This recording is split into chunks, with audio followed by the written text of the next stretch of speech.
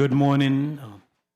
Good morning, colleagues. Good morning to everyone. The Committee on Health Hospitals, excuse me, Health Hospitals and Human Services is called to order. I'd like to begin by making mention and recognizing that June is Men's Health Month, a time to raise awareness about the health challenges facing men and boys, and to encourage early detection and treatment of prevention. I'd also like to congratulate VIDCO, the Virgin Islands Diabetes Center for Excellence. In July of last year, they opened a new diabetes clinic right there in Science Farm, St. Croix. I had a whole bunch of people getting tested. So congratulations. We have another diabetes center open, and of course, you know, they have the podiatrist, the endocrinologist, they have the eye machine, and they have several technicians. You know, our men also face disproportionately high rates of diabetes, hypertension, heart disease, and certain cancer. Of course, prostate cancer is the most deadly for the males in our community, second by colon cancer. Incidentally, the females, breast cancer is the most deadly, second by colon cancer. I also want to recognize some nurses. Media, you could play the other files. We have, you can go to the next slide, media. Yes, we want to recognize Nurse Sally Brown, 74 years of dedicated service to the community. You know, she's somewhere in the 90s. I ain't going to tell you the exact age, but she still comes in and does 1/2 day of service in St. John. Congratulations, Nurse Sally Brown, for your dedication. Also, we'd like to recognize, you can go to the next slide, Miss Garfield, Nurse Garfield, 46 years of dedicated service. She recently retired a few years back. Thank you, Nurse Garfield, for all your service to the community. And you can go to the next slide. And of course, we got to give recognition to Nurse Alex Barron, 42 years and 8 months. She told me make sure you say the 8 months of dedicated service in mental health. That's right.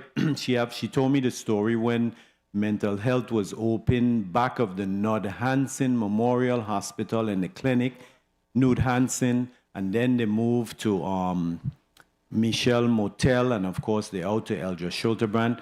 But the good news is she only retired as a mental health nurse. She just recently graduated.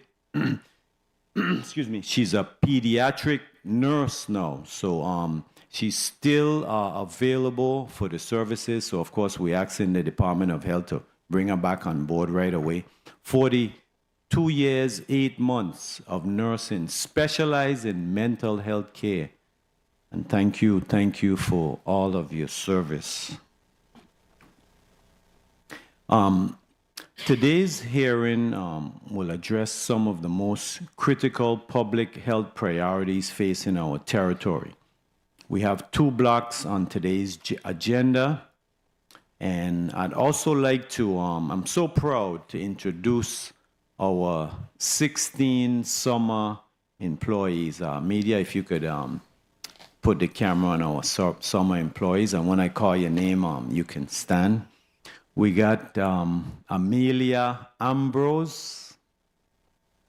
Amelia Ambrose, welcome. We also have Utit Brown. Welcome. I know you for many, many years. Welcome, welcome. We got Katara Daniel. Welcome, Miss Daniel. We got Demoy Fredericks. Yes. We got Shade Henry. Welcome.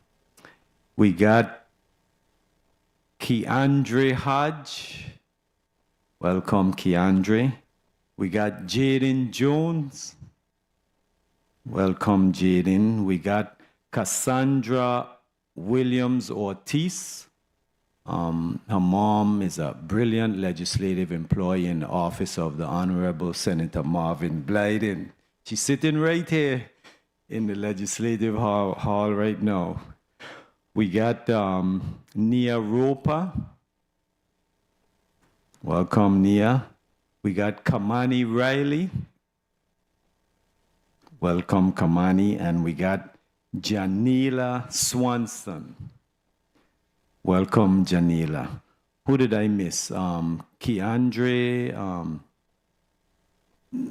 Who did I miss?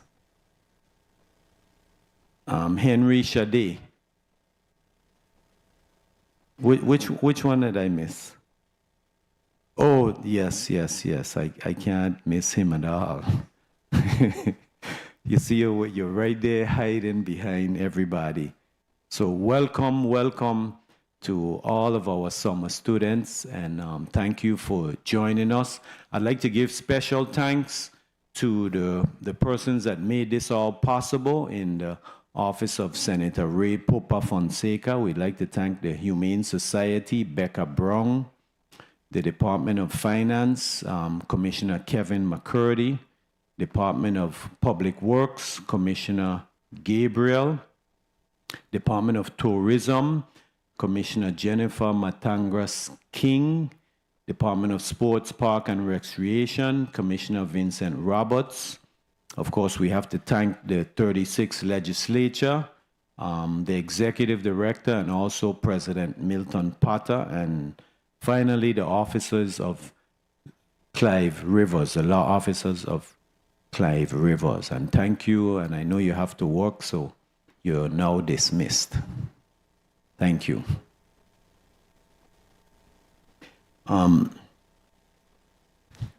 Yes, blessings to you all. Mr. Clerk, can we please call the roll? Yes, Mr. Chair. Yes, Mr. Chair. Senator Hubert L. Frederick. Present.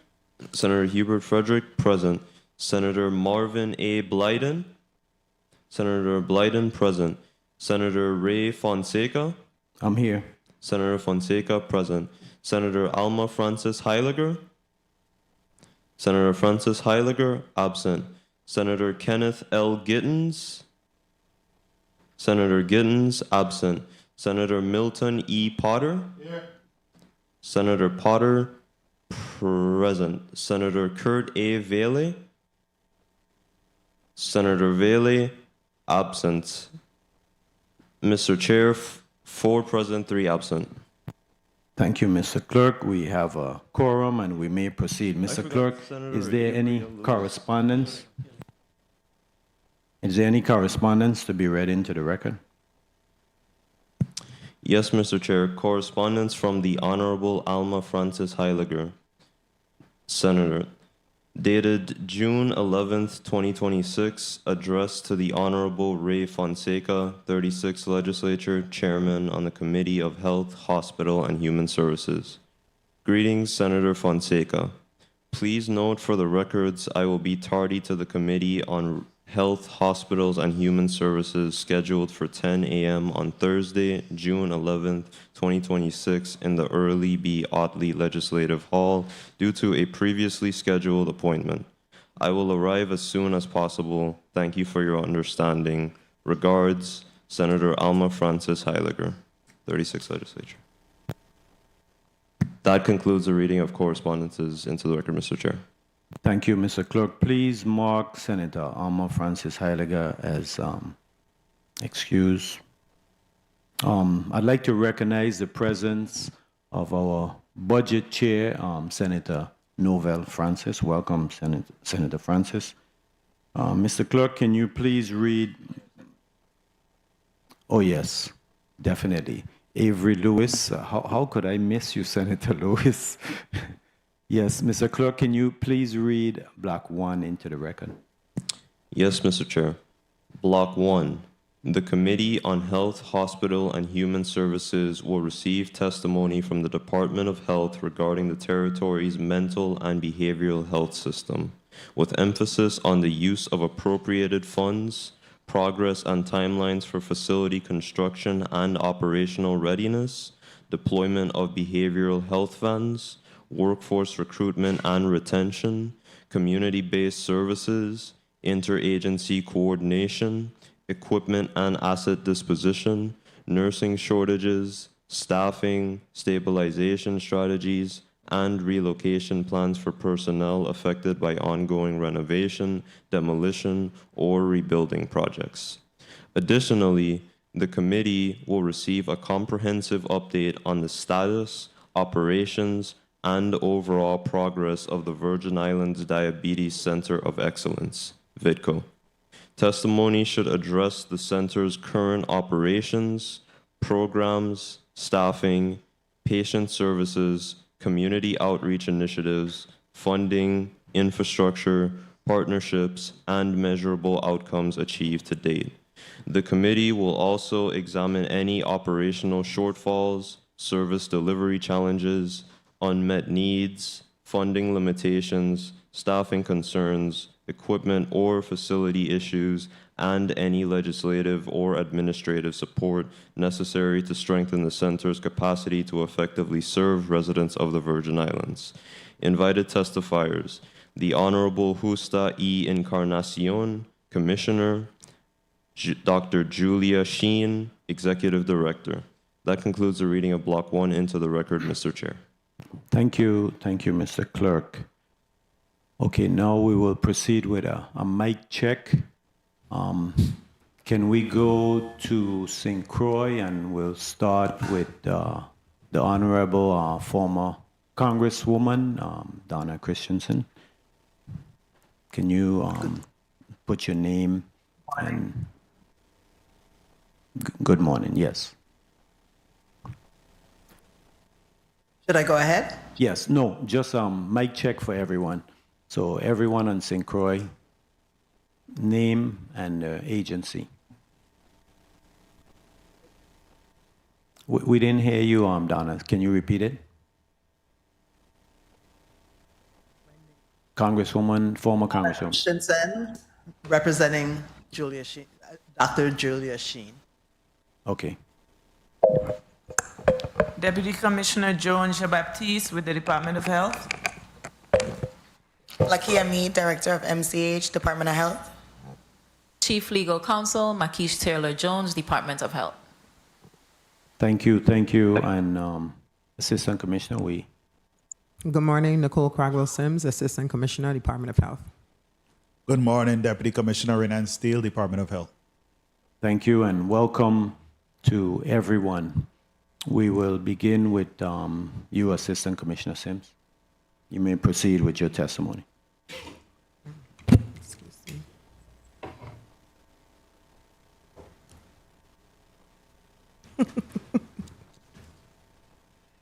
Good morning, Honorable Senator Ray Fonseca, Chairperson of the Committee on Health, Hospitals, and Human Services, Honorable Senator Hubert Fredericks, Vice Chair, committee members, and all non-committee members, and those that are viewing and listening. I am Dr. Nicole Cragwell-Sims, Assistant Commissioner, Virgin Islands Department of Health, reading testimony today on behalf of Health Commissioner Justa Encarnacion, who is traveling for an ASTO conference. Joining me today are Deputy Commissioner of Human Resources and Workforce Development, Joan Jean-Baptiste, Deputy Commissioner with oversight over the Division of Behavioral Health and Substance Use, Renan Steele, Chief Legal Counsel, Makeish Taylor-Jones, and the Director of our MCH program, Lakia Mead. Thank you for the opportunity to provide testimony on the department's progress made in addressing the growing mental health challenges facing the territory. Mental illness remains a significant and growing public health concern in the United States Virgin Islands, affecting individuals and families across the territory, regardless of age, background, or circumstance. we continue to see rising rates of depression, anxiety, substance use disorder, and serious mental health conditions driven by many of the same factors seen nationally and globally: economic stress, trauma, social isolation, and limited access to care, compounded by the unique challenges of our small island community. This includes workforce shortage, geographic barriers, and resource constraints. In addition to the risk factors identified, the use of growth-enhancing techniques and selective cultivation practices that increase THC concentrations and hence have been associated with an increased risk of psychological changes. While awareness has improved and stigma has begun to decrease, many Virgin Islanders still face barriers to timely diagnosis and treatment, particularly in underserved communities. The COVID-19 pandemic further intensified these challenges, exposing gaps in our behavioral health infrastructure, while also accelerating opportunities such as the expansion of telehealth and more integrated community-based care models. The Virgin Islands Department of Health recognizes that addressing mental illness in our territory requires coordination, sustained, and culturally responsive approaches. Our Division of Behavioral Health and Substance Use has been working collaboratively across the departments and with community partners to braid and maximize both local and federal resources, particularly in the face of declining funding streams. Through these efforts, we are strengthening prevention, expanding early intervention, building workforce capacity, and improving equitable access to comprehensive community-based behavioral health services across the territory. A review of prior appropriations for behavioral health services in the Virgin Islands reflects a pattern of delayed access to funds, partial utilization, and ongoing gaps in infrastructure and workforce capacity. While the legislature has authorized significant investments in behavioral health, challenges in funding have affected sustainability. Act No. 7695, enacted November 2012, amended the designation of Estate Anna's Hope from Plat No. 184 to Plat No. 29. The act was administrative in nature. Act No. 8152, enacted August 2018, appropriated $3 million for the establishment of a behavioral health facility at Anna's Hope, $2 million for mobile wellness vans, and $1 million for an intensive outpatient service. However, these funds were not allocated to the Department of Health, limiting implementation. In addition, the total amount appropriated was insufficient to support the demolition of the existing structure and construction of a facility capable of meeting the community's needs. As a result, the $3 million was redirected to agricultural and engineering plans. The department was unable to secure an extension of the statutory 3-year expenditure period. Act 8187, enacted November 2019, appropriated $39,467,909 in retroactive federal Medicaid funding, including $3,082,909 for the Department of Health programs contingent upon submission of a comprehensive plan. The department satisfied that requirement on August 20th, 2019. Administered under Project M1941, these funds supported key behavioral health initiatives, including the purchase of 3 mobile clinic units at a cost of $992,319, expansion of the clubhouse program, and investments in staffing, outreach, transportation, and operations. The Act also appropriated $90,000 for an ADA accessible van for the Elder Shelterbrand residential facility. To date, $2,817,052 has been expended, with $265,857 remaining.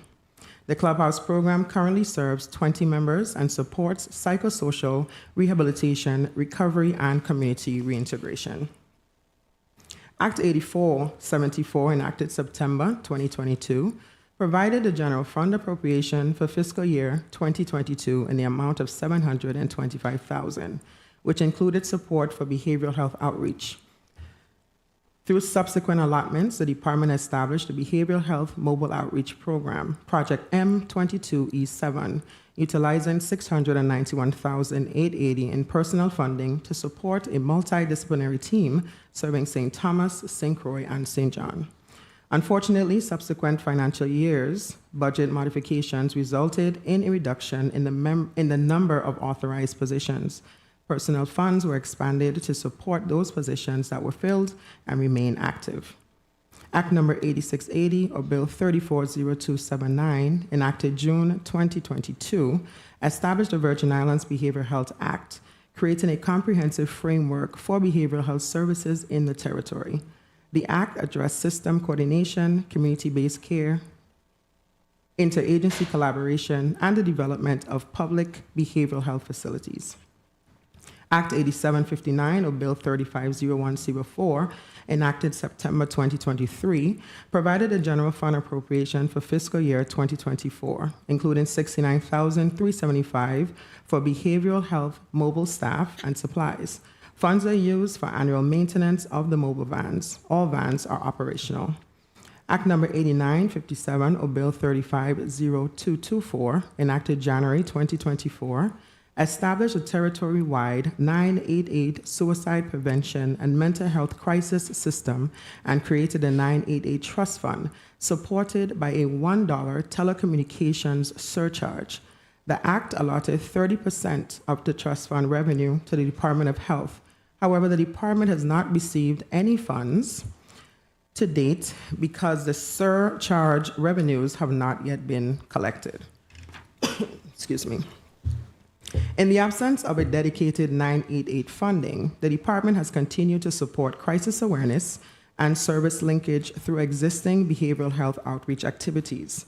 We have also accessed federal funds to outsource the 988 call center operations. The territory received 235 calls between January 1, 2026 to March 31st, 2026.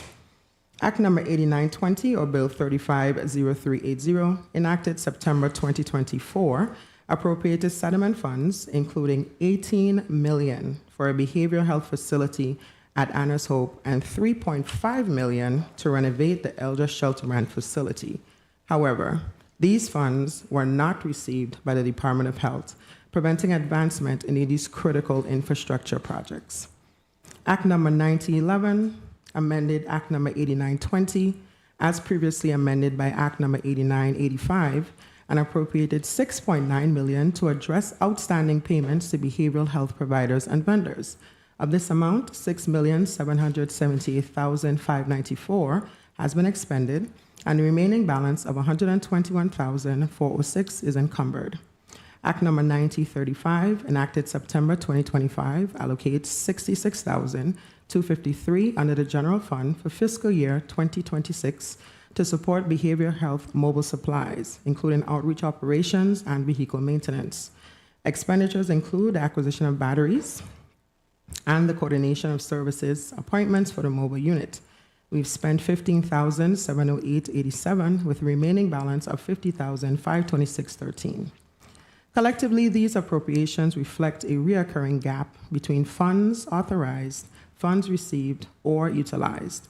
While funding under Act number 81, 87, and 1935 have supported expanded behavioral health outreach and service delivery, critical gaps remain, including the absence of an inpatient behavioral health facility, workforce shortage, and limited sustained operational funding. To strengthen the system, continued investment will be needed in infrastructure, staffing, and service capacity across the territory. In response to the legislature's interest in advancing the behavioral health continuum, the department is evaluating potential use of the approximately 9.8 acres of Anna's Hope site on St. Croix. One preliminary concept currently being explored is a small-scale, community-based housing model utilizing modular or tiny home units to provide transitional and supportive housing linked to behavioral health services. The anticipated funding source is the fiscal year 2027 Community Project Funding Request through the Office of the Delegate to Congress, Congresswoman Stacey E. Plaskett. The request submitted for the CPF is in the amount of $4.5 million. This concept is not yet approved and remains one of several operations being explored to identify cost-effective, scalable solutions. If approved, the model will complement existing services by supporting stabilization, recovery, and continuity of care in a community setting, which preserving the broader sight of the future of public health use. The approach aligns with national best practices, emphasizing community-based trauma-informed care with lower infrastructure demands. Any advancement of this concept would require a formal feasibility study, stakeholder engagement, and multidisciplinary planning to access zoning, cost, funding sources, workforce needs, and long-term sustainability. No commitments will be made without thorough due diligence and legislative and executive alignment. If implemented, even on a limited scale, this model could reduce reliance on inpatient and emergency services, improve care continuity, and support innovative service delivery approaches, including mobile crisis response, telepsychiatry, and peer support. Behavioral health vans are deployed as part of the territory-wide outreach initiative to deliver accessible behavioral health services across the territory. Vans operate regularly to support prevention, early intervention, community engagement, and service linkage, and the presence at school-based outreach in housing communities and public spaces. It is important to note that the vans are not to be used as crisis intervention. The behavioral health Jeep and SUVs are used to support crisis responses in collaboration with VIFMs and VIPD. Behavioral health vans, including the Zen van, are deployed at schools to support prevention and early intervention. Services include coping skill development, emotional resilience education, substance use and suicide prevention, and mental health awareness. From June of 2025 through March of 2026, the Department of Health, Division of Behavioral Health, implemented a comprehensive school-based and community-focused prevention initiative in partnership with the Department of Education across the territory. The initiative employed universal and selective prevention strategies designed to increase behavioral health literacy, strengthen protective factors, reduce stigma, and promote early help-seeking behaviors among students, school personnel, families, and community members. During this period, a total of 16,524 students, faculty, and staff were directly reached. In partnership with the Virgin Islands Housing Authority, behavioral health vans are regularly deployed in public health communities to provide behavioral health education, outreach, referrals, and service linkage. Vans also support outreach at health fairs, cultural events, public health activities across both districts. Behavioral health vans are deployed to support ongoing outreach to individuals experiencing homelessness or housing instability in areas such as Anna's Fancy, Simmons Alley, Cruz Bay, Coral Bay, Christiansted, Frederickstead, Blyden Memorial Home, and Altona. These efforts include direct engagement, path enrollment, and linkage to Medicaid, outpatient behavioral health services, and other support. Bush Tea and Gen Z in the Morning radio podcast series. This 6-week youth-focused initiative by the Department of Health's Behavioral Health Division engaged young people in conversations on behavioral health using a culturally relevant podcast and radio format. The program addressed topics such as stress, relationships, emotional well-being, help-seeking behaviors, combining traditional Bush Tea dialogue with modern media platforms. The series reached over 15,000 individuals and generated more than 140,000 video views across Facebook, Instagram, and YouTube, with the highest engagement among ages 18 to 35 in the Virgin Islands. Strong audience interaction highlighted demand for culturally relevant, youth-centered messaging. Episodes covered key topics including mental health awareness, stress management, relationships and boundaries, social media impact, anxiety, depression, and when to seek help. The final episode included parents and caregivers, reinforcing a community-wide approach to supporting youth behavioral health and well-being. Suicide prevention. The Virgin Islands Department of Health has launched a territory-wide suicide prevention campaign on May 20th under the theme, I Got You, a culturally grounded message emphasizing empathy, connection, and community support. The campaign aims to reduce stigma, promote open dialogue, and encourage early help-seeking, particularly among youth. Using a multi-platform approach, including graphic advertising, radio and video storytelling campaigns that was supported by the community outreach and partnership with schools, healthcare providers, and local organizations. All efforts will direct individuals to our rededicated microsite, www.doh.vi.gov/Gen Z, for resources, warning signs, and access to support services, including the 988 Suicide and Crisis Line. It is important to note here as well that the 988 crisis line is not only for suicide prevention, it is available for emotional distress, anxiety, panic, depression, hopelessness, substance use, etc. By combining culturally relevant messaging with accessible resources, the initiative seeks to strengthen community support and normalize seeking help. The highly listened to Bush Tea and Gen Z in the Morning radio broadcast series will resume during the campaign. Over May 12th to the 14th of 2026, the SAMHSA SMVF TA Center conducted a 2.5-day on-site technical assistance visit on St. Croix, USVI, encompassing 2 parallel work streams, a day and a half suicide mortality review, site visit with the territory's newly formally Suicide Mortality Review Committee, followed by a full-day Governor's Challenge, on-demand site visit with the broader interagency suicide prevention team. Together, the sessions convened more than 30 participants from across USVI's health, Veterans Affairs, law enforcement, Virgin Islands National Guard, emergency management, and behavioral health sectors, a strong showing for cross-sector collaboration. Across communities, housing and homeless outreach efforts, a total of 52 service connections were made, including 22 referrals to outpatient behavioral health services and 30 linkages to support resources, including school-based activities, demonstrating how the consistent deployment of behavioral health bans has expanded access to care, reduced barriers, and strengthened engagement in our underserved population across the territory. The Virgin Islands currently lacks a permanent support housing system for individuals with serious mental illness and behavioral health conditions who are discharged from inpatient psychiatric treatment, residential treatment programs, or off-island facilities. This represents a significant gap in the territory's behavioral health continuum of care. Many individuals who complete treatment are clinically stabilized and ready for discharge. However, they often have no safe, structured, or supportive living environment available upon return to the territory.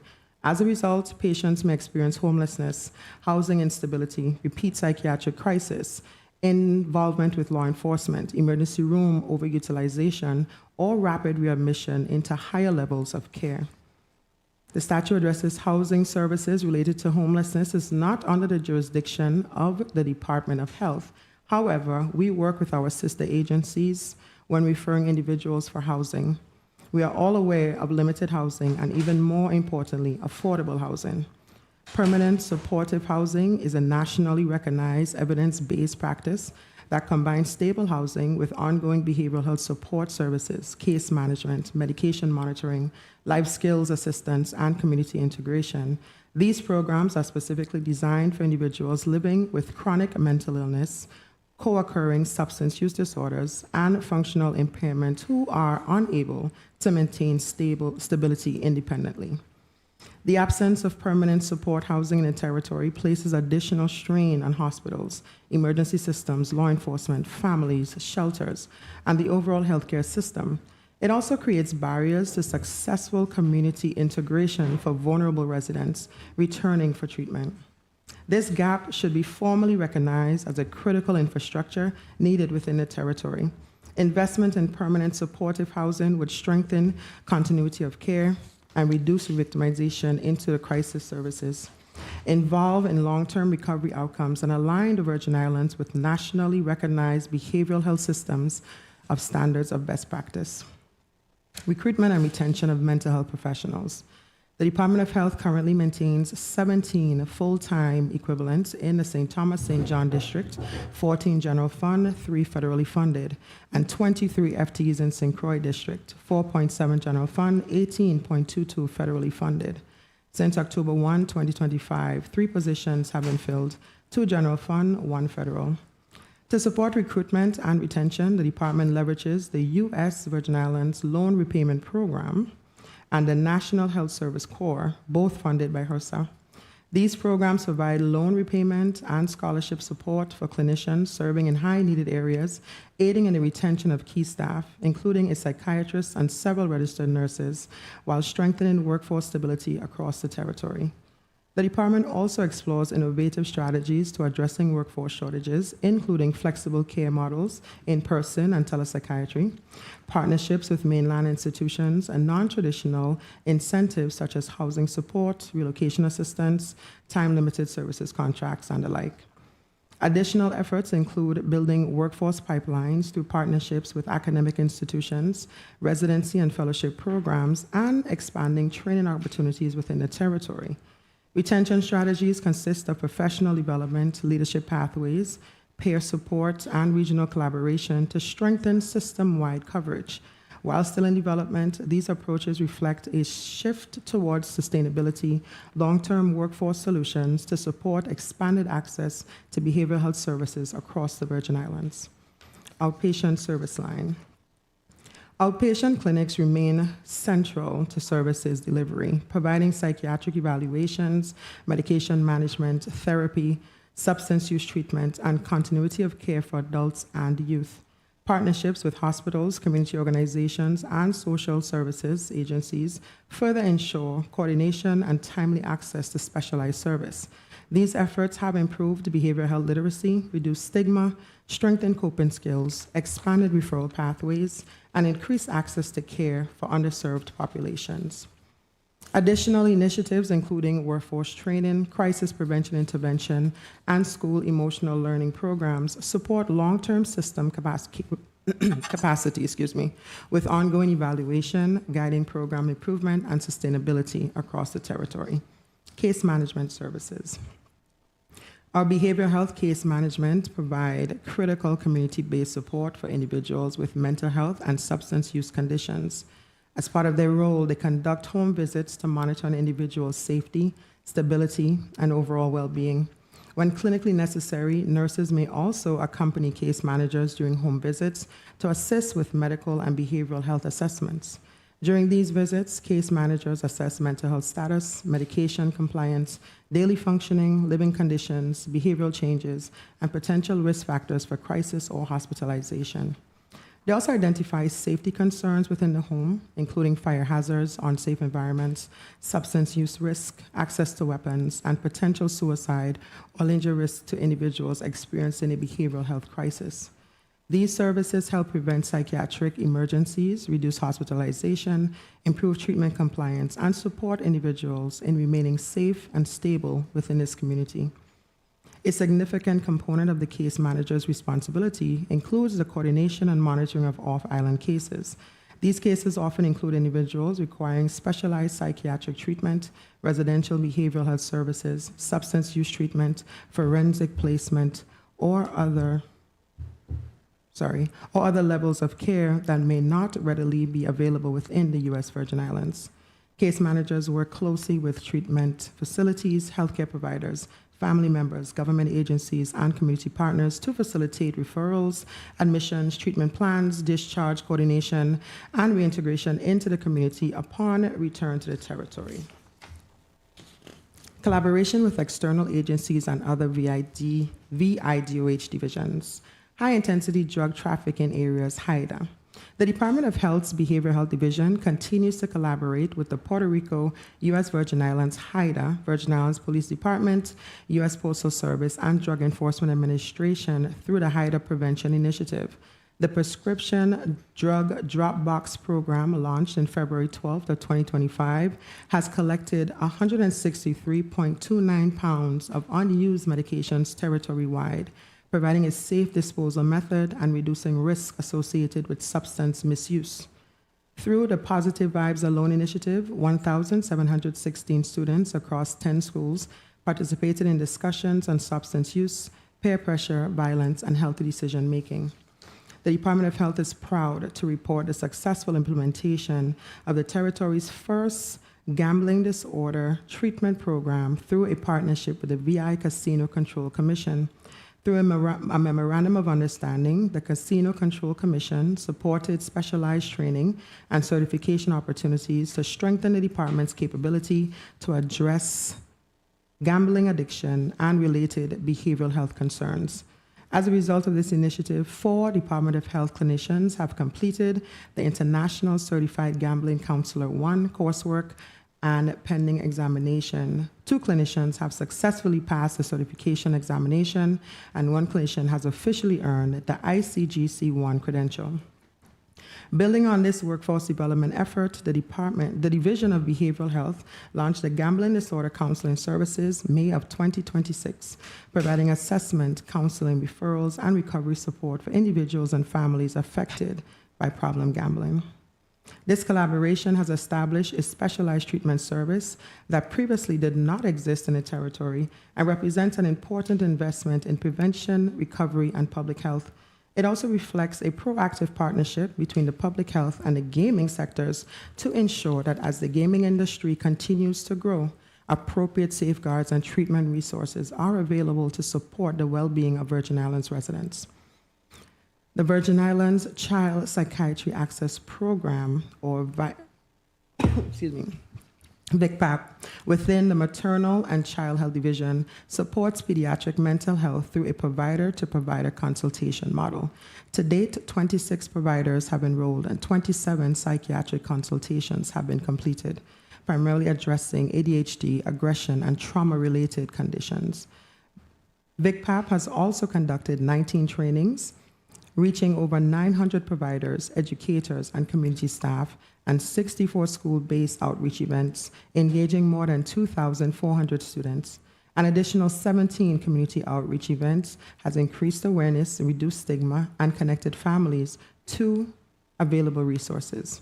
Together, these efforts strengthen early identification, expand access to care, build workforce capacity, and support a more coordinated and sustainable pediatric behavioral health system across the territory. Through continued investment and partnership, VICPAP is positioned to further improve child mental health outcomes, ensuring every child is supported and equipped to thrive academically, socially, and emotionally. Nearing our conclusion, I express sincere appreciation on behalf of the Commissioner for the support given by the Honorable Governor Albert Bryan Jr. and the Honorable Lieutenant Governor Tregenza Roach Esquire, and our cabinet members for support given through the years.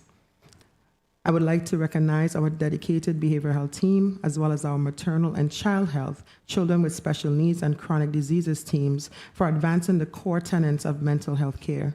I thank the entire Department of Health family on behalf of the Commissioner this morning for their consistency in supporting our mission to reduce health risk, increase access to quality health care, and enforce health standards. In closing, if we are serious about improving behavioral health outcomes in the Virgin Islands, we must equally be serious about building the system required to support them. Effective behavioral health care cannot exist without the necessary infrastructure, sustainable funding, adequate workforce, and coordinated services. This is not the responsibility of any one agency, department, or individual. It requires a collective commitment from all stakeholders: government, healthcare providers, community organization, and this legislative body. We cannot afford to point fingers or work in silo. The people we serve deserve a behavioral health system that is accessible, responsive, and built to meet their needs. Today, on behalf of the Commissioner, we ask for your partnership, your support, and your commitment to helping make the vision a reality. Together, we can move beyond discussing the challenges and begin to build a behavioral health system our community deserves. Senator Fonseca and members of the committee, this concludes our testimony. We stand available for any questions you may have. Thank you. Yes, thank you, Assistant Commissioner Nicole Sims, on behalf of the Honorable Commissioner Justa Encarnacion, Commissioner of Department of Health. I'd like to recognize committee member Senator Kurt Vailey and also Senator Kenneth Gittins. Mr. Clerk, can you give me an updated listing? Mr. Chair, 6 present, 1 excused. Thank you. Next, we will go, oh, that's right. Also, I'd like to recognize the presence of the Honorable Rules Chair, the Honorable Senator Carla J. Joseph. I don't know how I could miss you in that bright pink today. I am so sorry, Senator. Next, we will go to the Honorable former Congresswoman, also a member of the Department of Health once upon a time, now the board chair for the Virgin Islands Diabetes Center for Excellence, the Honorable Dr. Donna M. Christensen. You may proceed with your testimony. Thank you and good morning, Chairman Fonseca, Vice Chair Frederick, committee members, other members of the 36th Legislature, and the viewing and listening audience. I am Dr. Donna M. Christensen, Board Chair of the Virgin Islands Diabetes Center of Excellence, testifying today on behalf of Dr. Julia Sheen, who is unavailable due to previously scheduled appointments off island. We'd like to begin by acknowledging and thanking Governor Albert Bryan Jr., Senator Ray Fonseca, Chair of the Health, Hospital, and Human Services Committee, Senator Novel Francis, Jr., Chair of the Budget, Appropriations, and Finance Committee, and members of this body for supporting our request to allocate $1 million from the Community Facilities Trust Fund to assist us in expediting and expanding VIDCO's chronic care management program and enhance the services we offer on St. Thomas and St. John, as well as implementing a residency program in partnership with Howard University, the Department of Health, our local federally qualified health centers, and hospitals territory-wide. Thank you for this opportunity to confirm VIDCO's commitment to reducing diabetes complications and improving the quality of life for people living with diabetes. I appear before you today on behalf of the Board of Directors, our staff, healthcare providers, patients, and the thousands of Virgin Islanders whose lives have been impacted by diabetes and related chronic diseases. I thank you for the opportunity to provide testimony on the critical work being carried out by VIDCO and to share our vision for strengthening diabetes prevention, treatment, and chronic disease management throughout our territory as you have requested. Diabetes remains one of the most serious public health challenges facing the Virgin Islands. It contributes significantly to heart disease, stroke, kidney failure, blindness, amputations, disability, and premature death. Beyond the human toll, diabetes places a substantial burden on our healthcare system, our economy, our workforce, and of course, our families. The Virgin Islands Diabetes Center of Excellence was established to address this crisis through a comprehensive, coordinated, and patient-centered model of care. Our mission is to prevent diabetes wherever possible, improve outcomes for those living with diabetes, and reduce the risk of devastating complications that too often result when individuals lack access to timely and specialized care. Today, VIDCO serves as the territory's leading diabetes prevention and management center. Through clinical services, education, outreach, telehealth, specialty care, and community partnerships, we are improving health outcomes and expanding access to care for residents across the Virgin Islands. During 2025 alone, VIDCO served 3,121 patients and provided diabetes education and interventions to more than 1,661 individuals. Throughout our multidisciplinary model of care, patients have access to primary care, diabetes management, endocrinology, podiatry, nutrition counseling, laboratory services, retinal screenings, diabetes education, telehealth services, support groups, and chronic disease prevention programs. One of VIDCO's greatest strengths is its ability to bring services directly into communities. Through annual diabetes health fairs, mobile health initiatives, and participation in more than 50 community outreach events each year, we are reaching residents who otherwise may not receive preventive care or diabetes screening. Our annual health fairs alone have provided services to over 500 residents living in rural and underserved communities. The results of these efforts are encouraging. Among individuals screened during 2025, approximately 30% were identified as having previously undiagnosed prediabetes, allowing us to intervene before the disease progresses. 80% of patients served experienced reductions in their A1C levels, and 40% of patients with dangerously elevated AIC levels above 9 achieved measurable improvement. 80% of patients received annual urinary albumin testing to monitor kidney health, while 40% received annual diabetes foot examinations. These outcomes demonstrate that when specialized diabetes care is available, patients respond positively and their health improves.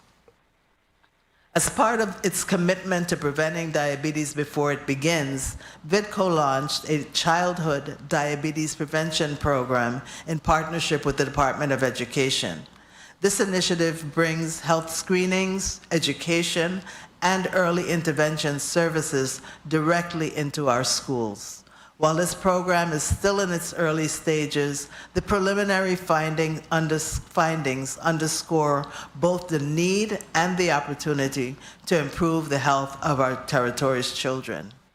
While 96% of the students screened had normal A1C levels, indicating that most children had not yet developed prediabetes, 4% already demonstrated A1C levels within the pre-diabetic range. These findings reinforce the importance of early identification and intervention before diabetes develops. The screenings also revealed significant concerns regarding childhood weight status and cardiovascular health. Nearly 1 in 5 students screened were classified as obese, while additional students were identified as overweight. Even more alarming, nearly half of the students screened had blood pressure readings within the hypertension range, with additional students exhibiting elevated blood pressure levels as well. These findings are particularly important because childhood obesity and elevated blood pressure are among the strongest predictors of future diabetes, heart disease, stroke, and other chronic health conditions. Without intervention, many of these children face an increased risk of developing preventable chronic diseases later in life. VIIRS is responding by offering a Future Fit summer camp for children ages 10 to 12, expanding our school-based screenings, nutrition education, physical activity promotion, family engagement, and referrals for follow-up care when risk factors are identified. As a CDC-recognized prevention center, VIIRS offers a year-long Prevent Type 2 Diabetes program for individuals with prediabetes to help prevent or delay the onset of type 2 diabetes. We also offer cooking classes that teach healthy, culturally appropriate meal preparations for diabetes management. We recently launched a weekly radio show called Living Well with Diabetes. This is to provide practical information, expert advice, and real conversations about preventing and managing diabetes here in our Virgin Islands. I'm happy to report that in July of 2026, VIIRS will officially launch its diabetes support group, Stronger Together Diabetes Support, Managing Diabetes, Living Fully. I would like to thank Mary Howe and Stephen Proster for leading this effort. VIIRS has also developed important partnerships that help to overcome the challenges associated with delivering specialty care in a small island jurisdiction. Through collaboration with Howard University, nationally recognized endocrinologist Dr. Gail Nunley-Bland provides in-person endocrinology services in the Virgin Islands every 3 months and tele-endocrinology consultations on a weekly basis. This partnership allows patients to access specialized diabetes care without the financial burden and inconvenience of traveling off-island. VITCO also provides podiatry services, nutrition counseling, retinal screenings in partnership with Pleasant Ophthalmology, and telemedicine visits that help bridge geographic barriers and improve continuity of care. Telehealth has become particularly important in serving residents living in rural communities and on islands where specialty services may not always be readily available. Through telehealth, patients can receive follow-up care, medication adjustments, nutrition counseling, and specialty consultations while remaining connected to their local support systems. Despite these successes, significant gaps, however, remain. Current resources limit our ability to provide comprehensive services throughout the territory. Clinical services on St. Thomas have been reduced from 3 days per week to twice a week.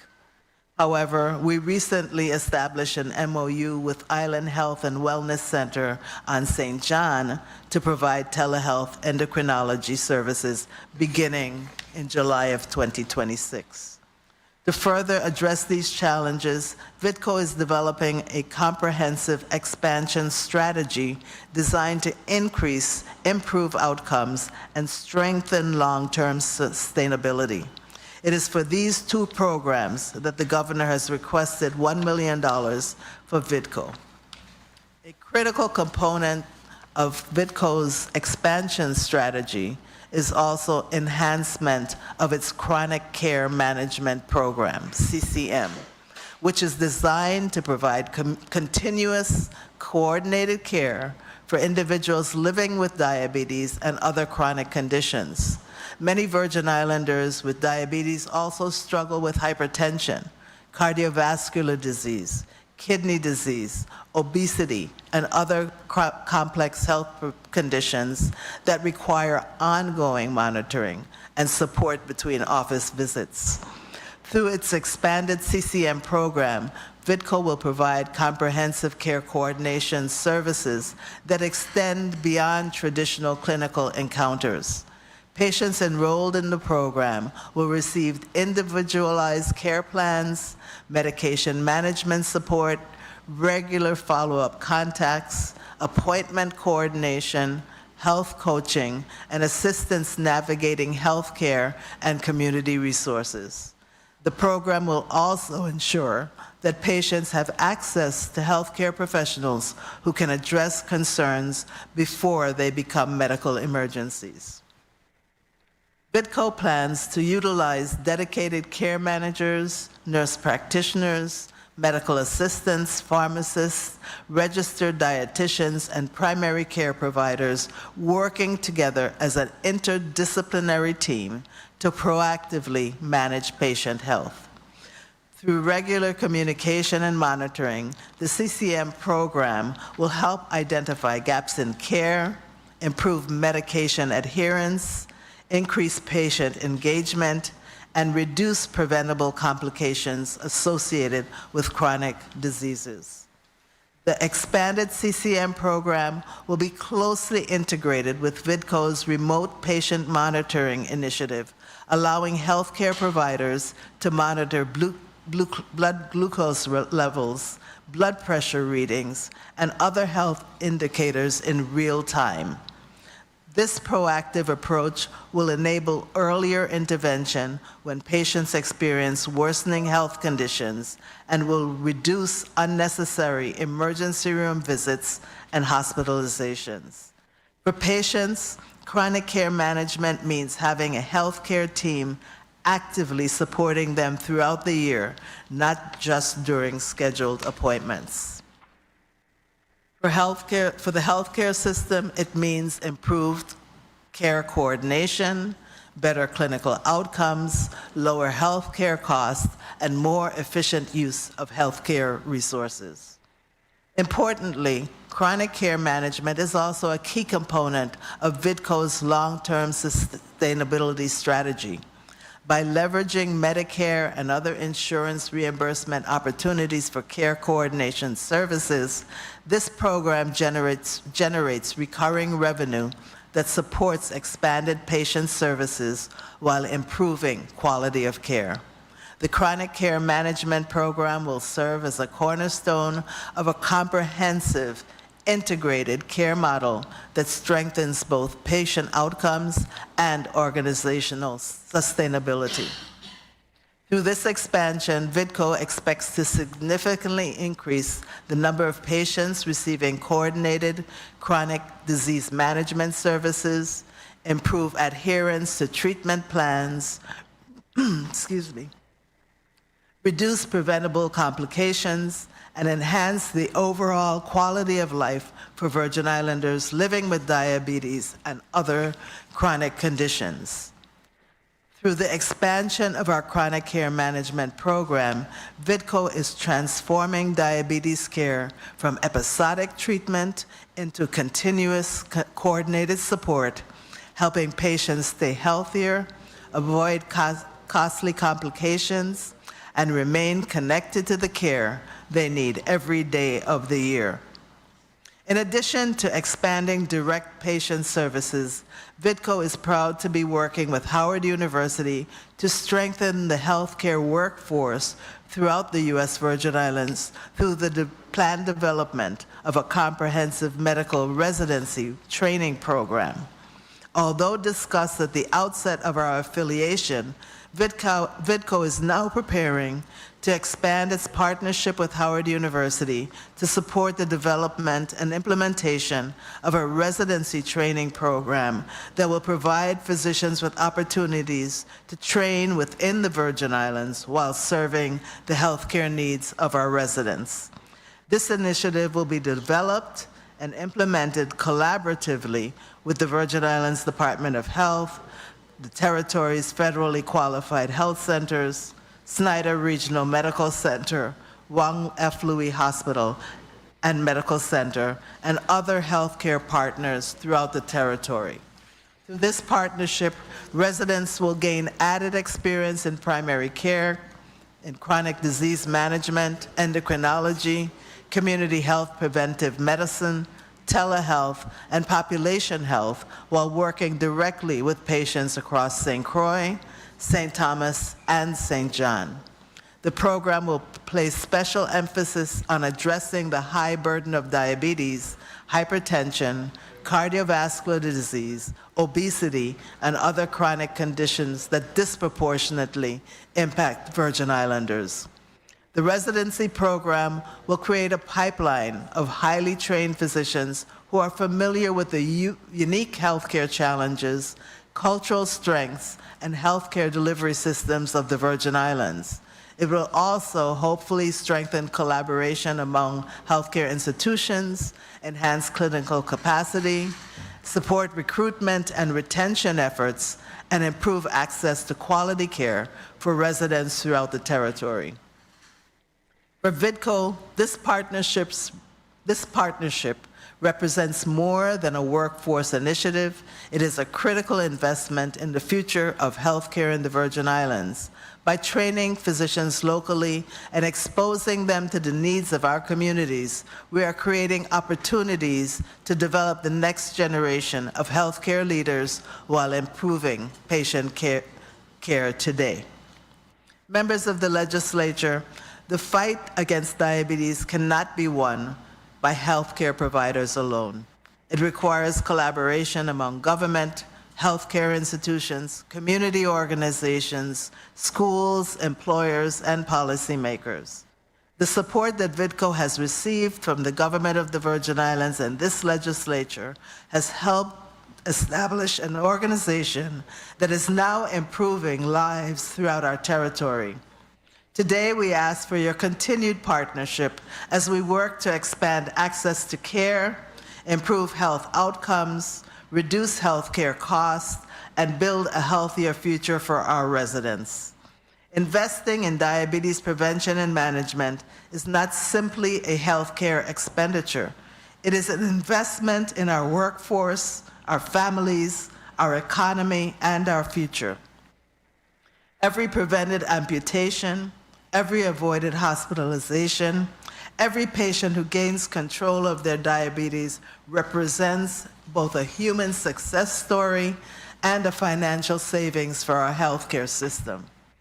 On behalf of the Board of Directors, our staff, healthcare providers, community partners, and the thousands of Virgin Islanders we serve, I thank you for the continued support of the Virgin Islands Diabetes Center of Excellence. VITCO has demonstrated that comprehensive, coordinated diabetes care can improve outcomes and change lives. With continued legislative support and strategic investment, we can expand these successes, reach more residents, and establish the Virgin Islands as a national model for diabetes prevention and chronic disease management. We thank you for your time, your leadership, and your commitment to improving the health of the people of the Virgin Islands. I have delivered the testimony of our executive director on something that is still being developed and due to have input from our board later this month, as well as from protected partners. I will do my best to answer your questions. Thank you, Donna M. Christensen. You know, folks, this woman that just gave testimony is a legend in the Virgin Islands community. She served this community for many years in the health department as the delegate to Congress. And as you can see, she serves in so many capacities. Today, she's before us as the chairperson of the board of VITCO. And in her honor, this legislature has honored her, and there's a new health facility and administration building being constructed right over there in St. Croix in her honor. And she also represents VITCO, which has just recently opened a new facility right down there in St. Croix, July 31st. So you can see there's a lot of things happening in health and hospitals here in the community. And Madam Donna M. Christensen, the Honorable, we thank you for your continued service to the people of the Virgin Islands. Well, Sapopa. You know, I got to ask you. Very well. Thank you. You were going to say something? Just thank you. Yes. Okay, so colleagues, so we're going to go with the order of questioning. It'll be Senator Frederick, Senator Blyden, Senator Lewis, Senator Potter, Senator Gittins, Senator Earle, and Senator Carla Joseph. We're going to do a round of 6 minutes. And I wanted to ask you, Ms. Christensen, A1C levels, you know, that's a big term there. Break that down for the community. What I mean, A1C levels? Thank you for that question. As I was reading it, I was wondering how many people might have been wondering what I was talking about. But it's a blood test that not only tests your sugar as we normally used to do at an appropriate time, at a specific time, but it looks at your blood pressure, your blood sugar control over a period of months. And it gives you a much better indication of the status of the control of your diabetes. And of course, as I stated earlier, it also tells us if you are pre-diabetic so that we can intervene before you get to diabetes. Awesome. So that means if you're A1C high, you got sugar. That's what the people used to say, right? Exactly. Good. But if it's just a little bit high, it tells you that sugar is coming. Sugar, okay. Thank you. Senator Novell Francis, you're recognized Mr. for Chair. your point of information. I notice, I'm just saying that as a person that's been sitting here since 10 o'clock this morning, I would appreciate the space in your lineup. Oh, yes. Oh, I'm sorry. We gotta, we'll come back. I think you came right before Gittins. But I mean, you will now be 6th, and Gittins will go to 7. Yes, thank you. So one quick question I wanted to go to. I think you came right after Senator Potter. But when Potter comes back, we'll ask. Okay, one other question I wanted to follow up with you, Ms. Christensen. You mentioned, and this is kind of concerning, with the childhood weight status, nearly 1 in 5 students were classified as obese or overweight. And I'm so glad that, the children are being screened for that. Is there any particular information we need to take to the parents? Yes, the parents need to be more actively involved, and that is one of the areas where we're expanding our school-based services to really engage with parents. Our executive director, Dr. Sheen, has attended parent-teacher meetings. They're not always well attended, so we have to figure out ways to We're not hearing you. work to reach We're not parents hearing of you. those children. Okay, we're not hearing you good. If you could bring the mic just a little closer. Yes. And in addition to that, this summer camp will also give us an opportunity to further engage with the families of those children. One thing that that Dr. Sheen did not mention in her testimony is there were also findings of a fair number of children who were underweight, which is something that we need to take a look at as well. Okay, thank you. And so Senator Francis, you will go 5th, right, before Senator Potter. One quick question before we open the round.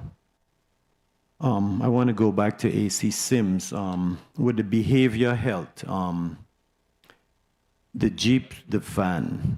Right now, I think the community needs to be aware because most everybody go to the 911 if there's a situation that there could be a behavioral health emergency. So we have the 888 situation. Can you explain to the public in some more details that? Hello. Okay. Sure. Nicole Cragwell Sims, Assistant Commissioner, Department of Health. I'll start and DC Steele can jump in. So the 988 number would be the equivalent to the 911. And as I mentioned during the testimony, while 988 is a suicide prevention crisis line, it can be used for anyone who's experienced any level of distress, anxiety, depression, hopelessness. You can communicate with that number. It's text or call. So the community can be aware it is up, it is functioning, responses are given, so you are able to utilize the 988 number. DC? Renan Steele, Deputy Commissioner of Public Health. As AC Sims mentioned, while we do have access to the 988, it's being answered on a national level currently. However, we're within short notice soon. We actually put it out for RFP, and we outsource the call center and the mainland, who all the calls from the territory roll to directly. So we're dealing with one call center and one vendor, as opposed to rolling all over. This would help to improve the integration as to if they need a response from the teams on the ground, then we can better coordinate between behavioral health, VIPD to have a dispatch as needed. So that should be happening within the next 30 days. We should be at that point where our contract is executed for that. And it goes back to in our testimony, as we mentioned, we're still missing that critical piece of the 988 trust fund to be able to have a mobile crisis response team so that when it becomes that you don't need to involve law enforcement or law enforcement needs that support, we don't have staff in place for the mobile crisis team because we don't have access to the funds at the moment. That's so important information for the community because it shows that sometimes when there's an incident that involves someone with a mental issue, you don't always have to call 911 as the first call. There's the 888 number that can provide those services. 988, Senator. 988, Summer. Okay, so we'll go to Senator Blyden. You're recognized for your 6 minutes. Thank you. Thank you so much, Mr. Chair. Good morning to my colleagues, viewing, listening, public staff, central staff. Good morning, testifiers, and thank you for your testimony. I must say, AC Sims, that testimony was loaded but very on point. I appreciate that. And also, Donna Christian said a lot of information. In respect to the first agenda on the block that actually focuses on appropriated funds, progress and timeline for facility construction and operational readiness, deployment of behavioral health vans, workforce equipment, and retention, community-based services. It actually addresses a lot of issues. And going through the testimony of the Department of Health, I noted there are 10 acts that you mentioned. So the legislature have not been short in terms of trying to address many of these issues. We have put forth a lot of legislation with respect to our mental and behavioral health. But there are many challenges still that persist moving forward. AC Sims, you spoke to, in your testimony, you spoke to, in terms of strengthening the system and to have continued investment, basically in the infrastructure, the staffing, and service capacity across the territory. Let me ask you that because, in terms of the outreach, like with the vans, the challenges in terms of bodies on the ground and getting to the people. In respect to that, the department, what are you doing in respect to that area to address those issues? Because no matter what, you got to get to the people and meet them where they're at. So can you speak to that briefly, please? Yes, Dr. Nicole Cragwell-Sims, Assistant Commissioner, Department of Health. Senators, thank you for the question. I think this is one of those areas where staffing is imperative, because even though we are able to place these vans at strategic locations, schools, housing communities in front of Pueblo, if we have to, the same staff we're pulling from other areas to do that. In an ideal world, we would have enough FTEs to have those things run simultaneously. So it does boil down to a lot of planning, and DC Steele can speak more to it. Planning, partnerships, and community involvement. There are a lot of trainings that are done as well. We do reach out to other areas, STEMCC, for instance, private entities that also dovetail in the work that we do. So when we do position vans and we're looking for a wider launch of it, we have individuals that can help to support that effort. DC? Briefly? Yes, Renan Steele, Deputy Commissioner. And just to give you an outreach number, is currently we only have 3 outreach staff within the territory. Wow. That's a problem. Yes. And talking about that, let's go to continuum of care, your barriers, because you also spoke to that in terms of the lack of permanent supportive housing systems for individuals with serious mental illness and behavioral health conditions. And you are correct, because many times to basically impact that challenge, you have other challenges, whereas for those individuals, they usually put them at Lucena Millen Home and other spaces where it's not a right fit at all, because it actually creates way more problems for themselves, the other residents, and the facilities as a whole. So that's a very serious problem, not just for regular individuals, but especially those in that space when it comes to those with mental and behavioral health. So we have some issues. Let me ask you though, in respect to your investment in or collaboration or coordination with those entities when it comes to those individuals. How do you go about managing that? Those individuals that you actually go and assist in those areas, how are you coordinating with those agencies or entities in dealing with your mental patients? So a lot of the client access, we have interdepartmental council meetings. There are several committees that we are supposed to have as part of the Division of Behavioral Health through the Department of Health. And in those meetings, that collaboration allows us to plan for those clients that we actually go out and interact with. 1 minute. Go ahead. DC can add more in the 1 minute. Yes, Renan Steele, Deputy Commissioner.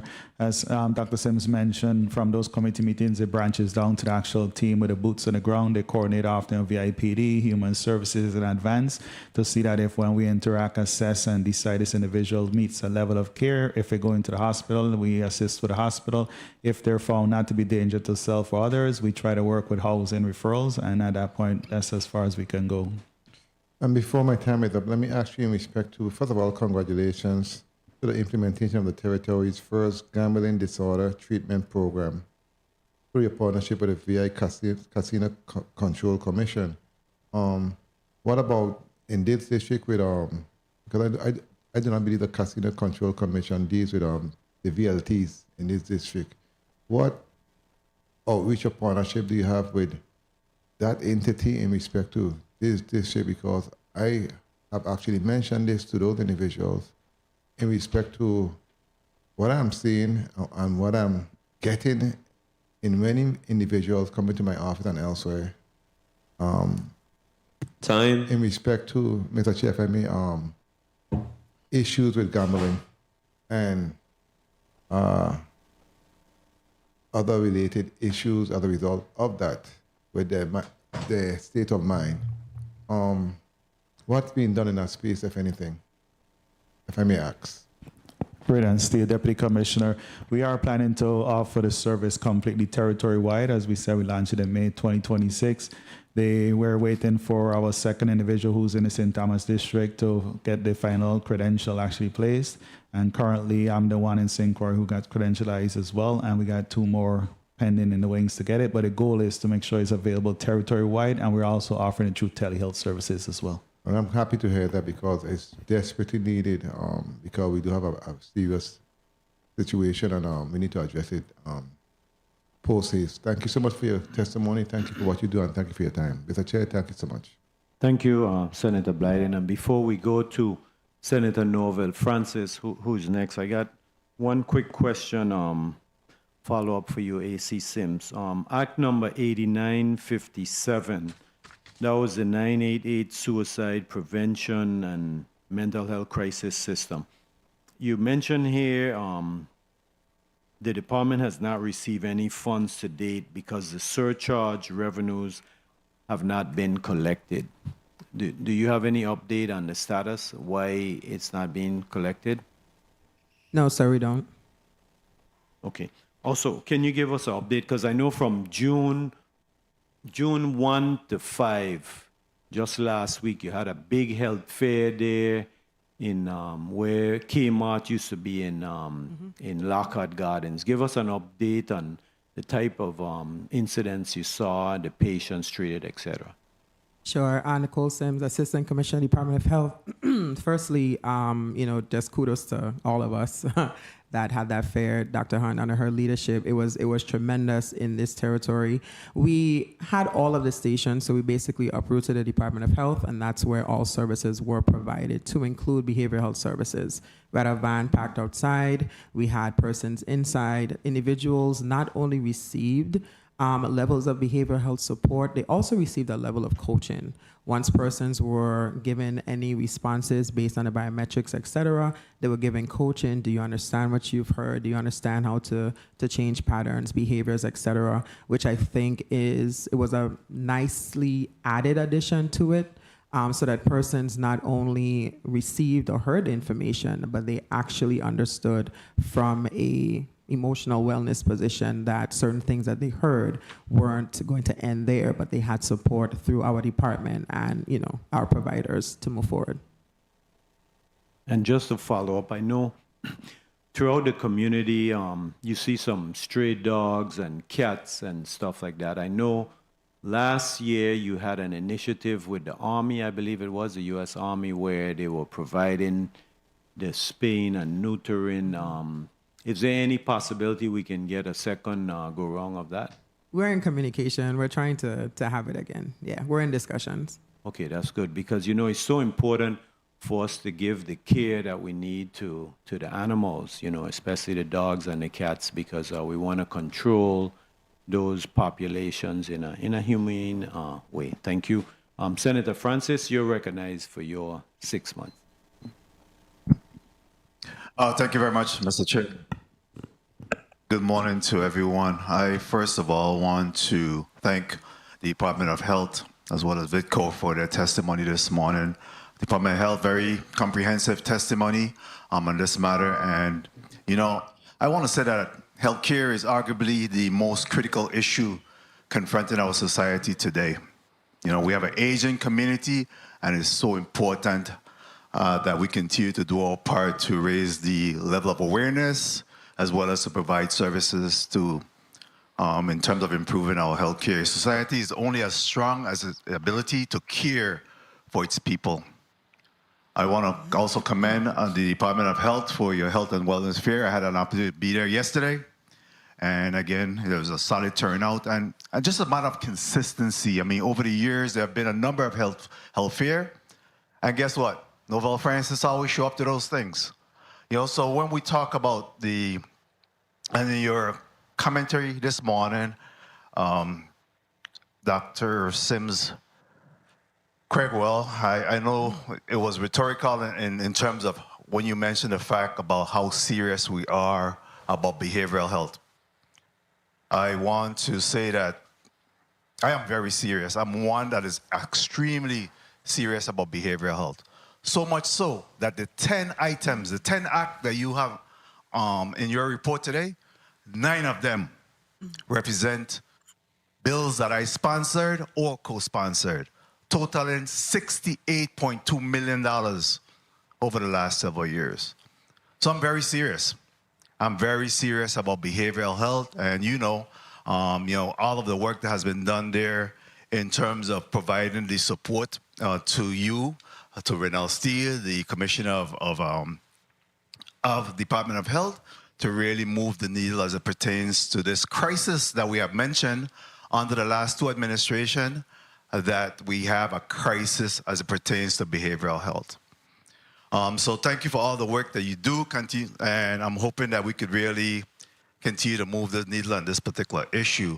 I'm a little disappointed, I must say, in respect to the Honest Hope facility. You know, I've been championing this Honest Hope site for quite some time. You talk about, in your testimony, you talk about the $3 million that, you know, some of it had gone towards architectural design, and then at some point over a 3-year period, the money was no longer available. But I also provided funding, $80 million from the Epstein Fund, again, to address our behavioral health situation. And I'm a little disappointed that you're saying that. I'm not sure, and I'd like you to expand on that. What is the difficulty in being able to access that money, and why that money or that funding is not being utilized for that small or tiny homes concept in terms of homelessness and behavioral health, that idea that we had for Honest Hope? Thank you, Senator Nicole Cragwell Sims, Assistant Commissioner, Department of Health. And I do want to firstly thank you on behalf of Commissioner Encarnacion, because we are aware of your unwavering support for behavioral health and our mission since we have been within the department. One of the areas we would have to really deep dive would be the $18 million, because we know that we did hear it was coming from the trust. We have to deep dive to see exactly where it is. We have been told that it's not there. So we would really have to do our due diligence. We have earmarked it to support just that. The project of the $4.5 million is a tiny home concept, and that is simply because after doing the A&E design, the amount for the actual facility that would be beneficial in totality super exceeds the amount that was initially given. So it's not off the 2 table, it minutes. just needs to be funded. And the Tiny Homes Initiative would be, to actually Senator Blyden's point, of a full circle continuum of care for individuals transitioning out. So our goal would be to utilize any funds, access to us, 18 million, the 4.5, the 3.5, once we identify, in order to push those initiatives forward. And can I ask you to expand a little bit in terms of who is indicating that this money is no longer is not available? Because of course, the $18 million was cash on hand. This money and the Epstein funds and the trust account has been used to settle many current issues for this administration. So how is it that this money is not available? I couldn't answer that, Senator. This is what we were told. Like I said, we would really have to have the discussion, reach out to your office, and see exactly where that $18 million is. Please do that as soon as possible, because I will help you to champion and fight to find out where this money is, because again, we understand the urgency and the importance of this. Thank you. I want to quickly go to VITCO, because again, that's an area that I've really supported, understanding the impact of individuals that suffer from diabetes in our community, and the ability for VITCO to really just take the fight to where it needs to go and get out into our community and support VITCO. So I wanted to ask you in regards to the $1 million, and 30 seconds. that we have had discussion about the how we could fund that $1 million. How can you just talk about quickly, Dr. Christensen, how that money would be utilized and the importance of having that available to you as soon as possible? It'll be utilized, most of it will be utilized to expand on that chronic care program that I mentioned, where we would be able to work with patients with diabetes or who are pre-diabetic on an ongoing basis, not just at clinic visits. So the bulk of it, at least, I think Julia is looking at maybe 800,000 of that going for that, and the rest to begin the residency program. Very well, thank you. My time has been called. Again, I'll continue to advocate for us to be able to fund this particular area. We have seen what diabetes have done to this community. We see the amputations, we see the renal failures, we see the dialysis. We have real-time evidence of what diabetes have done to this community, and I'm hoping that my colleagues will support us being able to fund VITCO and get them to provide services to this community. Thank you very much, Mr. Chair, for the time and opportunity. Yes, thank you, Senator Francis. And I too will join you in asking our colleagues to approve and support this $1 million for VITCO, because Point of information. Yes, like the testimony is saying, I'll get to you right now, Senator. Like the testimony is here, right? Diabetes places a substantial burden on our healthcare system. And when people have to present to the emergency room due to a diabetes-related illness, it is much more expensive to provide the services in the emergency room than to fund VITCO and let them go to VITCO before they have that flare up. So I am asking my colleagues, so let's consider that this is money well spent. Senator Kurt Vele, you're recognized for your point of information. Thank you, Mr. Chair, and good morning to the people of the Virgin Islands. In reference to the previous Senator question about Anna's Hope, in your testimony you said that the $3 million was redirected to architectural and engineering plans. Was it architectural and engineering plans for the renovation of the old detention center, or was it something else? Yes, it was. It was for the detention center, the structure that sat there. Okay, and you're saying that those plans, when you cost it out, it's more than $18 million?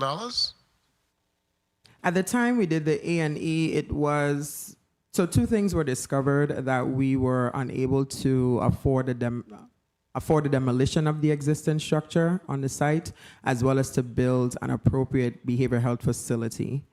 Okay, but we 1 second, we were not looking for the demolition. I mean, we toured the site with Public Works and also the Commissioner for Department of Health, and it wasn't a demolition. It was an actual renovation and a retrofit of that facility to begin to offer mental health treatment in St. Croix. It wasn't to build this expansive, or just to start. Yes. So the plan was never to start? You guys did a grandiose plan knowing that we don't have funding? No, not necessarily. When we toured that facility and we did the assessment of that facility, it was not going to meet the standard of a behavioral health facility as is. So to do any types of renovation on the structure that was there to improve it for behavioral health needs and codes, that turned into an issue. So we didn't start with the grandiose thought. We were going to renovate and try to get that particular facility up to code because it was not as it stood. Okay, so now that that has been completed, what is the cost of the plans that were designed, the architectural and engineering plans that were designed?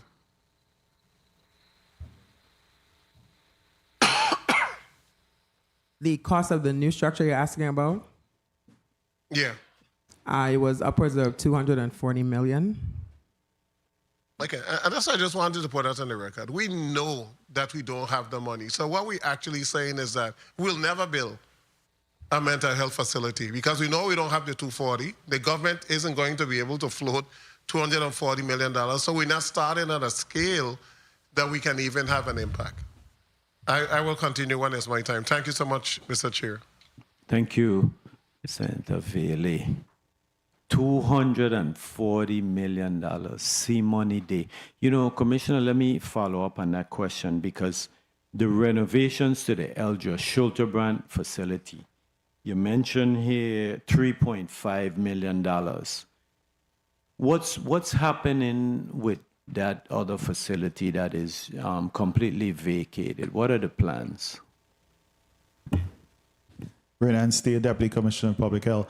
The secondary location at the Schulterbrand is currently still tied up with the FEMA. It was proposed to be a full tear down and rebuild, and it's been an appeal system as they did not agree. And I'll have to ask A.C. Malloy. I'm not sure if he's on the St. Croix site as he runs that sector, but it was still in FEMA for appeal to have that redone. You know, I don't know if that's a complete answer. It's appeal on what, the design or the cost? What are you appealing, the design and the cost?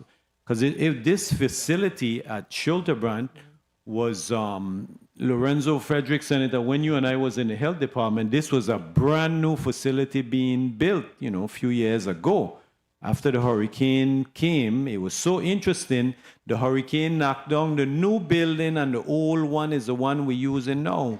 So now we got to rebuild a facility that ain't even 15 years old before it was a total destruction. So there's 32 beds in the existing Eldra Schulterbrand, and this one I think was 27 to 32 beds. Is there any timeline? Who's dealing with the appeal? You, Office of Disaster Recovery? I need some more information on exactly what the appeal is, whether it's a total demolition, a partial, or if it's a design. We need to get back. Okay? Okay? Senator. Thank you. Point of information, Mr. Chair. Senator Potter, you're recognized for your point of information. Thank you, sir. Morning to our testifiers.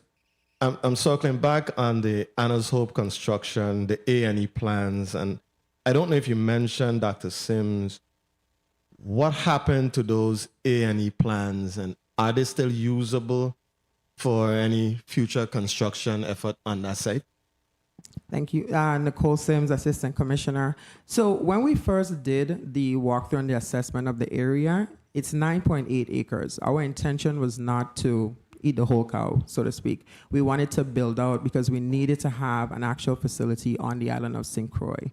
Those plans were to be utilized and assessed for what was there. So those A&E plans really came about to assess that particular structure. Can we salvage it? Can we renovate it to meet behavioral health standards? They could not. What led to us getting to the 200 plus million is because we had the opportunity at that time to take that area and those plans and see, okay, what would an actual facility for the territory, all encompassing, look like? It doesn't mean that we are going to aim to build that. We can't because we know there's no funding. Our goal is to build as we go. The tiny homes, for instance, traditional housing, building out the daycares, etc., as we go because we have the area to do so. So those plans, I won't say are dead. Those plans can be utilized in the future because there's so much space. Our goal is to build what we can and keep building as we receive funding. Okay. Thank you. Thank you for your response. Thank you, Mr. Chair. Yes, thank you, Mr. President, for that. Senator Avery Lewis, you're recognized for your 6 minutes. Thank you, Mr. Chair. Good morning. Good afternoon, colleagues. Good afternoon to the testifiers, Department of Health, Dr. Christensen, Vitco, everybody in St. Croix. Good afternoon to the people of the Virgin Islands, to the Department of Health team and all who participated, all the sponsors and everything. I want to say kudos again to your 2026 Health and Wellness Fair. I did pass through up at the old Kmart in St. Thomas. Everything was going good. The crowd was nice. Well, not nice, but the crowd was pleasing to see people coming out to take advantage of the services. I remember, like he said, the chairman said last year, but I think it was the year before when we had the military in here out of Udorican. You know, we were swamped. You know, everybody was coming, and that was great. And it shows that we need these type of healthcare, these type of events out in the community versus people actually coming to our regular centers. So I really say thank you to you all. I like when I go out in the community and I see the vans them walking, the AC pumping, everything going good. Dr. Sims, I heard you about the staffing, but we're making do with what we have. And I do applaud you and your team as well. Dr. Sims, you know, going along the line of questioning what we were just previously talking about, and you alluded today basically that you have a staffing shortages. And even the amount of monies we've put aside to even try to build a new facility, we ain't really touching the borders yet. Have the department ever thought to sit down and look at some public-private partnerships with these type of different, especially when it comes to mental health illnesses? And understand me, like how we pursuing it, what we've been doing, you know. Because I've seen where government haven't really have all the wherewithal, and then when we partner with these people, maybe it'd be cheaper for us to just say, okay, you bill it and we'll help pay as we go along or something. So I'll yield to you. Yes, actually, Nicole Sims, Assistant Commissioner, Department of Health. Actually, I would have to start by saying, yes, we have. And one of the things would actually be this grant coming out of the Congresswoman, the delegate's office for the $4.5 million. Because, for instance, even if we were to embark upon a tiny home initiative, we are in active communication to seek partnerships to run the facility. It's come down to a situation where, like you said, okay, if we build it, can you staff it? Can we unify this way? If we staff it, can you build it? Can you unify this way? So we're having discussions really with everyone, whether it's clinicians who can come down and provide services for us, with us, similar to the health fair, but more on a rotational basis, even as far as partnerships where the Virgin Islands becomes, let's say, your residency, your internship opportunities when you're stepping into the areas of behavioral health. These are the discussions we're having because we know at this juncture and the fiscal climate, we are not in a position to build, to staff, and to run. So we are in those discussions to see, well, who can take one leg of that trifecta. Good. And, you know, not to belabor the Elder Shelterbrand issue, I really thought that was just a roofing problem. And I am no engineer, but, you know, did we get a full assessment of what it's going to take to repair or replace the roof? 2 minutes. Renan Steele, Deputy Commissioner of Public Health. We'll get back with that information as it was handled through our PMO office at the time, and it's now, I believe, with the Office of Recovery. And I'll ask for Malloy to provide that details. So one thing with that, when you come here to give me the real political answers, I mean, like, you remember nothing how close the numbers was. I mean, because, you know, when I was administrator, I toured that building. It's a brand new building.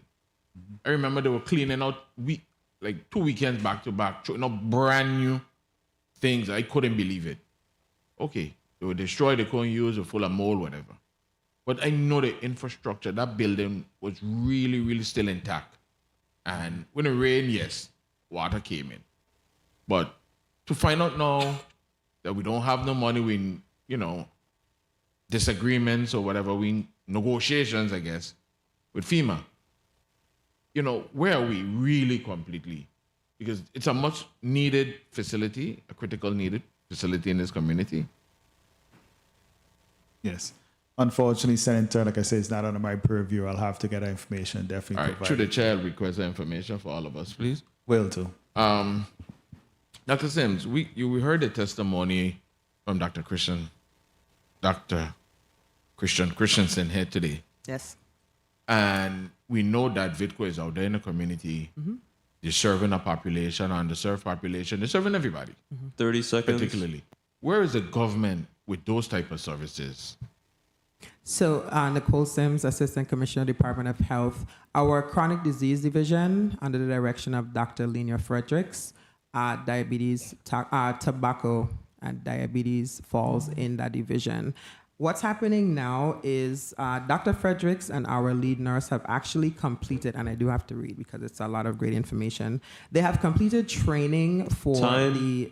May I continue? Yeah, continue. For the self-management program. This program is designed for persons with type 2 diabetes, and they are given the education that they need to control their conditions on a day-to-day basis. That training is happening. Along with that, the registry, they're still working on completing the registry for diabetes, stroke, that is being processed as well. They were able to finish the National Diabetes Prevention Program in St. Croix in February. There were about 13 participants. From that, they were able to draw sufficient data to send to the CDC, and their NDPP is now nationally recognized. So what's happening from a government perspective really is leaning on the educational aspects of diabetes, as well as Dr. Fredericks does have her partnerships. She leans on community members as well. And between the two, they're able to reach as many people as they can between type 1 and type 2 diabetes in the community. So, Mr. Chair, if I may just complete my thought, I've seen Dr. Fredericks and her team out in the community. And I've seen them also doing, not only about diabetes, they've talked about tobacco, they've talked about drug issues, they talk about, obesity and so forth. How, besides Dr. Frederick and her team, how is Department of Health coordinating with Department of Education and getting into the schools so we could start this prevention earlier rather than later? So one thing I wanted to mention before is that we are currently, which I neglected to, there's an MOU being developed with UVI to deal with the registry. The outreach initiatives for the Department of Health, they run the same playbook. And when I say that, I mean we partner in order to make ourselves fixtures. To interweave into curriculum, if you will. So those discussions come along with practices and behaviors of students within schools, and that is the way that we're able to really educate. Educating children, of course, can turn into educating parents, but reaching that population where they are and providing them that education is how we are able to, ripple the information, if you will. The reason why I went down that road with you is because I remember years ago when we were younger, the MCH and so forth used to go to the schools. The dentist would come, the dietitian would come, and so forth. So then we would be to that age, we'd catch them at the elementary age, the junior high age. I don't remember so much in high school, but I know the elementary and the junior high, working in conjunction with the nurse and everybody else. And then we'd have these different little health days. And I don't know how they picked the students or whatever they did back then. Been a little while.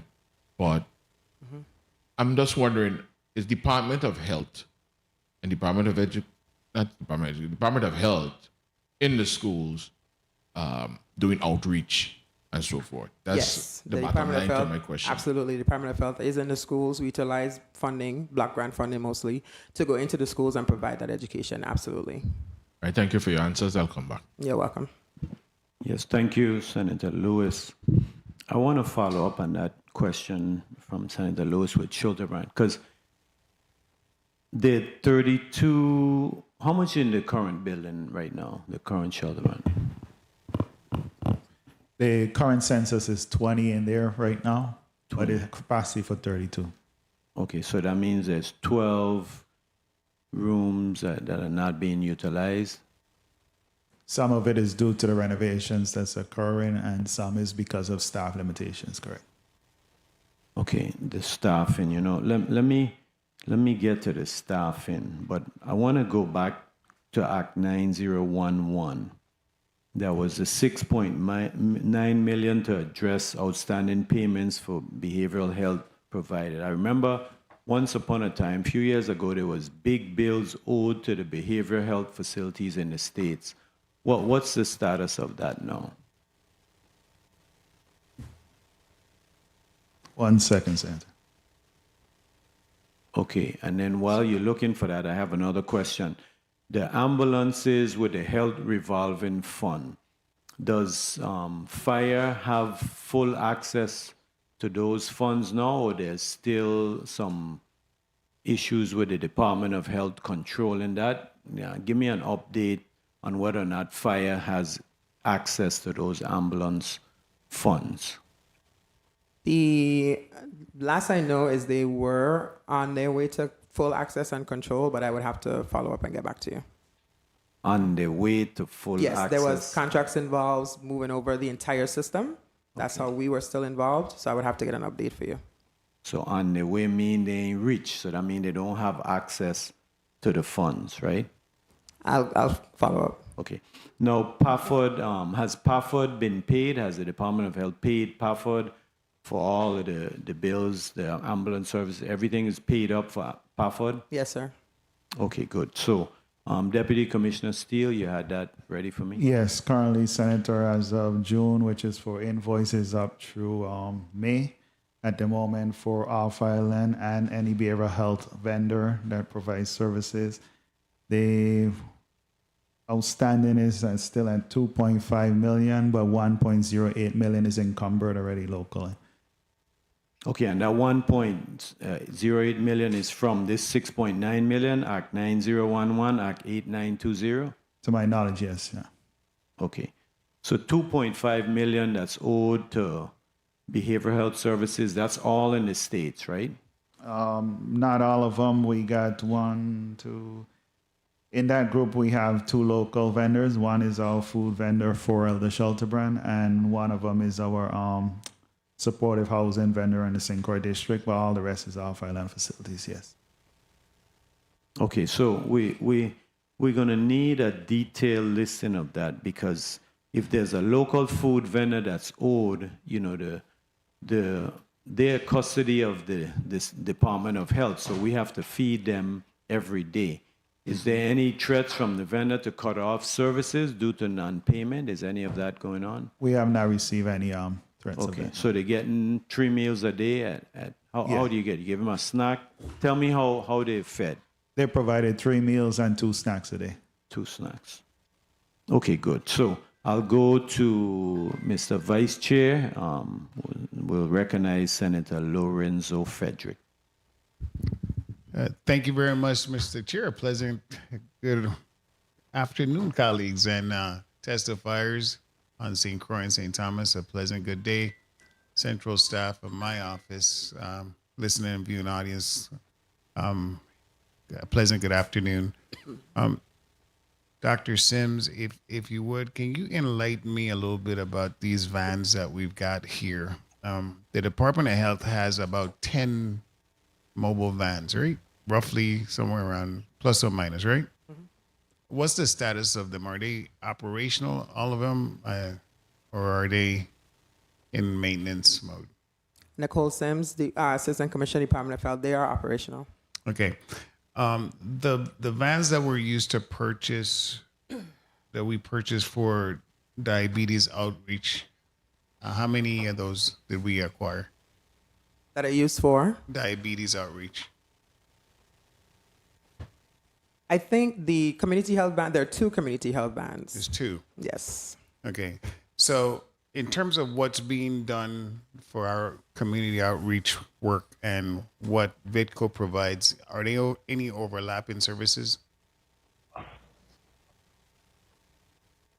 I would say overlapping services, you know, I think it would be a yes because of what they do. The need for it, though, I don't think would be overlap.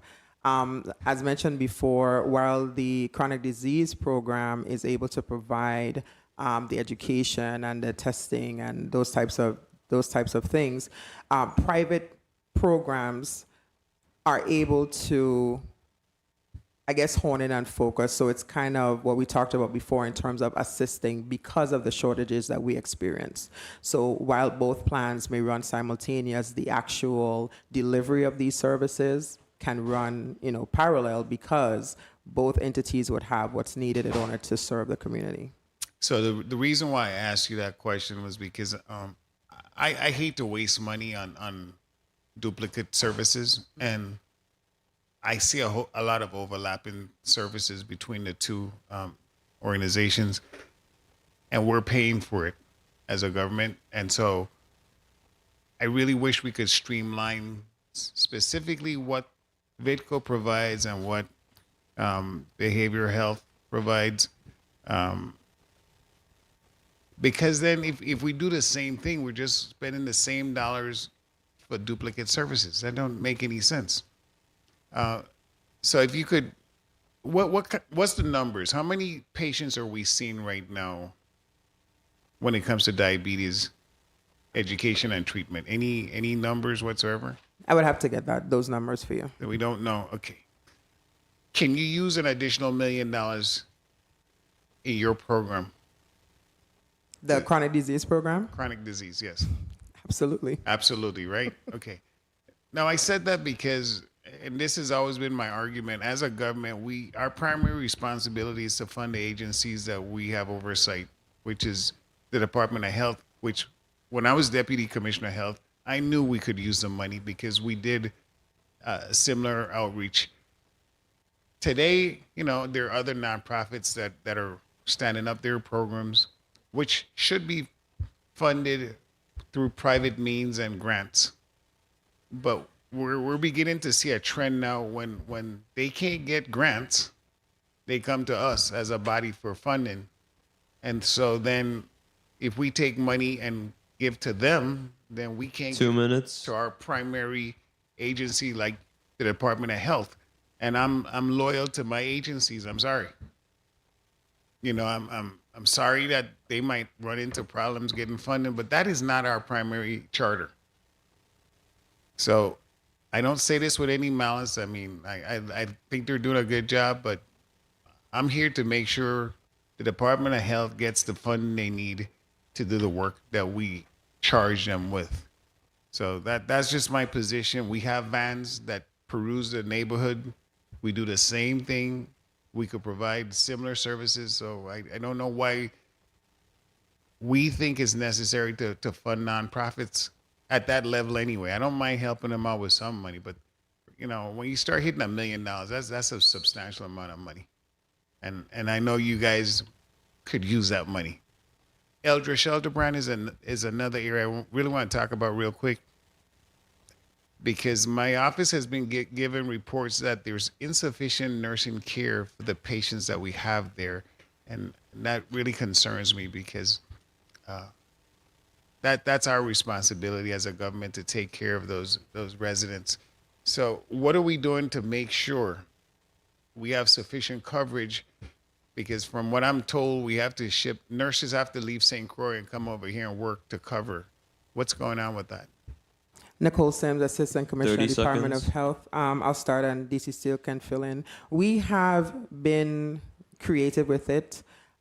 We do have a new Assistant Director, Dr. McCarthy. We've worked out a schedule. We've also taken positions and are utilizing forward-thinking employment. So we're having more behavioral techs as opposed to a particular nursing set because that can travel further. They can do more on shifts, et cetera. So we are in the process of working with OMB and personnel to develop those, to develop those specs as well as to fund those positions. DC?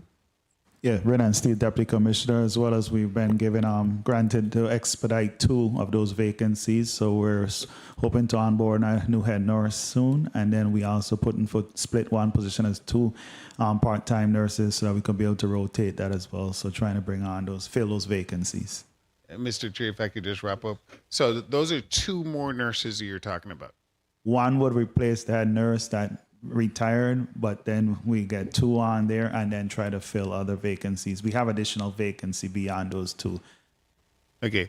I I just need to know exactly how many nursing professionals you're trying to fill, though. Specific, is it 3? Is it 2?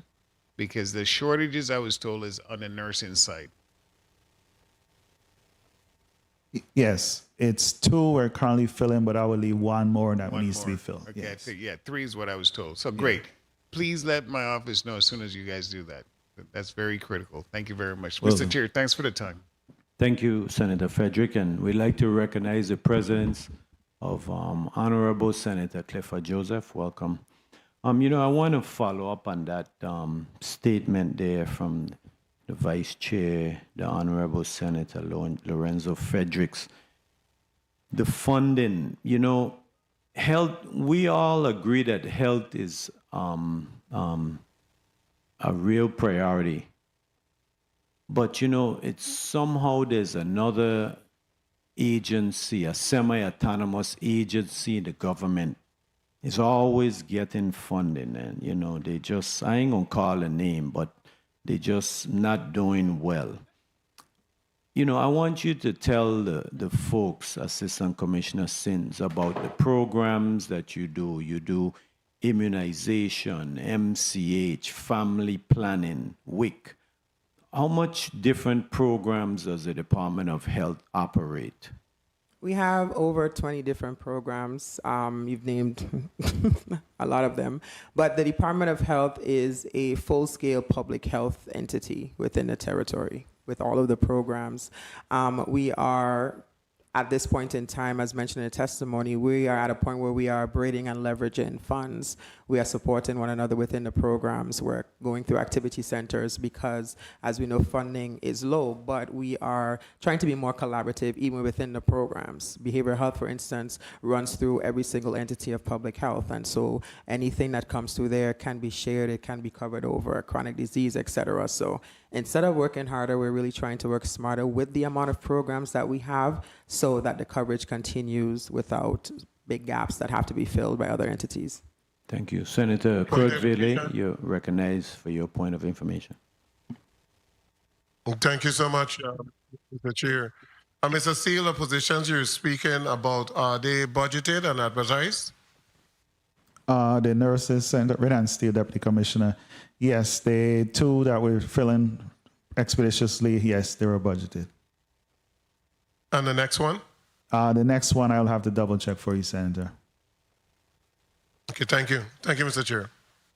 Yes, thank you. I want to follow up on that because in the NCH program here on St. Thomas, I think there's 1 or 2 nurses. How many nurses you have in that program? Nicole Sims. I actually have the director of the MCH program at St. Croix, Director Mead. Yes. Director Mead of MCH. We do have 1 nurse, and we have no budget in for the other nurses that we do need at this current time. I mean, how can that be?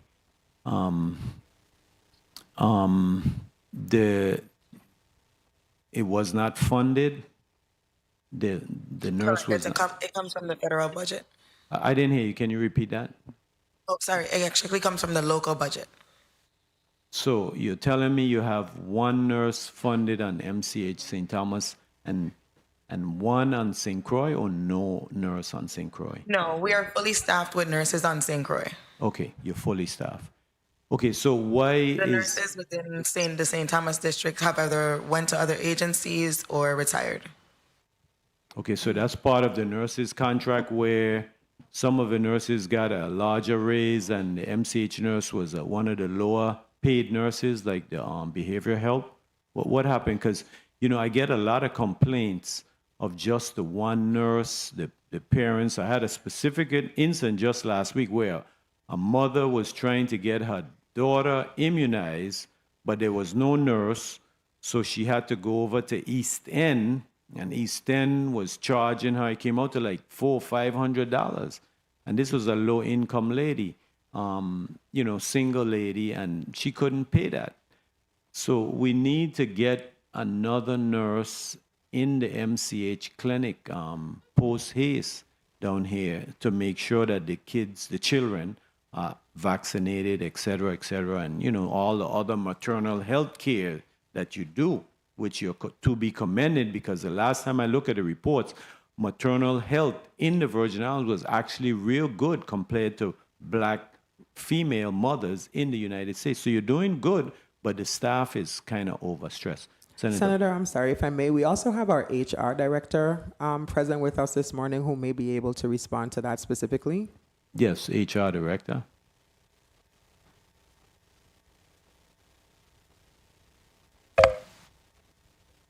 I think you meant me, Deputy Commissioner Jones, or Director Ortiz. I'm sorry. AC Sims? The DC, DC John Baptiste. All right. Thank you, Joan Jean-Baptiste, Deputy Commissioner for Human Resources. I wanted to just set back a little bit to answer the first question, Senator, you had regarding the salary of the nurses, if that was the reason for the exit. All our nurses are paid according to the collective bargaining agreement, and that stands the same for across the territory as long as it's a government agency. So that's the first point of clarification. For our behavioral health nurses, though, there is a 15% hazardous pay tag to that. And that's according to the code. So that's the clarification there. Regarding the MCH program, there are several nurses, the head nurse, there's a head nurse. We do need an additional nurse, as Director stated, but it's not just that one nurse. So that is where we are. And to DC Steele's point, and if I may take the opportunity to expand and advocate for Elder Schulterbrand, I believe that we need to identify funding sources that are sustainable for core staffing at that facility. A succinct staffing plan, we have one that we can put on the record and further send to for the update to support continuity of care across that spectrum. So I want to advocate for Elder Schulterbrand, advocate for the structural piece, but advocating for the staffing mix that is necessary to include embarking fully on a behavioral health technician program. Thank you. And before we go to Senator Potter, one quick follow-up.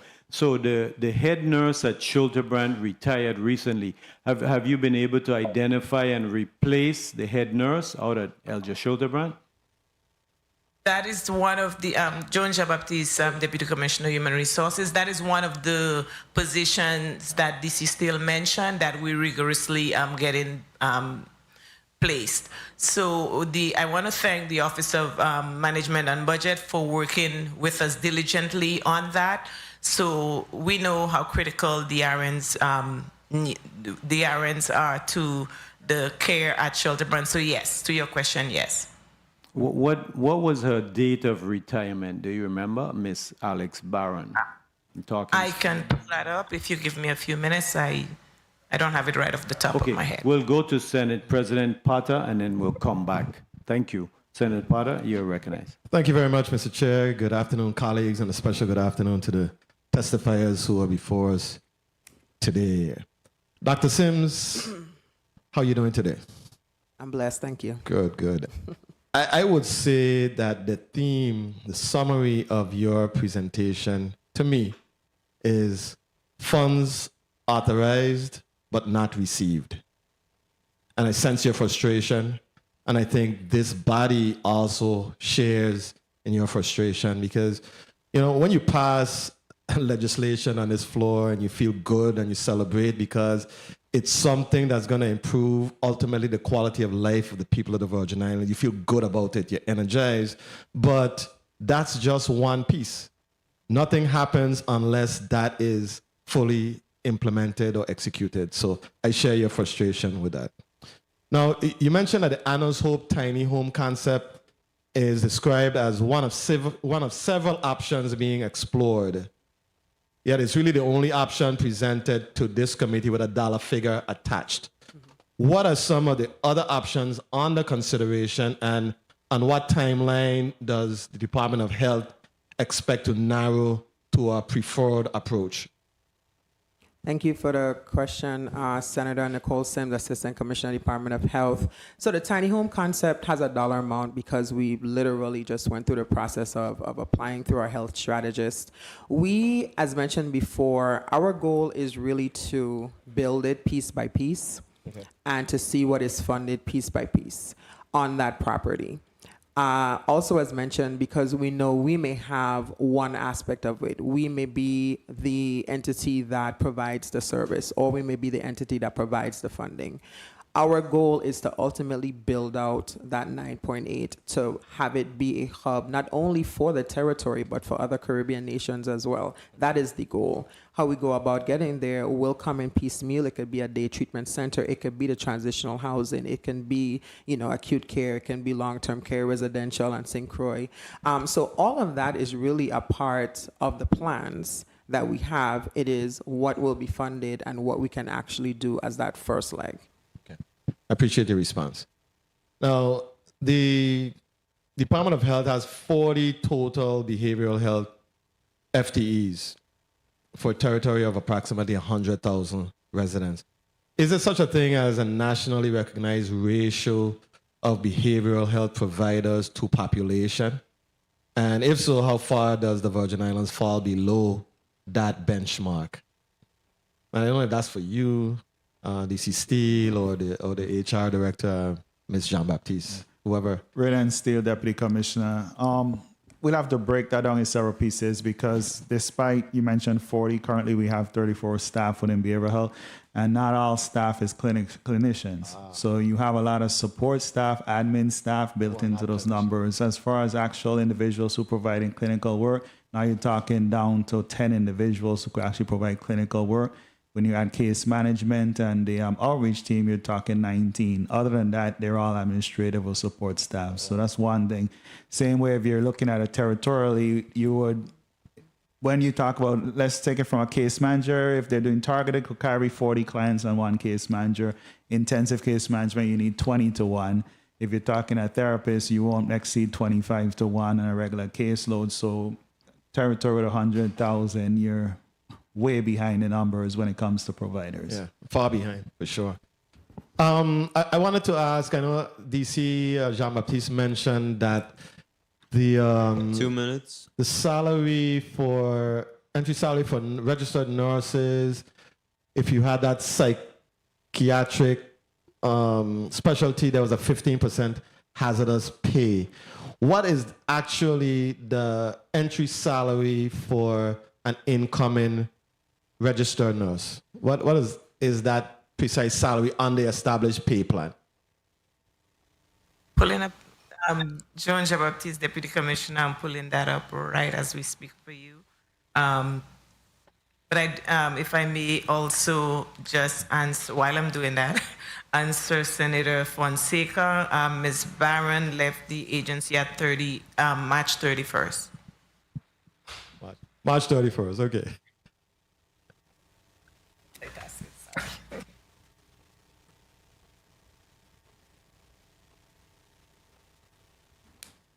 And so, no. Okay, March 31st. So you're answering the question about the entry salary for the registered nurses. But not yet. I'm pulling up everything. Okay. Please So, Mr. hold Chair, you give Senator me- Potter's time. I was just going to beg for extra, 30 seconds.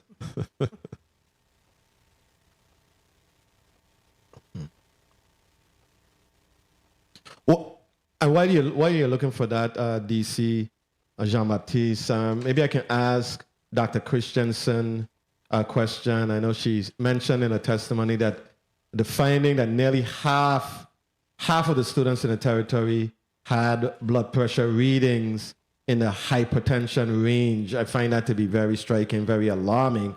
I wanted to ask her, how large was that screening sample, and has VIDCO shared these findings with the Department of Health, the Department of Education, the pediatric medical community here in the territory in a formal report? And what follow-up care has been arranged for those students who were identified in that danger zone? Thank you. Thank you for that question, Dr. Christensen, Board Chair of VISCO. To the best of my knowledge, well, I can't say if we've actually done a written report to the Department of Education at this time. I'll have to defer to my executive director to get an answer and get that to you. But there is some follow-up with those students, especially when we talk about the Future Fit summer camp. Mm-hmm. Those students would be those that we would reach out to bring into that camp for more intensive work on whether it's weight, diet, exercise, or anything else that would be needed to address their hypertension, right, and their weight, and anyone that has shown a tendency towards diabetes, or that were pre-diabetic. There were 100 students sampled. 100, okay, absolutely. I mean, I know that in these circumstances... If I could, well, I don't know if I want You can proceed. the question. I wanted to just make a comment about the duplication of services. While, yes, there's always going to be some duplication of services, the Association of State and Territorial Health Officers has started a program bringing together all of the stakeholders, especially that are working on chronic diseases such as diabetes, with a focus on diabetes, and it's called the Caribbean Chronic Disease Collaborative, to look at gaps, to look at duplication, and to foster more coordination between all of the entities. Absolutely. I think data like that, to me, is critical, and it requires a level of collaboration between, you know, your entity, the Department of Health, the Department of Education, so that we can join forces to address this issue at an early age. Early intervention is absolutely critical. And, you know, if this is just a snapshot of what we are actually seeing among our young people in this territory, it's something that should sound the alarm for all of us. So I appreciate your feedback. DC Jean-Baptiste? Yes, Senator. So the entry level for 0 years of experience for a registered nurse is 70,000, and the pay schedule, I'll give you the max. The 20 plus is 96,000, and those are base salaries. Okay, thank you for that. My pleasure. Senator, if I may just add, Senator Sure. Potter, I just wanted to put on the record that there is collaboration already. They're actually a part of the steering committee with Dr. Fredericks and her team, as well as being input into the strategic planning for diabetes, which will lead to the collaboration that we're discussing. Excellent. I'm very, very happy to hear that, because I was just focusing on the diabetes. I know Dr. Christensen mentioned that the diabetes prevention program is still in its early stages. So I just wanted to get a sense of what is the current scale, how many schools, how many students, and what would it take to expand it to every public school in the U.S. Virgin Islands? Is that a question for me? Yes. Okay, Donna Christensen, Board Chair of VITCO, responding. There is a plan to expand the entry of the screening of our school children, moving to St. Thomas in the next school year as well.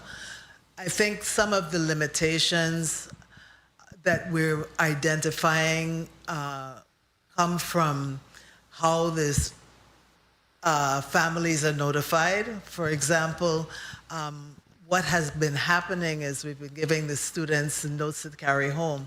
I think any one of us who have been parents know that half of the time we don't see those notices. So we need to address that.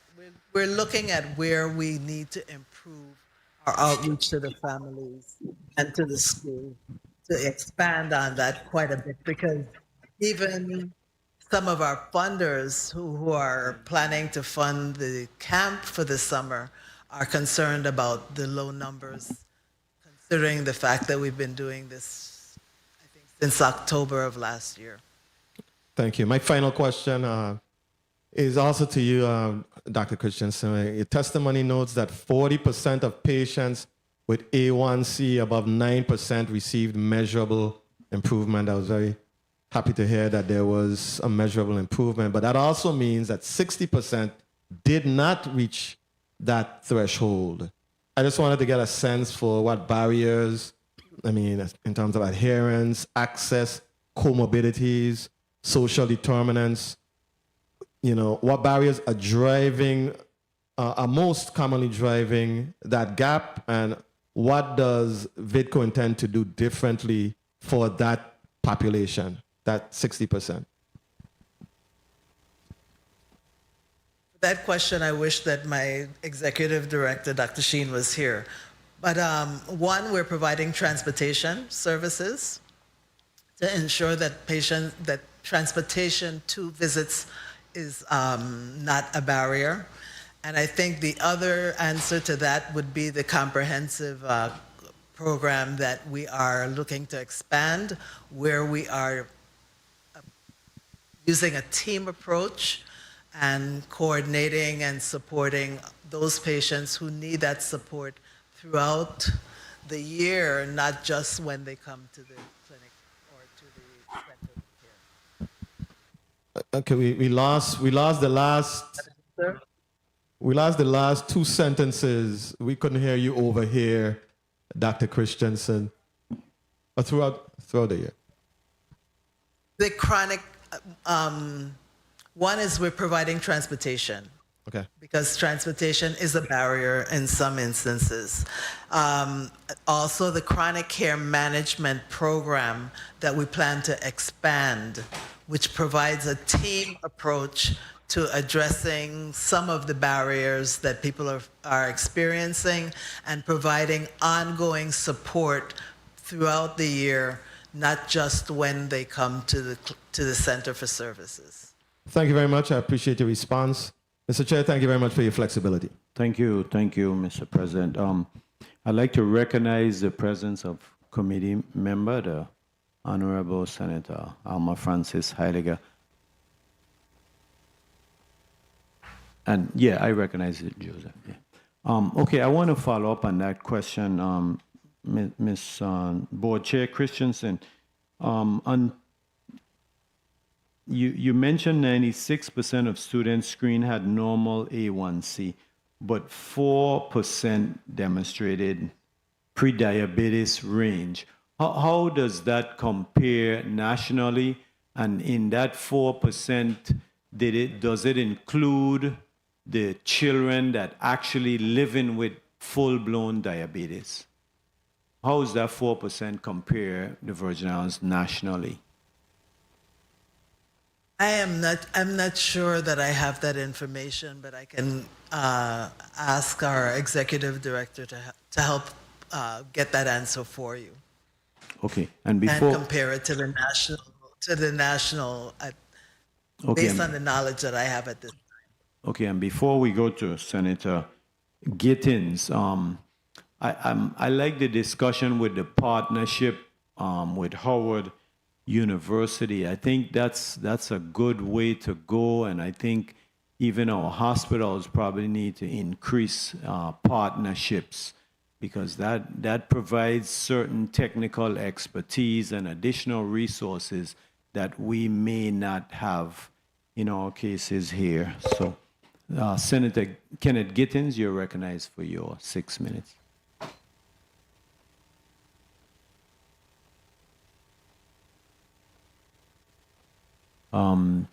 Senator Vele, where you're recognized for your 6 minutes. Thank you so much, Mr. Chair, and good afternoon to the people of the Virgin Islands. Good afternoon to the people of St. Croix. Let me start with the Center for Excellence. And I know you're trying to expand the program, and I was having a discussion with the sponsor of some legislation that seeks to utilize the money from the Community Facilities Trust Fund. And we did have the discussion in reference to that is really not an appropriate use for the Community Facilities Trust Fund, but we need to find a funding source that is more going to become permanent, because you're you're establishing programs. I don't think you're establishing programs for just a couple months or 1 year, correct? Correct. So at some point, you need to have a very direct budget as to what is the cost for this, for the Center for Excellence, and what portion of that is going to become a general fund obligation. Because when you take money from one account, then you're literally saying that you need to find $1 million next year to be able to supplement that because you can't continue to use from that account. So I think we need to look at exactly what is going to be established. What does the government at this point has the capacity in terms of funding? And then we go from there. But the Community Facility Trust Fund is usually for projects, capital projects. I raised the question of the Crisis Intervention Fund, which also falls under either health or human services. But even if you use that, you still have to make sure that you have the capacity to fund whatever is established this year. And that's where the little technicalities come in. So at some point, I know we need to have a more detailed conversation as to exactly what you're going to expand to. Like I heard your transportation, you said, well, we're going to provide transportation. I think you guys purchase a van. We do. But the paratransit program for public works, that's the best entity to have an additional van because it serves everybody.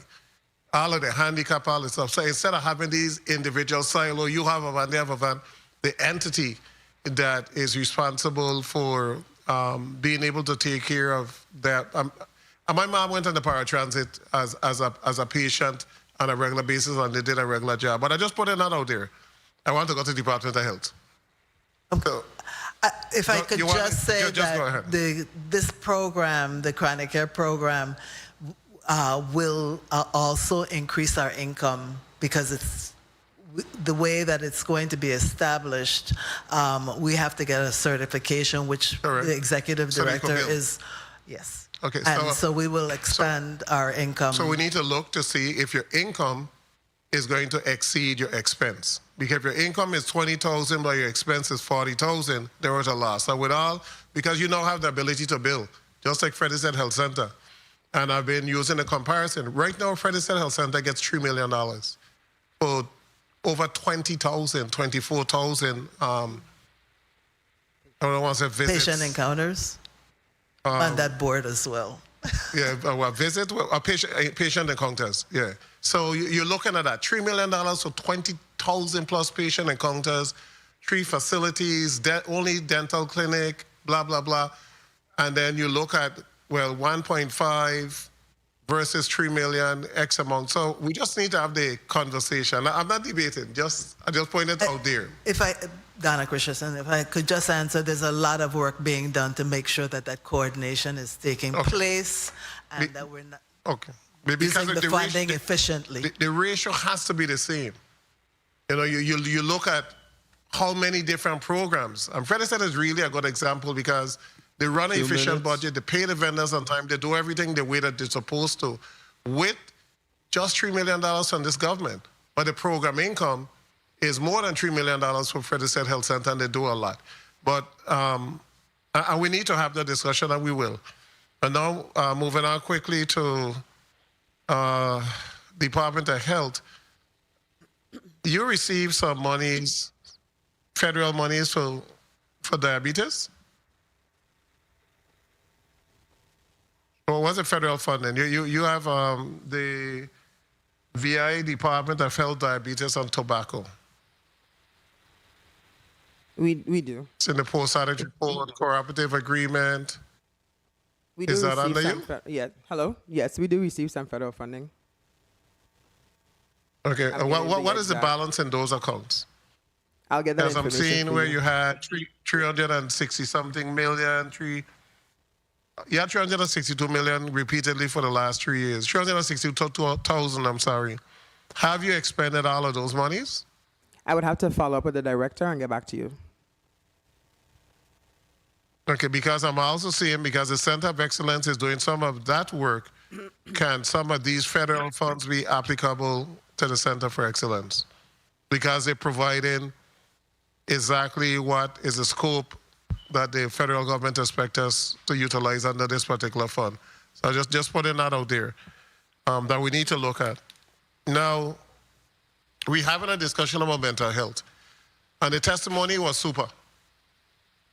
But the reality on the ground is totally different to the testimony.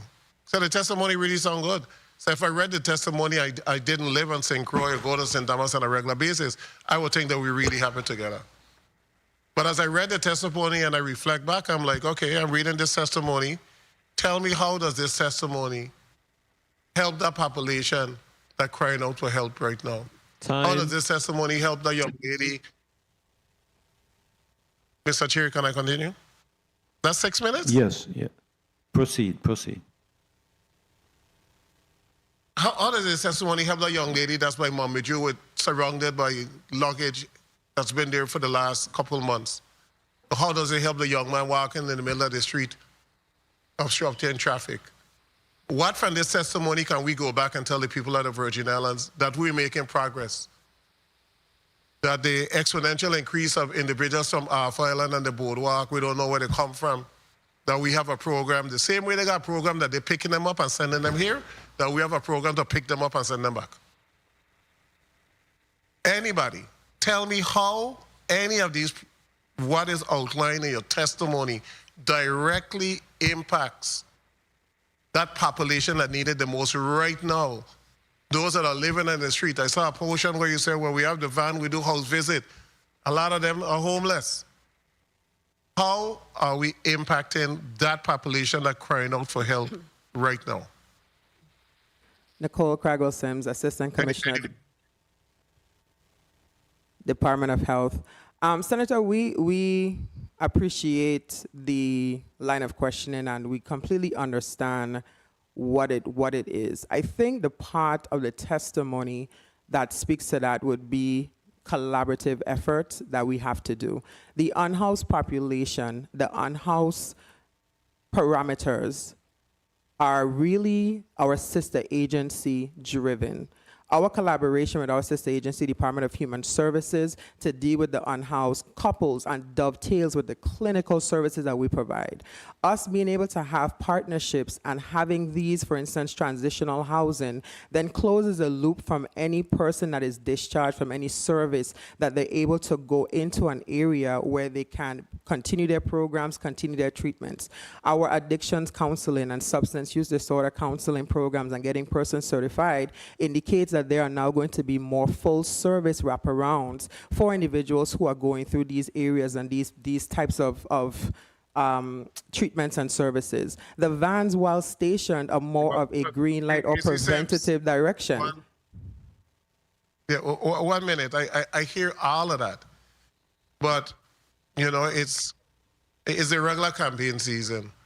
And one of the questions that constituents are asking is, what are we doing with the mental health population? And could you please give me a direct answer and not tell me about cooperative agreement, extension? That's what they're asking. They're saying, well, why is that person in this state for the last 3 or 4 years?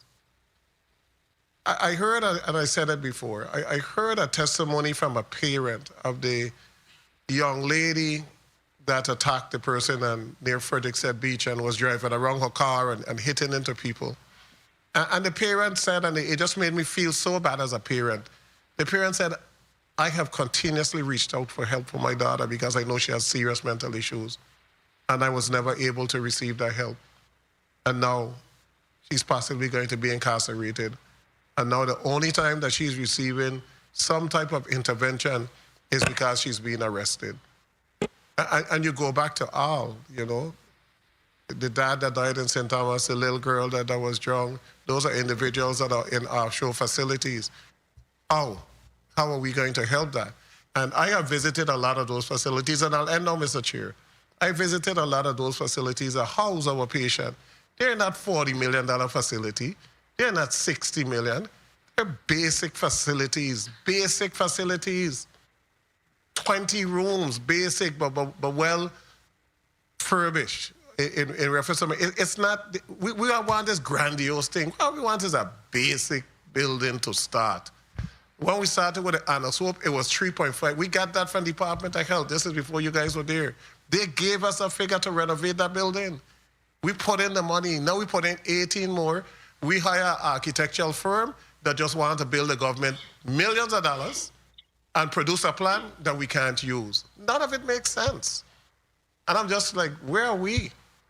A $240 million billing, that means we ain't gonna get nothing. Unless the thing can change and you say, well, let's use the detention center, renovate it. It's solid concrete, I walked in it. And let's start someplace, nothing is going to change. And it hurts me because a lot of them on the street went to complex. They're my former students that got addicted. And I can't help them. Thank you, Mr. Chair.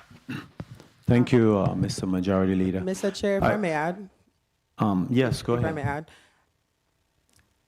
The issue really does come down to funding because we do not have the facility. While we do not need a $240 million facility, the funds that we're talking about, the multiples of millions of dollars, is not a lump sum for one thing. That is to fund behavioral health, period. That is to fund off-island care. So if we have nowhere to put persons, even when they're picked up and treated, there is nowhere to literally put them. The tug-of-war for funding for the various entities that are under the umbrella of behavioral health is where we are finding that challenge.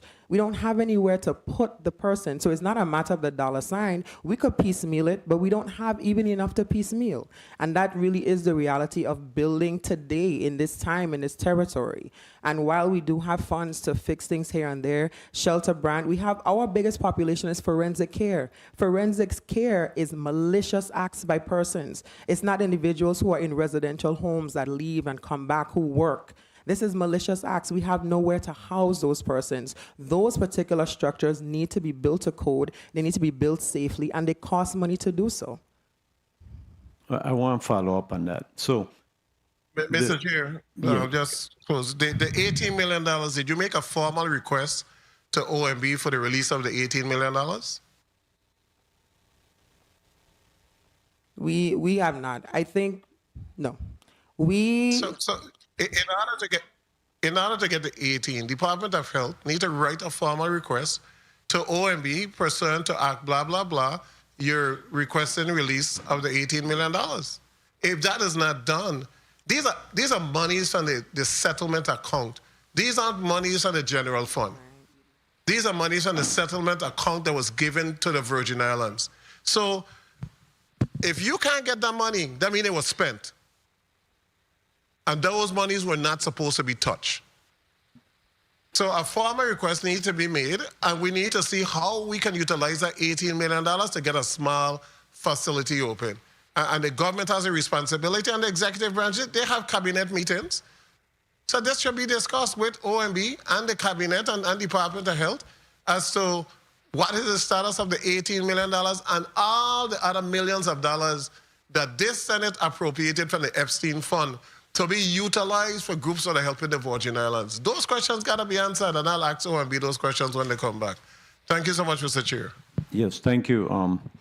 Good question. So I want to follow up on a couple of them. Ms. Jean-Baptiste, the Director of Financial Services or your CFO positions, were any of those positions vacant? Our CFO is vacant, Senator. How long has that position been vacant? Yeah, I'll have to go back to I believe from January, but I'm going to validate. From January. Okay. Let me go to you, AC Sims. The homeless issue. If someone appears in the Virgin Islands, homeless, no family, they're just on the street, we have the authority to put them back on a plane? Is it being done? Red and Stale, Deputy Commissioner of Health, we don't have the authority, sir, to just put someone back on a plane. But if they're on the street, they have no family, where are they living? They're homeless. They're unhoused, sir, and we cannot simply just pick someone up from the community and put them on a plane, and I just want to add to what Dr. Sims mentioned, to the role of behavioral health when it comes into those situations. We send the team out, assess the individual. So we're doing a mental health assessment. If they don't meet the specific criteria of harm to self at the moment and danger to others under Act 8688, which gives us the right to actually request for a 1024 to hospitalize them. If they don't meet that criteria, we cannot touch that individual from behavioral health perspective. We then reach out to our sister agencies and request the assistance of human services or the non-for-profits who might be able to provide other supports that we can provide for this individual. But psychiatrically, we cannot do anything beyond that in that moment.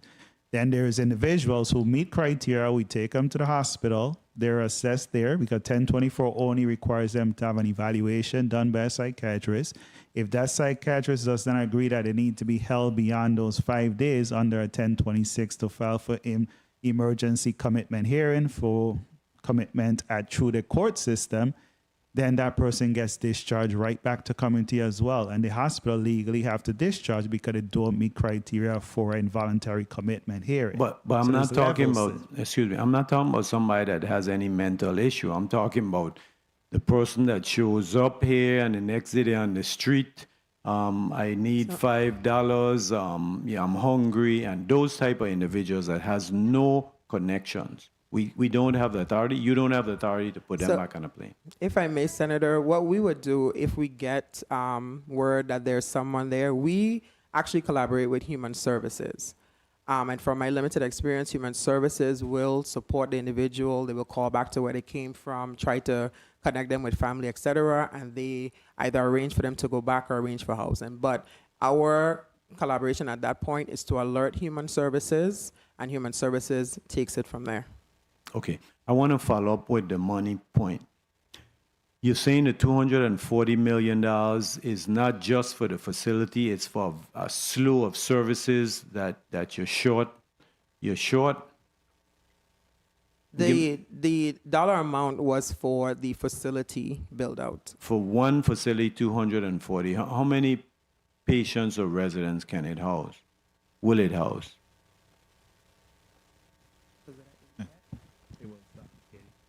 Renan State Deputy Commissioner, it was a multi-tier layout and it was to expand over time. It was not an all initial build. It was going to include the intake facility, which is the stabilization unit that was slated for 15 beds there. Then there was a 40-bed unit for the forensic patients who meet criteria to be there.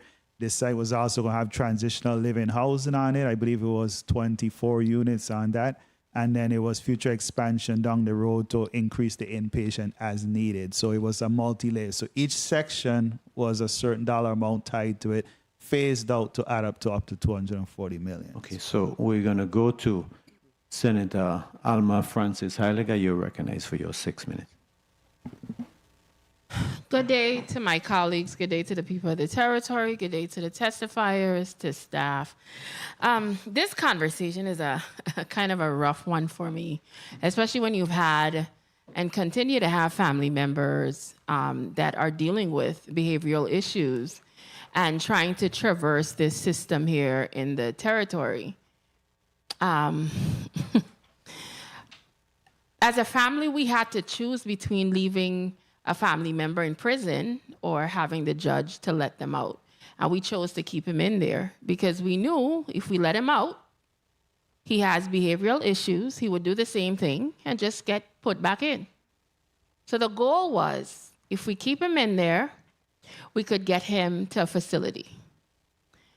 That turned into a very long situation of back and forth between the lawyers, the AG office, the Department of Health. Somebody did not send an email in a timely manner, and the bed that was assigned to him in some facility in California disappeared. By the time we figured that part out,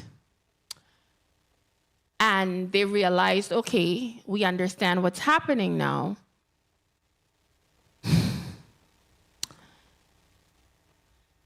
the situation that occurred was what you were saying, no money. So now the facilities refused to take anybody from the Virgin Islands because they were not being paid. Ultimately, at one of the court hearings, I said to the judge, my family member is under my insurance. can we use insurance to get him to a facility? That turned into a big debate because they had never dealt with someone asking. Everything always went to the government. So they never thought that, hey, this child have access to insurance. Why can't they go through that system? Ultimately, back and forth with the judges, they realized it could be done. I personally had to pay out of my pocket for officers to fly with my family member and pay for them to come back. Personal monies, I didn't mind.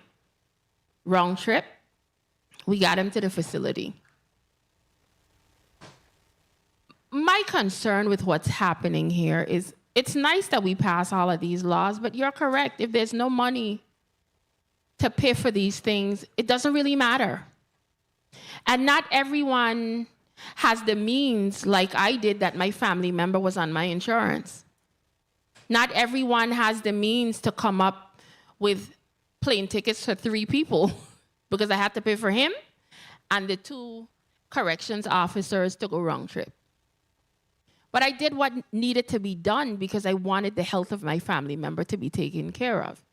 But I say all of this because I'm also a representative of the people here, and I witnessed this hands-on on a day-to-day basis, and I'm very disappointed with what's happening. And when you're here telling me that you're supposed to get $18 million and it hasn't been turned over to you yet, it's very concerning to me because unlike what my colleague was saying that you have to ask for it, I don't think you have to. It's part of the settlement. The legislature already executed legal documents through bills to say where that money needed to go. Why do you have to ask them for it? So I don't co-sign on that, oh, if you don't tell them, give you the money. It's that simple for me. And I have a major problem because when we all sit around here, oh, where the Epstein money went? Then we sit here while the Commissioner of Finance told us he had up and spent $33 million out of it without our consent when we had already done spend monies, set aside laws, and divided how the money was supposed to spend.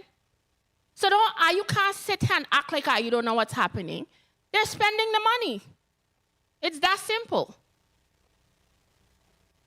And then when it's not available, everybody acting surprised. We sat here and passed a law to tell the government put back at least 10 million of the 33 they took. What happened? He line item veto without the bill. I didn't see no fight about that. I confused. And then went on the radio and land blasted the legislature saying that they only spend the 33 million to go pay vendors. But why you didn't tell the public that this legislature passed a law to take $50 million through a line of credit to pay those same vendors? Because we knew we were not supposed to touch the Epstein money because it was a settlement. It's supposed, you had children that were violated. You had children that were raped and sodomized. The monies are supposed to go to the community to help with those issues. Help with health, help with benefits, help with mental issues that people deal with. It wasn't set up for these things that you keep spending it on. 30 and then seconds. we sit here and pretend that we don't know what's going on behind the scenes. Stop playing with me. We know what's happening. This is the same people that were trying to convince me to go spend some of the Epstein money to go buy a golf course over my... Listen, y'all need to stop this. And you don't have to beg what a settlement. And it's the same JP Morgan them and all of them going to see what's going on here and come right back after this legislature and this government. You know why? Because if a settlement said this money is supposed to go for A, B, C, D, E, and F, and we spending it for all kind of things that was not in that settlement, they have the right to come back. We have to stop this behavior. Our people's health should never be put in these type of situations. I mean, I could sit here and go through this whole thing, but they said time. I'm going to try to respect that. But you shouldn't have to beg for your 18 million. It was in that deal. It was in that deal. It's supposed to go to the people. In that deal, we had monies to go help build or buy out facilities for mental health. Senator DeGraff carved out, make sure that the 20 million was supposed to go for these facilities.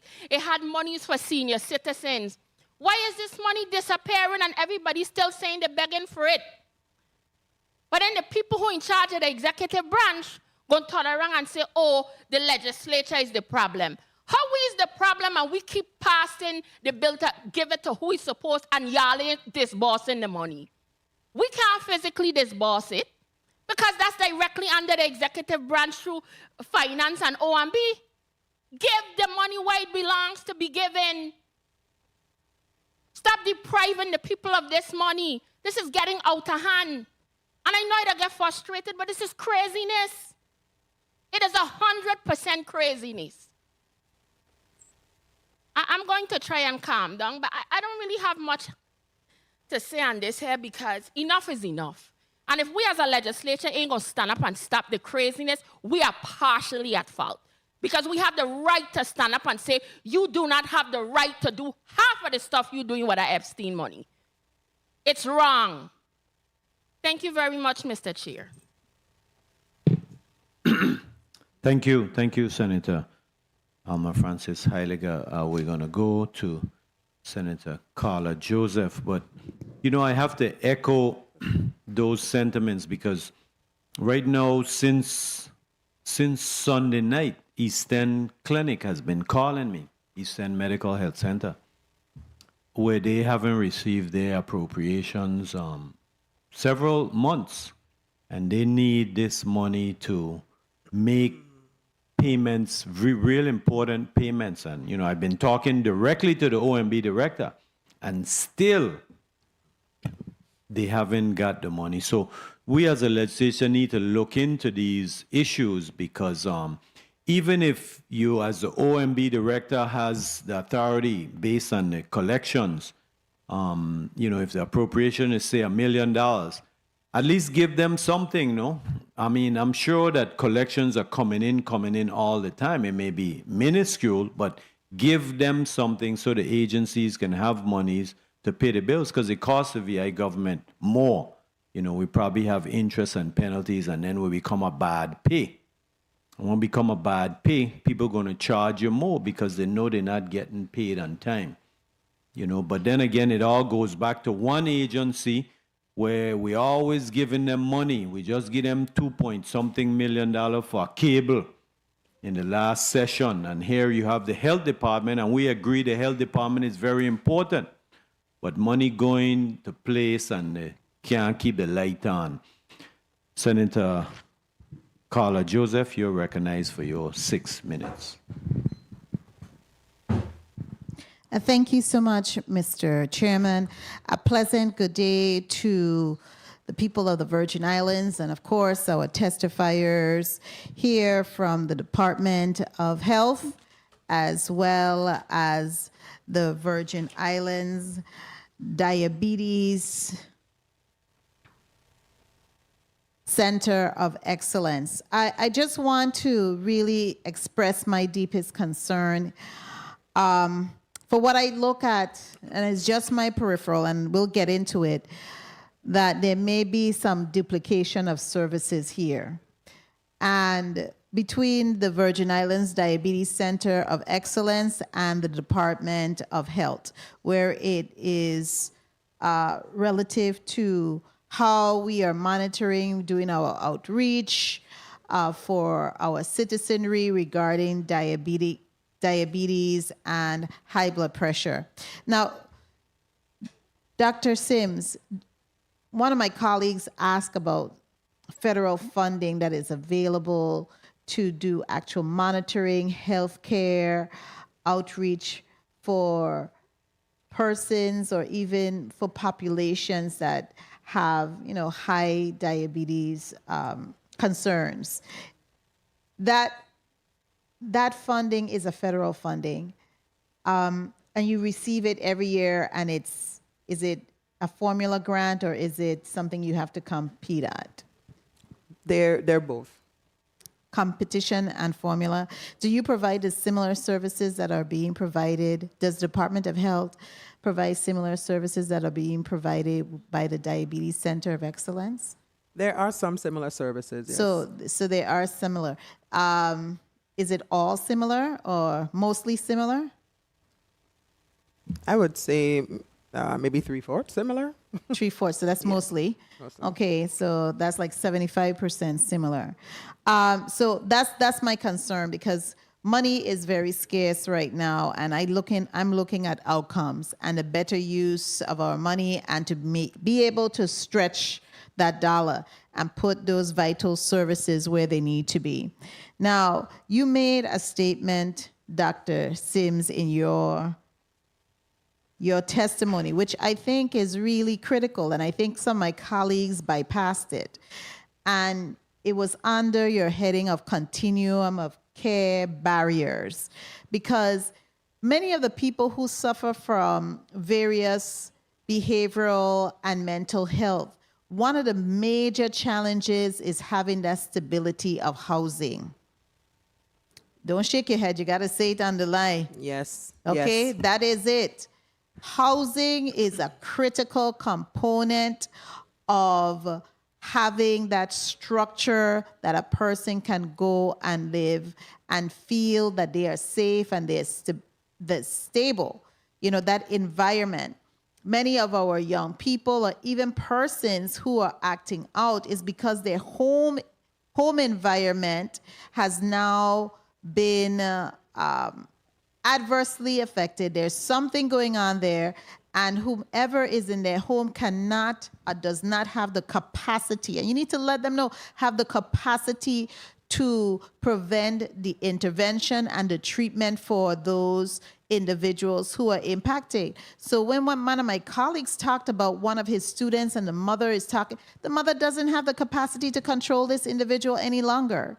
So I know Mr. Steele talked about the leveraging of how you have to go through as far as getting somebody involuntarily committed.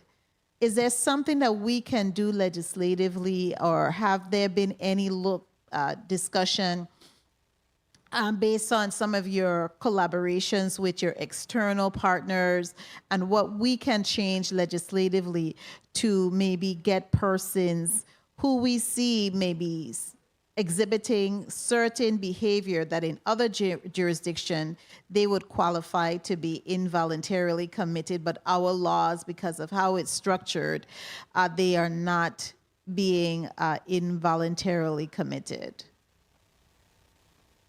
Renan Steele, Deputy Commissioner.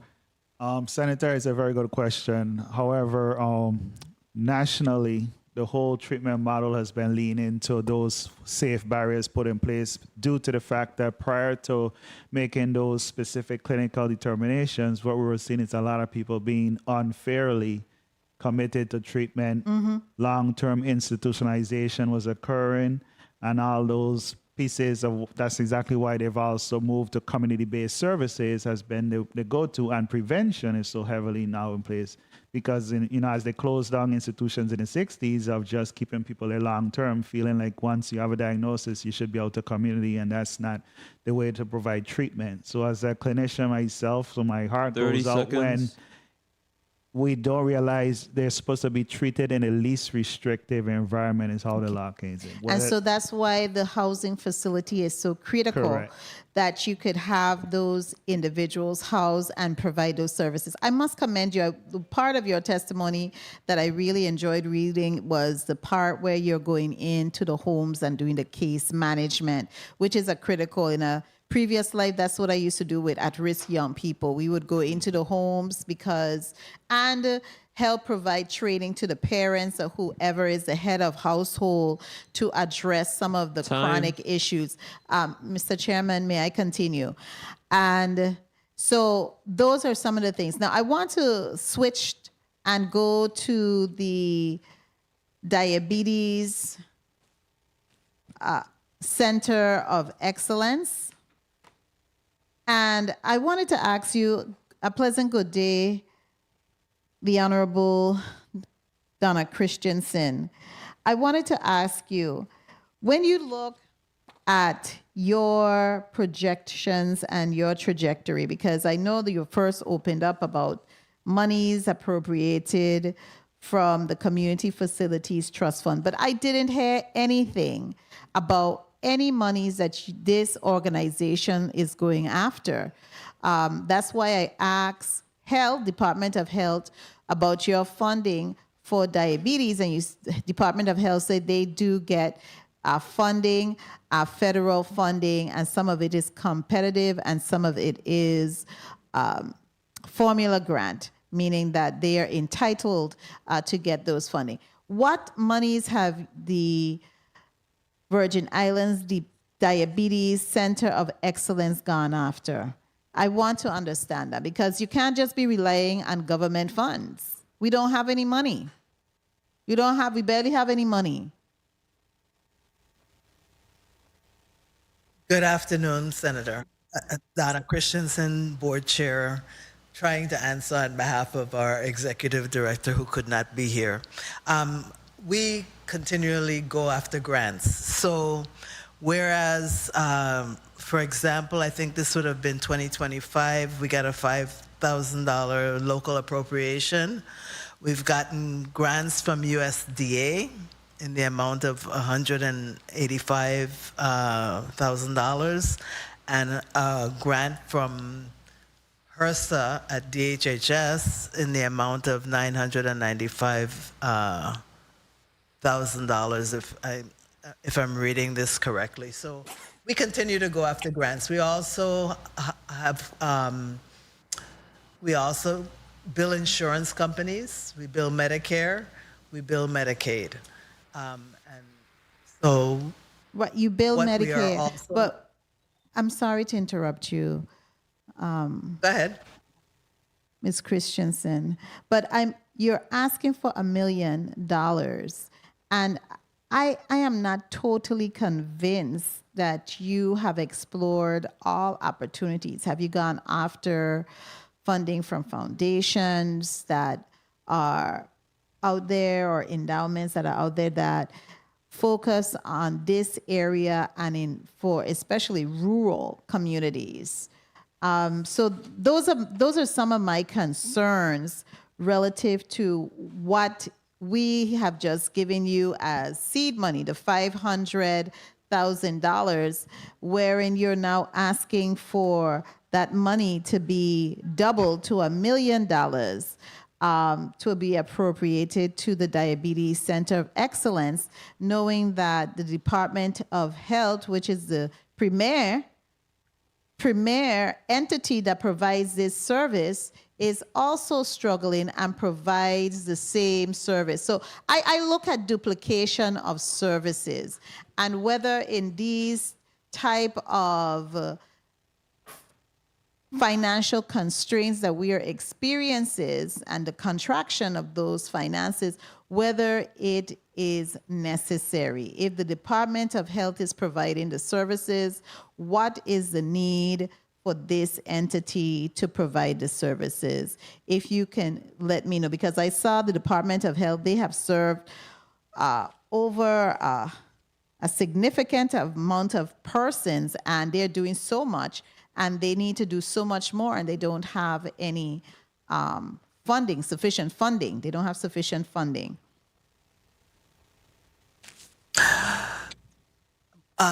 No one, well, let me just say that coordination of care across the territory and the provision of services is something that I think is a real priority.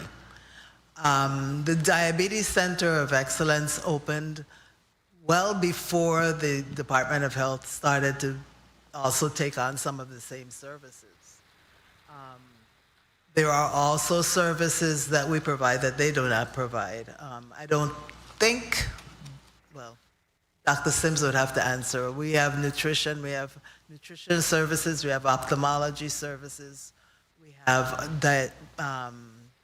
podiatry services that we also offer, and we're doing remote monitoring. I believe the Department of Health. Okay, so there may be some of the services that can be integrated, I think. I'm looking more of integration because we want to make sure that we are getting the best bang for our money. and to be able to provide that level of service. Mr. Chairman, I know you've been very flexible with me. I do have. Can I just yes, add yes, you may. I saw that you were something, going. Certainly. In addition to that, we have gone after foundation funding, and there are plans to increase our going to private foundations and help those that support health services, as well as doing some local fundraising.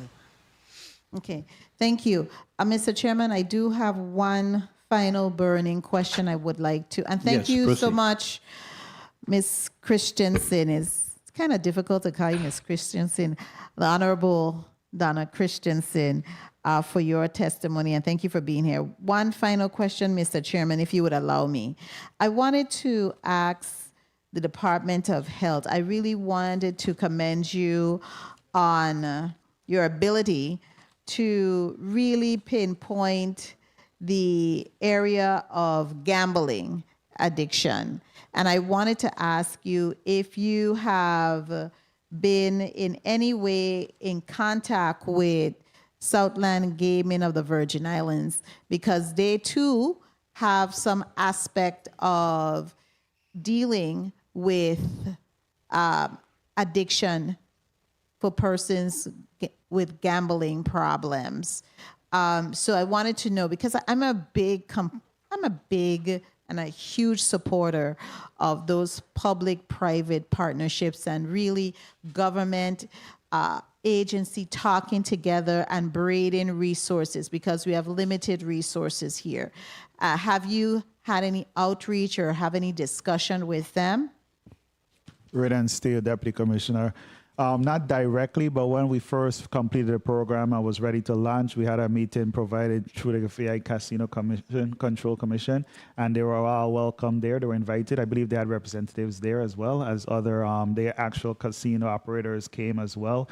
So they were all shared the same information. They were provided access to how to contact, how to reach out, how to market. And then we provided the most recent, in the end of May, we sent all the marketing materials to be put up in all those stations and any place that wants to post them and to be able to reach out to us for the programming. And I think you would want to do a more intense and intentional discussion with them, because to see what they're doing, to monitor what they're doing, and to assure that we are, because that's one aspect of gambling, and we experience it over here in St. Thomas compared to what our Crucian brothers and sisters experience it in St. Croix.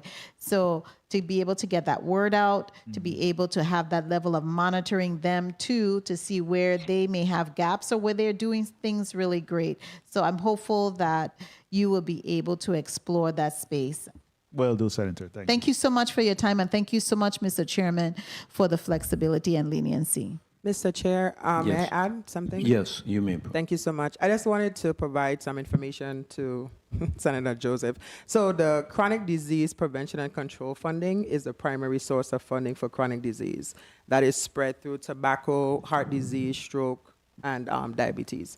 So that grant, CDC, where they do send all the data, that is their primary source. Now, one of the things I do know is because the Department of Health is the lead public health agency, regulatory, if you will, and part of that would include the lanes we were naturally shifting to by way of policy, strategic planning, et cetera, versus service. And so while there may be some extreme overlap at this point in time, we are working on a strategy where we are more aligned with the surveillance, the analysis, the data, the education, while other entities are performing a service. So you're basically saying that the Virgin Islands Diabetes Center of Excellence, they are geared more towards the service and you're more towards the policy setting? That's how we see it structured. Right now, we're working on a strategic plan, which they are part of. Okay, so good. Our You're job would included be them. because And we all are. of, and not to cut you off, and all of the other healthcare centers, you're all talking? Yes, yes. Okay, good. They're inclusive. Okay, good. Yes, we're very so inclusive. we're hopefully to see your strategic plan. When is your timeline to get something Get in back print? to you on that. Okay, thank you so much. Thank you so much, Mr. Chairman, for your leniency. Very important discussion today. Very critical to us. Yes, thank you, Senator Carla Joseph. Point of Senator, information, Mr. yes, Chair. Senator Novel Francis, you're recognized. Thank you very much, Mr. Chair. I just wanted to, in the previous senator that spoke, had made reference to involuntary committals, and I just wanted to say that under former Senator Narita, Nelly O'Reilly, and myself had moved legislation. I think it might be Act 8005 and 8006, something close to that, back then, where we actually allowed for committals to be done and extended it from the 72 hours to actually 5 days initially and up to 30 days under 722s and 723s. Also, again, there is legislation that allow for the Department of Health family members that could be able to support those individuals that may be in crisis and allow for involuntary committals for that period of time. Of course, not having a health facility is always a challenge. However, there is a mechanism by legislation that allow for involuntary committals. I just wanted to put that on the record. Thank you. Thank you. And before we go to Senator Gittins, then Senator Clifford Joseph, I wanted to say, colleagues, yes, what we're seeing here today is that the Department of Health needs additional funding. But there's a distinct difference between what VIDCO provides and the Department of Health. VIDCO, remember, is a specialty service. They have the podiatrist, the endocrinologist, they have the retina machine, and they have the counseling, nutrition. So while the Department of Health does well with their clinics, etc., VIDCO goes that extra step that prevents people from having to present to the emergency room for emergency diabetes treatment. So VIDCO fills an important gap in the community. Remember, there's over 12,000 persons in the community that are pre-diabetic or full-blown diabetes. So this money is well spent. So Senator Kenneth Gittins, Mr. Vice President, you're recognized for your 6 minutes. Thank you, Mr. Chair, and good afternoon to all. I've been in and out, but trying to listen, and I was going to start from the top here with my notes, but it just continues to baffle me as to every time there's a lack of services, we keep hearing lack of funding. But yet still the legislature continues to appropriate funding with a number of these measures passed. And then when you check, the monies are not being spent. I'm not sure if I missed it, but was there any conversation of any facility to be built in the territory for mental health? Nicole Cragwell-Sims, Assistant Commissioner, Department of Health. Yes, Senator, we discussed it. Part of the testimony landed on the most recent project request for $4.5 million, which would support us in transitional housing in the form of tiny homes. Tiny home structure is being considered right now. So we've had discussions and past measures about building out a facility here in St. Croix in the Anna's Hope area where the old detention center was. Have we capitalized on that and just expand on it, or that has been squashed again? It hasn't been squashed. We spoke about utilizing the initial $3 million to do the A&E for the structure that sat on that property. After doing that, it was not conducive to behavioral health facility, nor were we in a position to afford to demolish and rebuild. While the plan isn't squashed, we did develop out what a facility would look like, and as DC Steele mentioned, it is piecemeal to a facility in totality, which has the price tag of the $240 million. So I would like a one-on-one to hear why it is not conducive, because it's not like people weren't held there before. So I would really like to get some information on that. Now, the Virgin Islands continue to experience an increasing number of individuals suffering from mental and behavioral health issues, and we're seeing them coming at a very young age and arriving in the territory from God knows where with unknown medical and behavioral health histories. Is there any data that the department can provide that you maintain regarding the prevalence of mental illness, substance abuse disorders, and behavioral health crisis throughout the territory? Do you have any data on that? Renan Steele, Deputy Commissioner. Yes, Senator, we could gather the data and provide that for you.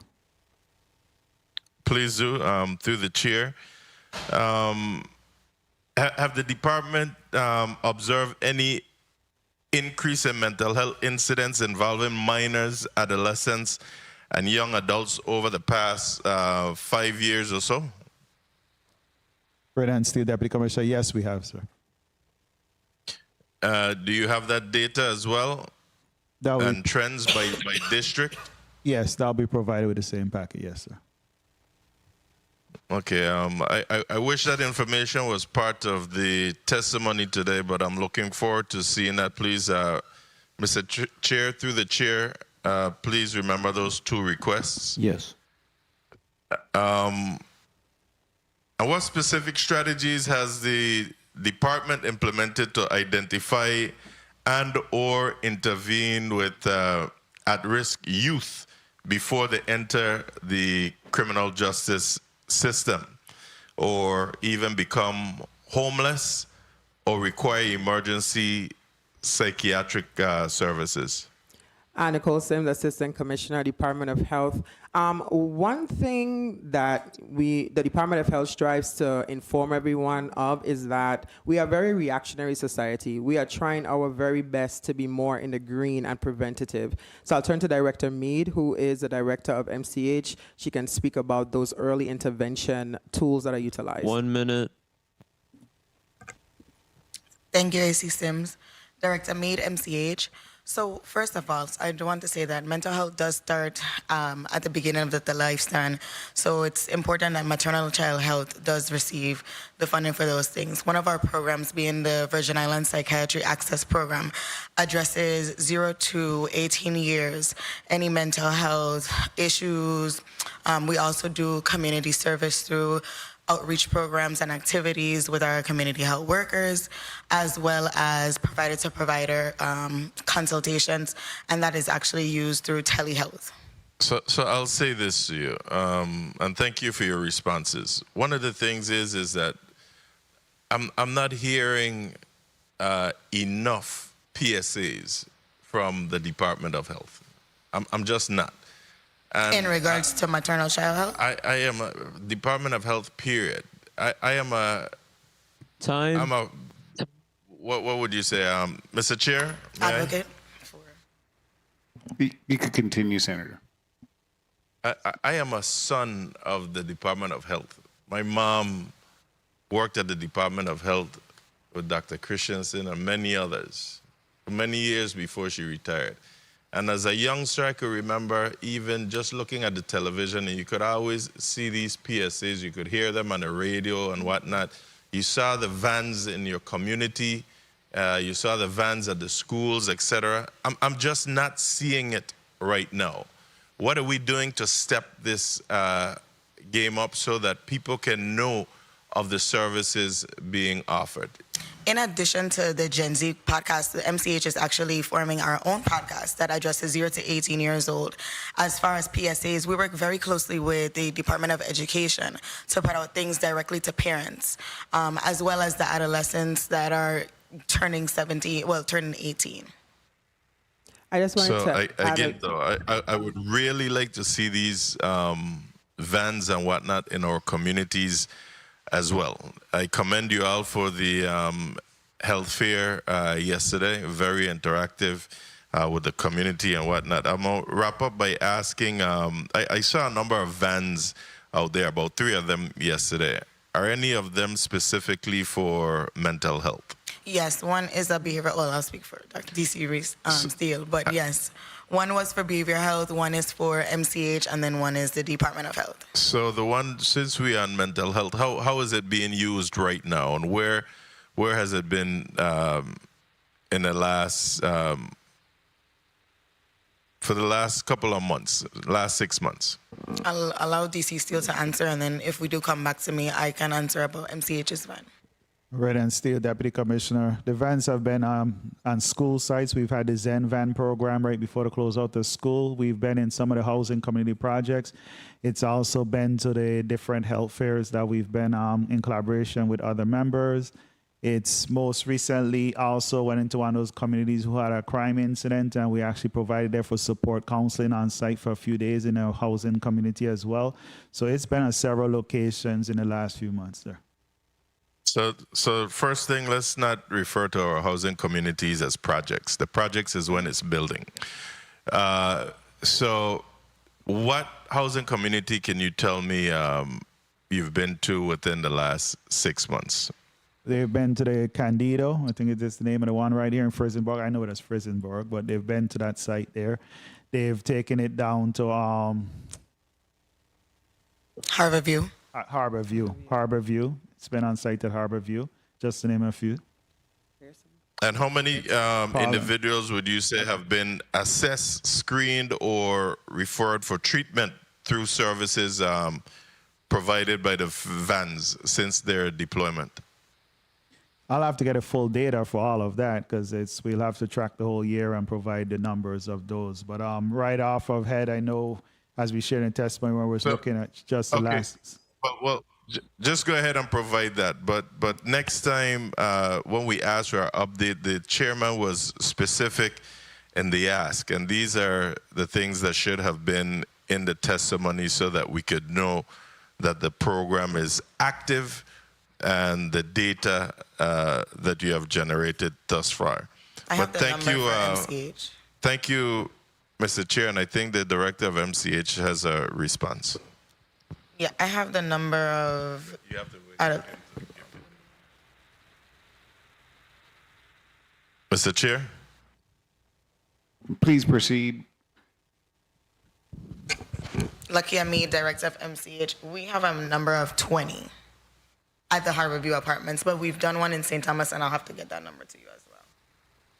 So you're saying 20 individuals that have were been seen. to our VICPAC program. Okay, great. And that's under MCH or mental health? Both. So we actually partner with behavioral health to go into the different housing communities. Okay. Thank you, Mr. Chair. Thank you very much, Senator. Senator, if I may add. Yes, please This is proceed. In the testimony, the school-based outreach, it did yield over 16,000 students, staff, and workers. I also wanted to touch on the information that's being out.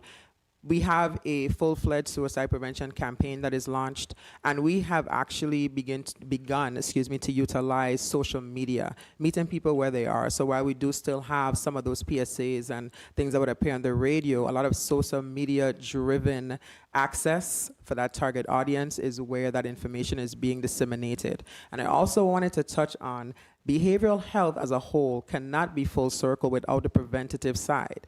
Everything that we're kind of talking about has really been reactionary. How many people are suffering with.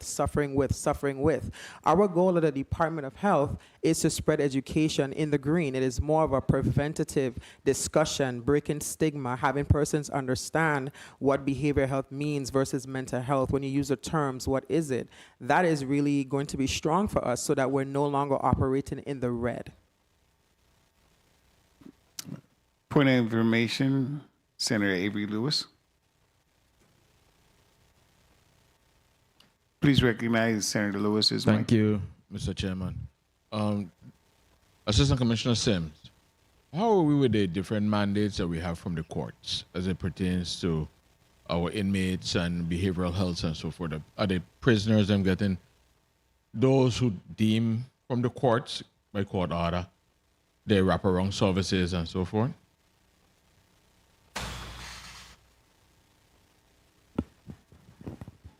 Deputy Commissioner Red and Steele. Unfortunately, those the BOC. That's not our jurisdiction for in BOC. So they don't have no communication with you all about. Okay, thank you. We would have communication and collaboration with them with cases that went through the DOJ and they're under involuntary commitment status. Yes. Or competency restoration. Yes, absolutely. But DOH nothing links that with those. actually been adjudicated and then they don't come back to you. That's somebody else. Correct. Okay, thank you.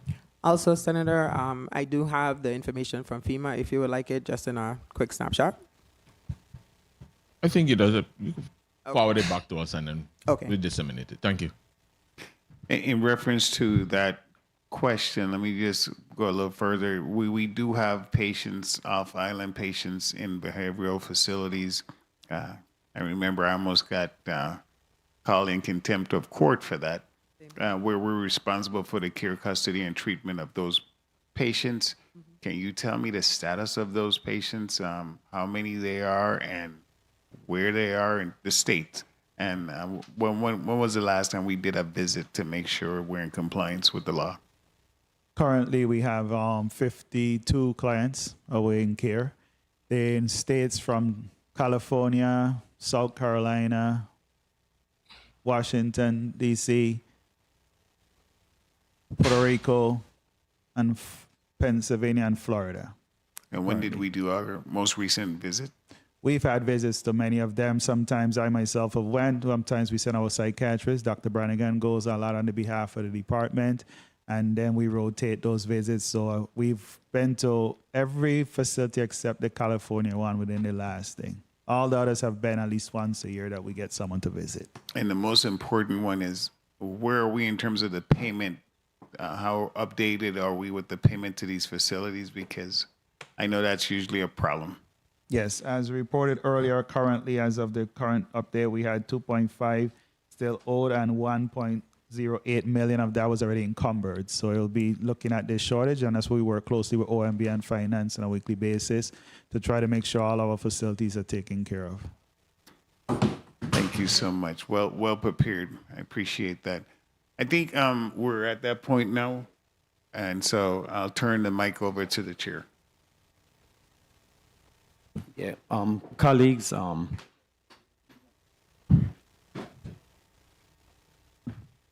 point of information, Senator Avery Lewis.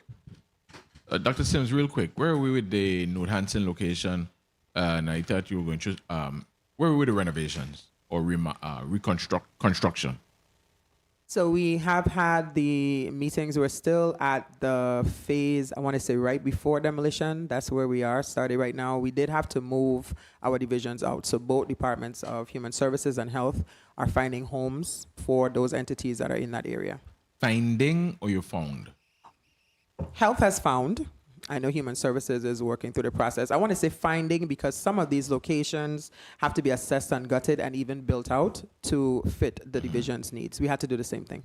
So we try to keep them in close areas, right? Yes, we're trying to keep them in close areas. All of our assessments for space has been with the community in mind. We don't want people going from, A to Z. So we're really trying to keep them in areas that are convenient. I think about that like for people who walk in, because you have a lot of foot traffic coming to you, especially people with health cards and board papers and different things. Yes.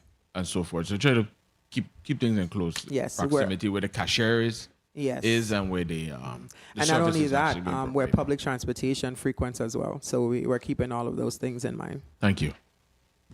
Thank you, Senator Lewis. Give us an update on the Barbell Plaza mental health office. We are still occupying Barbell Plaza at the moment. We occupy the first floor of the structure. That is also one of the areas that we're shopping around to see any types of relocation. So there's a full-time psychiatrist that's in that office? Or how do you manage those psychiatric patients? So those psychiatric appointments are balanced with Dr. Brannigan, who goes between the two districts and through telehealth often. So how much days a week are they in Barbell and also in St. Croix? Yeah, it's not really set up by schedule. They just book her appointments out accordingly, and then there's certain times that she do travel to St. Thomas, but it's ongoing access and telehealth at any time. Okay, so colleagues, I think we've exhausted all the questions for the Department of Health and VIDCO, so we'll ask a wrap up. We'll start with Assistant Commissioner Sims, and then we'll go to Honorable Donna Christensen. Thank you, Senator. On behalf of Commissioner Encarnacion and the leadership at the Virgin Islands Department of Health, we want to first thank our staff for all that they do, all of the work that they put in. We want to thank the staff for last week with our health fair in St. Thomas, this week on St. Croix, and of course on St. John at the end of the month. As far as behavioral health is concerned, we are asking for persons to truly open their hearts and minds to understanding the umbrella of behavioral health. We continue to work, continue to do what we can to be collaborative, to develop partnerships in order to serve this community. So thank you so much for having us here today. Thank you. On St. Croix, is Senator Clifford Joseph there? I didn't see him at the last check. Okay, you may proceed, Donna Christensen. Thank you, Mr. Chair, and thank you, members of the committee and other senators that were present and questioning today. We appreciate the opportunity to come before the legislature to talk about the work that VIDCO is doing and is planning to continue to do. I want to also underscore the point that I tried to make earlier, that there's a lot of work going on right now with all of the health provider entities in the territory to create more coordinated care and more integrated care, more interoperability with our health information technology. And I think you'll be very pleased to see some of the outcome of that as we get started. So thank you again for the opportunity to testify and to answer your questions. If there are any other questions, please do not hesitate to send them to the VIDCO, and I'll have my Dr. Sheen respond. Thank you for your detailed testimony and your relief from your duties in the testifiers stand. The Committee on Health, Hospital, and Human Services stands in recess for 20 minutes.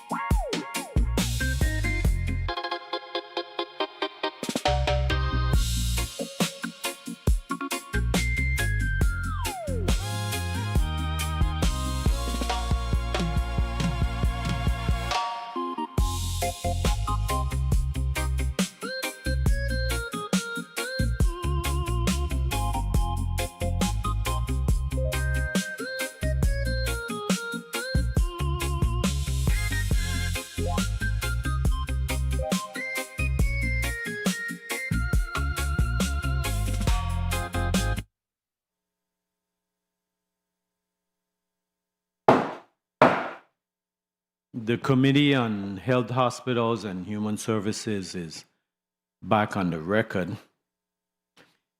I wanted to take this time to congratulate all of the graduates in the community.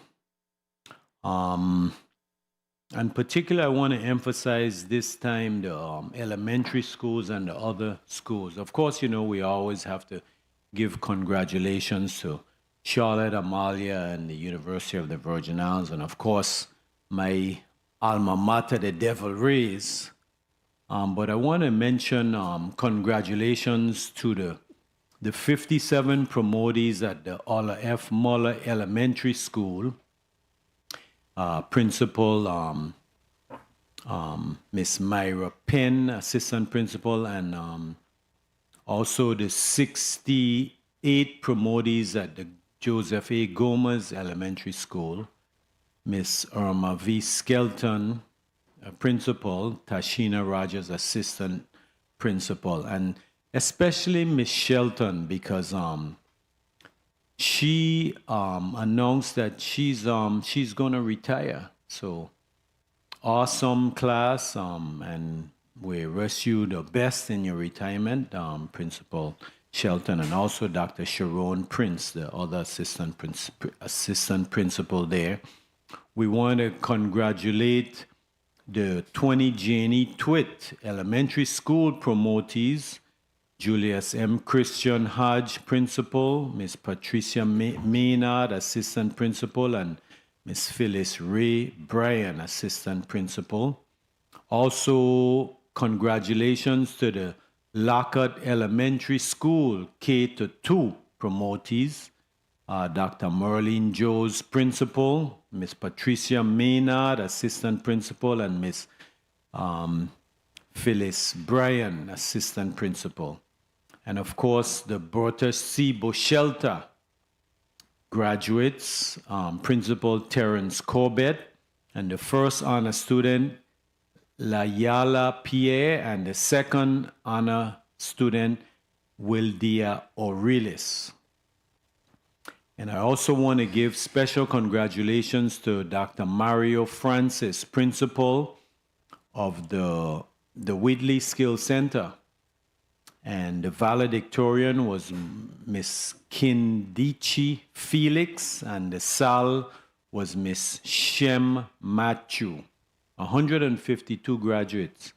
And you know, the Raphael O. Whitley Skills Center, you know, has a lot of different programs, and I want the community to be aware of all that they offer. You know, they offer fields such as phlebotomy, carpentry, plumbing, EMTs, that's the emergency medical technician, certified nursing, medical assistant, IT, cosmetology, auto mechanic, heating, ventilation, plumbing, air conditioning, patient care technician, and even hair braiding. So congratulations to all of our graduates in all of the schools that recently graduated. And I want to give a special big up to the Department of Human Services for all that they did in the month of May for the elderly month, because May was also elderly month, and of course Mother's Day. So big up to all that was done to all of the community. Mr. Clerk, can you please read Block 2 into the record? Yes, Mr. Chair. Block 2, Bill number 36-0278, an act amending Title 19 Virgin Islands Code to establish immunization requirements for children and students enrolling in educational institutions in the Virgin Islands, to provide for immunization exemptions, and to require electronic reporting of immunization compliance to the Virgin Islands Department of Health through the Virgin Islands Immunization Registry. Sponsored by Senator Ray Fonseca. Invited testifier, the Honorable Justa E. Encarnacion, Commissioner, Department of Health. This concludes the reading of Block 2 into the record, Mr. Chair. Thank you, Mr. Clerk.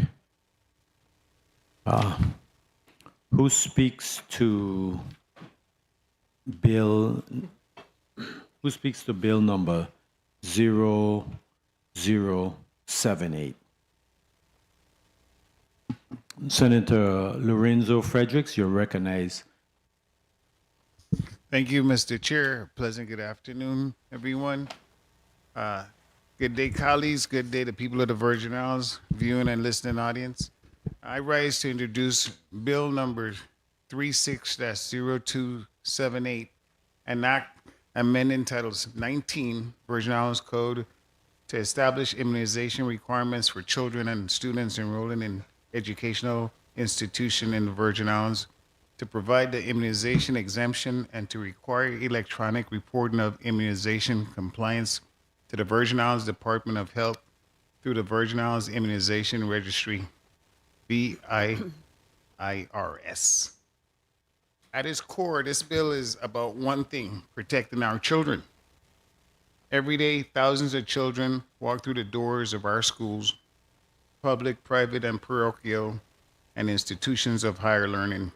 They share classrooms, they share hallways, they share water fountains.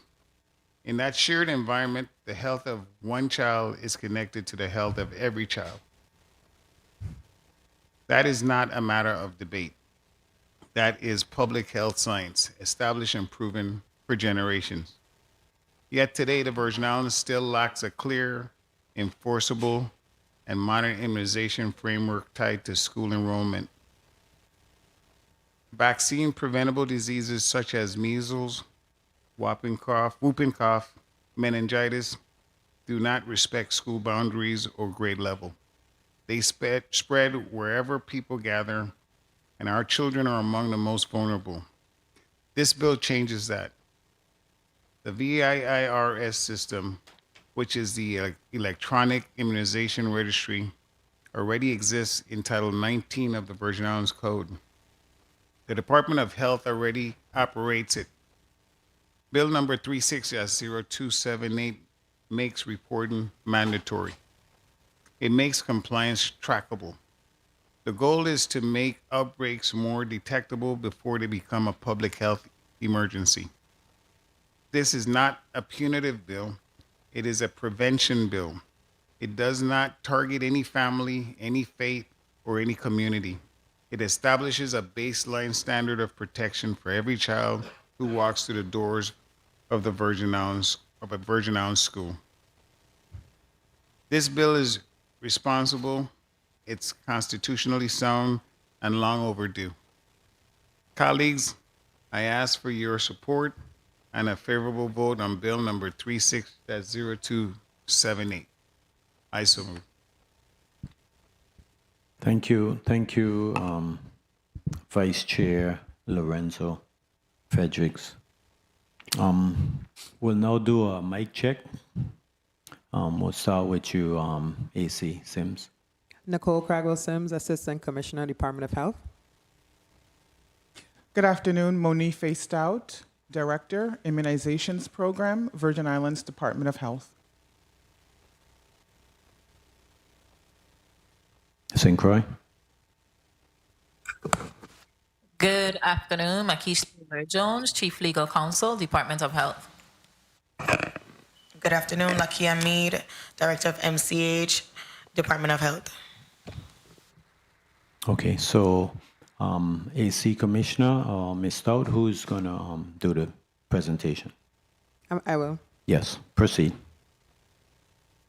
Good day, Honorable Senator Ray Fonseca, Chairperson of the Committee on Health, Hospitals, and Human Services, Honorable Senator Hubert Fredericks, Vice Chair, committee members, other senators present, and members of the viewing and listening audience. I am Dr. Nicole Cragwell Sims, Assistant Commissioner, Virgin Islands Department of Health, providing testimony on behalf of Justa Encarnacion, Health Commissioner.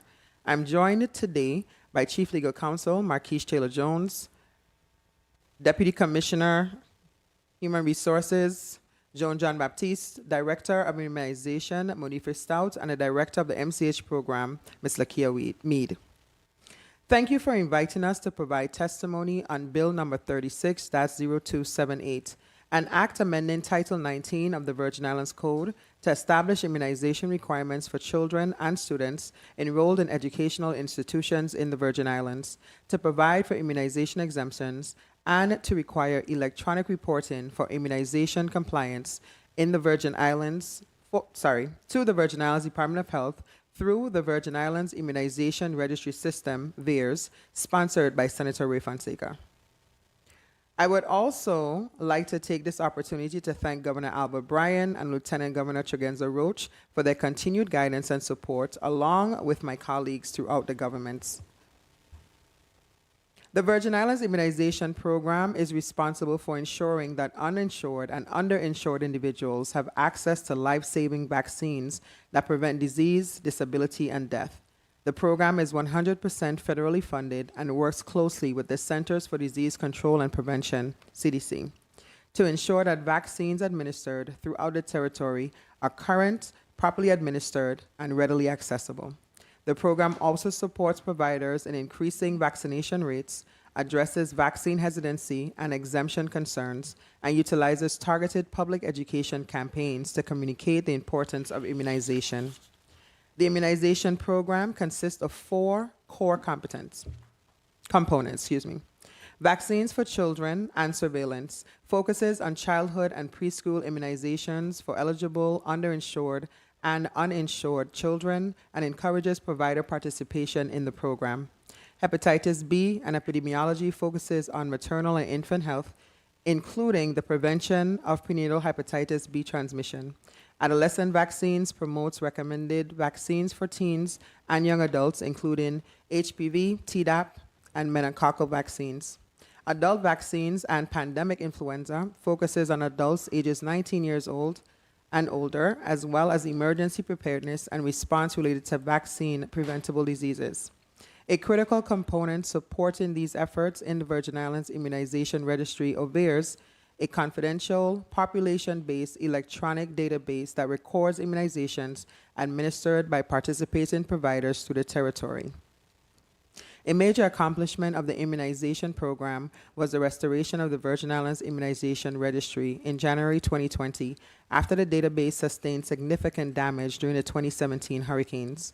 With support from CDC's Immunization Information Program, VIIRS was successfully rebuilt on a cloud-based platform. Over the past 6 years, the department has focused heavily on improving data quality, including completeness, accuracy, validity, consistency, timelessness, accountability, and usefulness.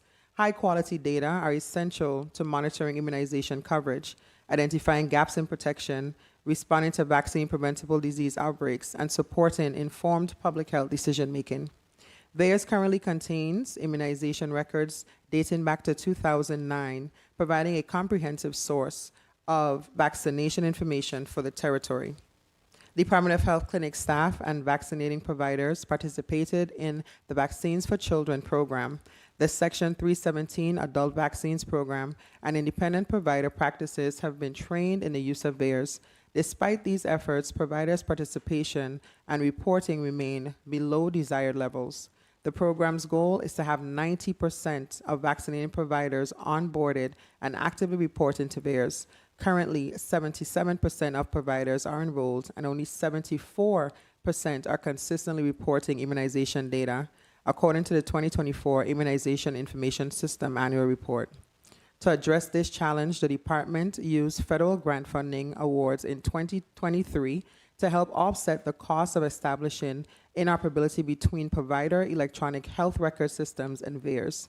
While several providers accepted this support, others did not. The department is now conducting provider focus groups to better understand barriers to reporting and identify opportunities to improve participation and data sharing. Current data indicate that 820 children born between January 1st, 2020 and December 31st, 2025 are currently classified as unvaccinated within VIIRS because no vaccination record, exemption, or documented refusal exists in the system. This creates uncertainty regarding their true vaccination status and highlights the importance of a complete and timely immunization report.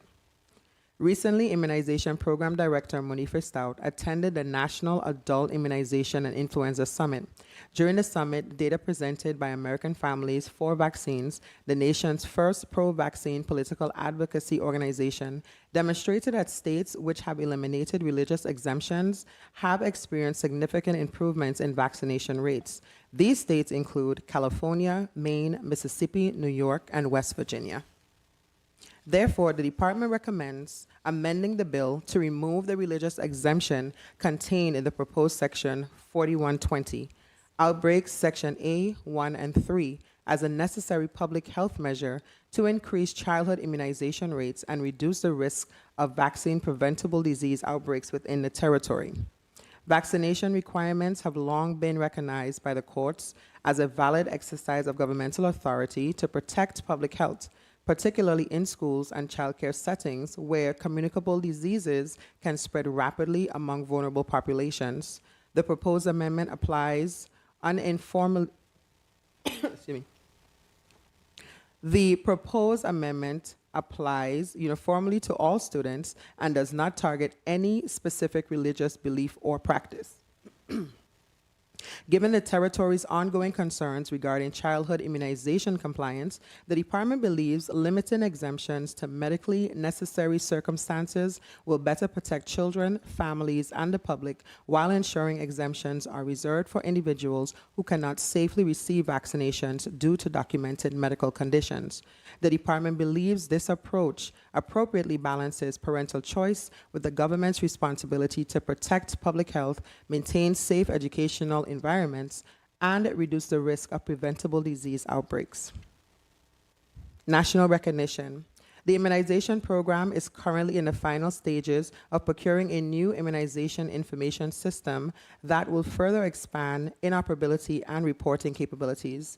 This year, the Virgin Islands achieved national recognition as one of 2 Wisconsin Immunization Registry aware-based jurisdictions to successfully meet aggregate analysis reporting tool validation standards across all 5 content areas: transport, submission and acknowledgement, query and response, data quality, and clinical decision support for immunization. As the smallest where-based jurisdiction, this achievement reflects the dedication of our immunization program, staff, and the department's commitment to maintaining a high-performing immunization information system. In conclusion, the Department of Health strongly supports the intent of Bill 360278. By codifying electronic reporting requirements and formalizing the exemption process, this legislation will strengthen our immunization infrastructure, improve the completeness and reliability of vaccination data, support timely public health interventions, and better protect the health of children, families, and communities throughout the Virgin Islands. On behalf of the Commissioner, I would like to thank the dedicated members of the Virgin Islands Department of Health Immunization Program for their unwavering commitment to protecting public health. I also extend my appreciation to Senator Fonseca and Vice Chair Fredericks and the members of the committee for your leadership on this important public health initiative. We stand ready to answer any questions you may have. Thank you, AC Sims. I think we're going to go to a 3-minute round of questioning. One quick question. The exemptions, I want you to clarify for the public that there is still some requirements to obtain the exemption, specifically what the parent has to do for the child to give the exemption. So can you explain that more in detail? Yes, Sure. so I'm sorry, Nicole Sims, Assistant Commissioner, to confirm there are still exemptions, and Director Stout will go into more detail. Thank you. Good afternoon. Monifa Stout, Director, Immunization Program, Virgin Islands Department of Health. The process for a parent, guardian, loved one to attain an exemption for their child from immunization requires them to meet with the maternal and child health unit staff, nurse, practitioner, clinician, and explain or request an exemption for their child. There is a document that must be completed that allows the parent or guardian to indicate the reason for their exemption.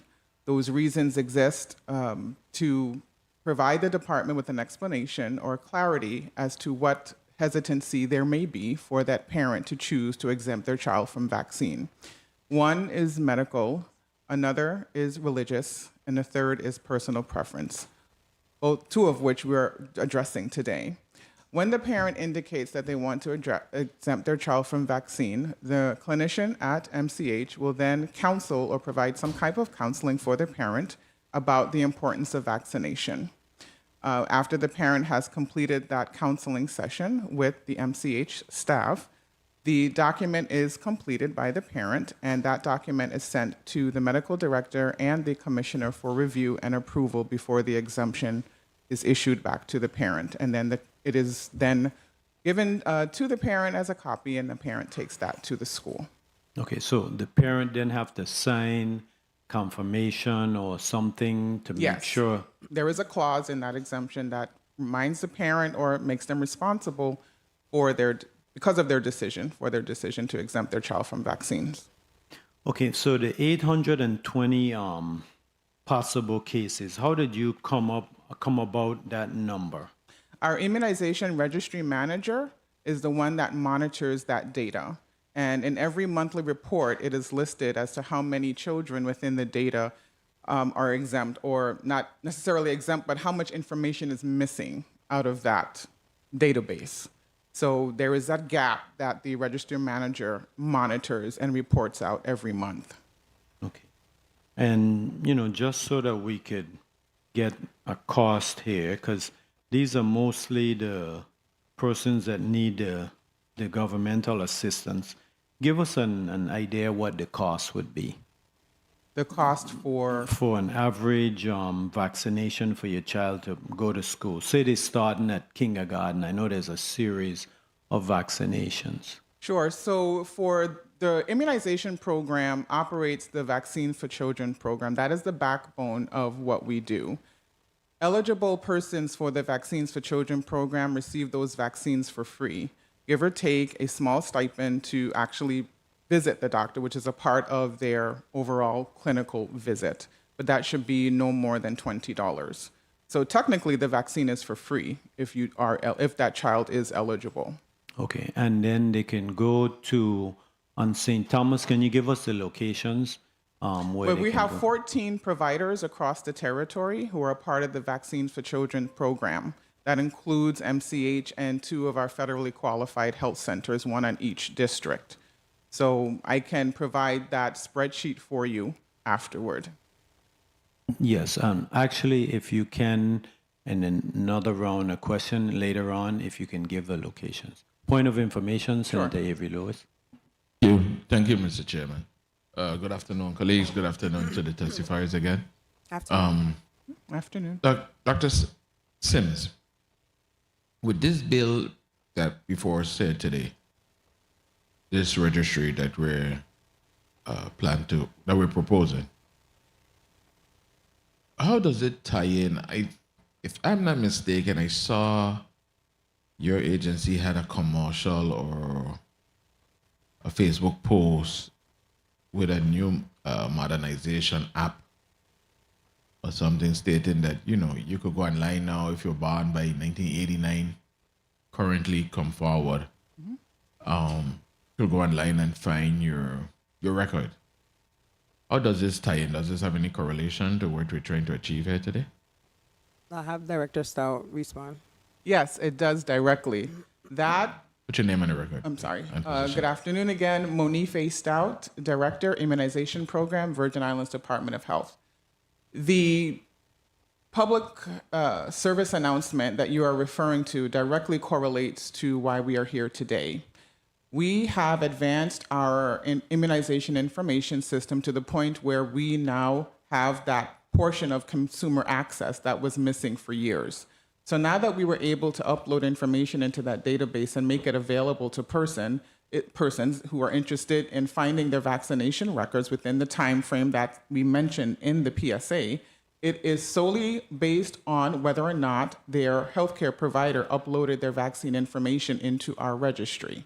If the information is not there, then yes, a parent will have a hard time, or a young adult looking to get into the military, whatever else, where vaccinations records are required would have a difficult time registering, becoming a part of, simply because their information is not in the registry.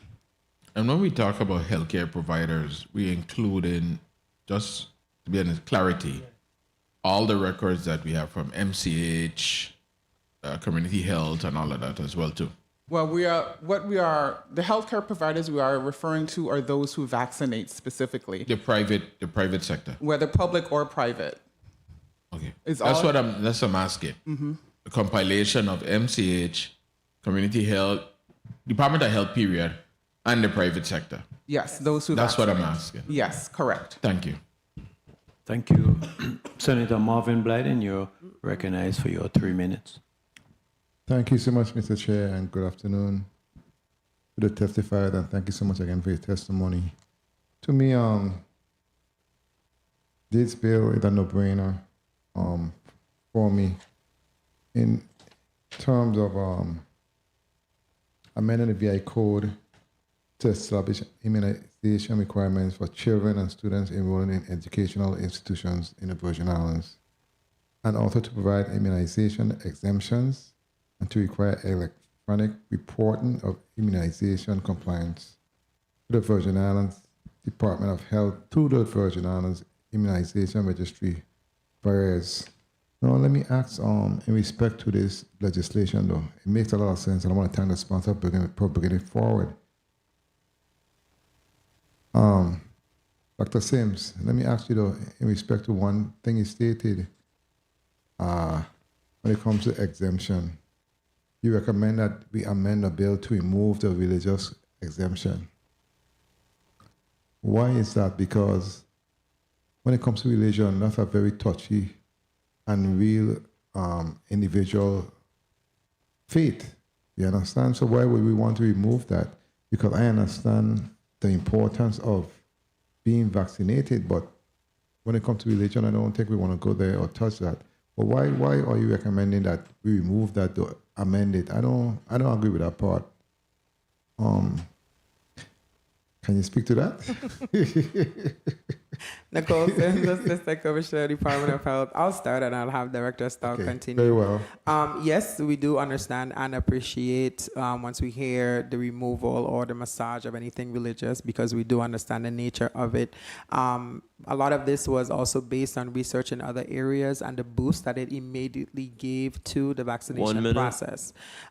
Even though we respect it, there are areas where the loopholes have become so grandiose. Sometimes we don't even recognize some of these areas that are sending in support for it. And so it does become a concern because it's just, I don't want to use free for all too loosely, but it has that potential because there is really no accountability to the institution that is supporting from that area. Director, you have anything? Sure, thank you. Monique Faistout, Director, Immunization Program, Virgin Islands Department of Health. I have some data for you that will probably help you to better understand what our position is on this and why we decided to approach this issue. For the 2024-2025 school year, because we're going to compile the information for this school year, which is not yet completed, this is kindergarten exemptions, okay? All schools who have a kindergarten, both public, private. The number of religious exemptions among those students is 58 for religious exemption. Okay? And that's a population we documented at 1,031 children between 2024-2025 who were in kindergarten. 58 were exempt. For the 2024-2025 first through 12th grade for all schools across the territory, we had 277 exemptions for religion, based on religion. Okay? So we saw the number growing, and we know that when we get the new information for this school year, once we compile that information, the number is going to grow. And that is coupled with whether or not, again, we have the vaccinating providers report that information into our system. So we have to go back and do some manual work to make sure the data is clean. But I'm happy to get that information, but let me get a follow-up question though. Don't we have a litmus test or some way of checking to, because anyone just can't say it's for religious reason. There must be some type of scale or measurement to assure that that's true and factual. How are we doing that? Because in that case, then that's a problem. Right. So what we do as a part of that exemption form is ask parents, guardians, loved ones to bring in some kind of notification from their religious institution. Whether or not that happens 100% is questionable and needs to be revisited, but we do ask for some type of support for that decision. And just to clarify for the senator, when they go through the process where they get the exemption, it has to be renewed annually. Yes, it does. Yeah, so they can still have the exemption, but it has to be renewed annually. Yes. So there is a lot of conversation, Senator, regarding the religious exemption. It's not just blindly accepted, and we do a lot of counseling and make sure that's a part of the overall decision, especially when it comes to religious exemption. Well, and I know the data is critical and important for us in the territory. And can that data assist with grants also? Yes, it can, because yes, that's why having accurate and clean data is important, because it best supports the program when we do apply for grants. Our grant is annual. It's a 5-year cooperative agreement, and it's awarded every year within those 5 years. It runs from July 1 to June 30th. And within that time, that's a small window to really make the kind of progress we would like to make. So having that accurate data helps that whole process become much easier. Okay, very well. Thank you. I won't take up no more of your time. Thank you so much, Mr. Chair, and I do support the legislation. Yeah, thank you. Thank you. And you know, I got to say, right, I like when testifiers come before the senators and you have the real data and you can give us the numbers right there and you don't have to say, I'll get back to you.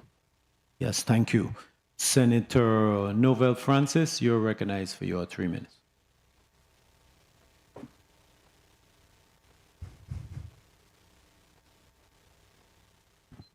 Please recognize the mic of Senator Francis.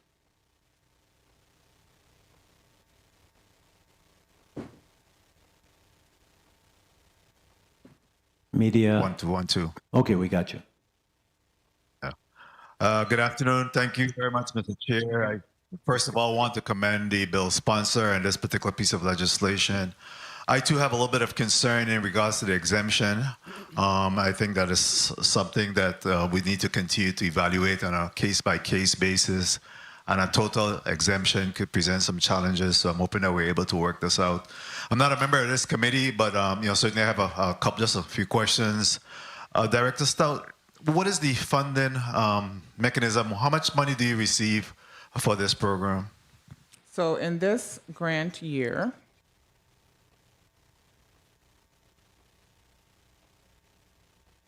that started July 1, 2025, ending June 30th, 2026.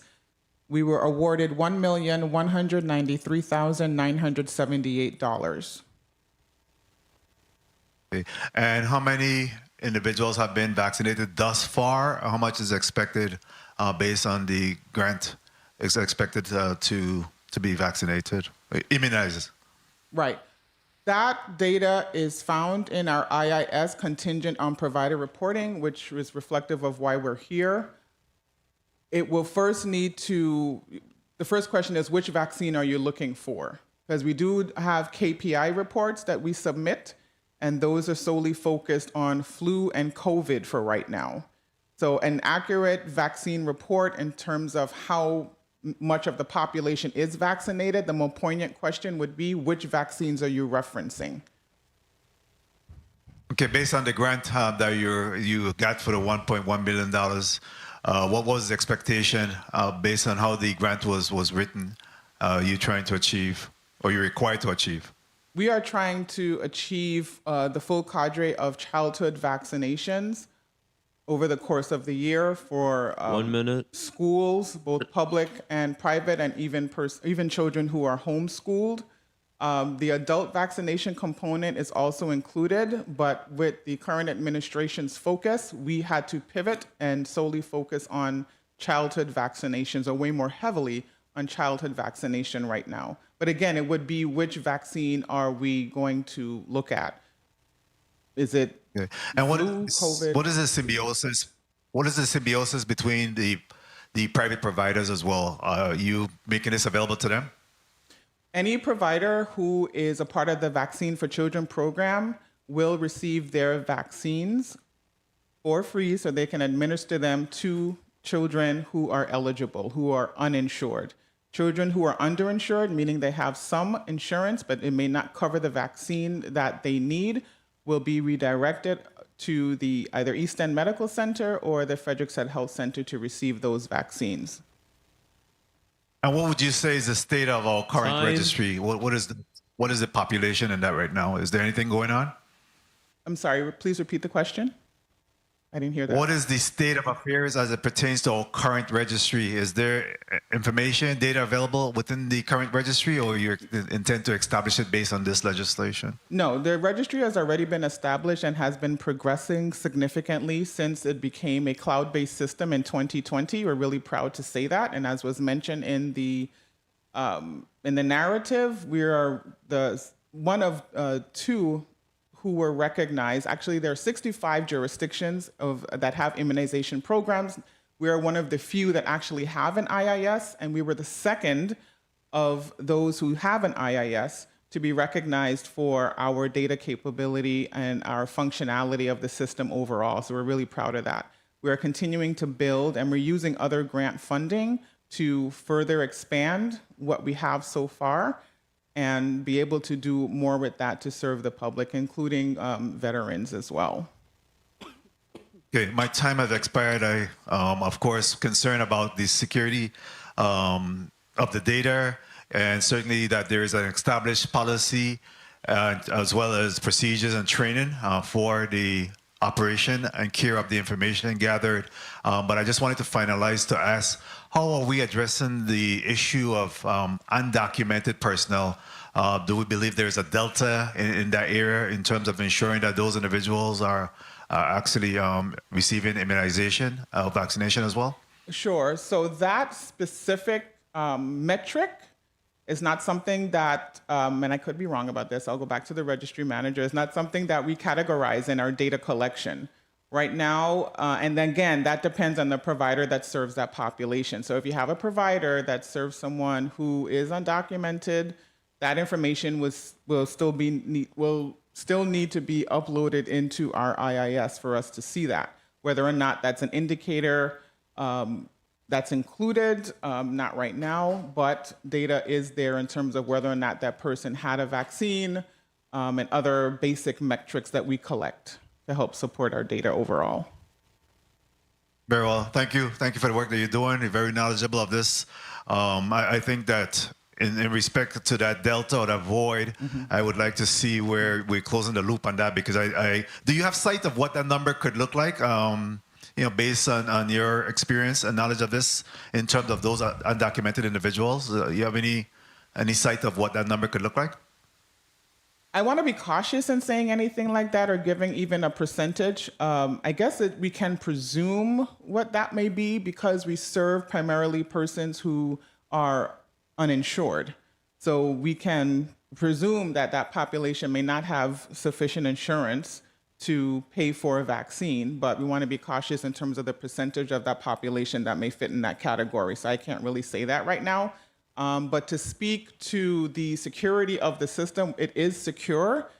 In order for a provider, to have access to that system, there are documents they need to complete. We need to verify that and then grant access to that clinician if they want access to that system. Very well. Again, thank you. Thank you for your work here. Thank you, Mr. Chair, for the time and opportunity and your leniency. Thank you. Thank you. Thank you. I want to follow up on that. Specifically, let's talk about the MMR vaccine, the measles, mumps, and rubella. Did I get it right? Yes. Okay. Because I remember that there was an outbreak or something like that in the United States last year. What percentage of our young children are vaccinated for that vaccine? That I will search the system for and get back to you about. So again, I'll see if I can even log on now. But in the interim, while I look for that information for you, and again, it's going to be what's reported in our IIS. Okay. I can tell you, to circle back to your initial question about the number of providers who are a part of the Vaccine for Children program. Like I said, we have 14. You wanted to know the locations.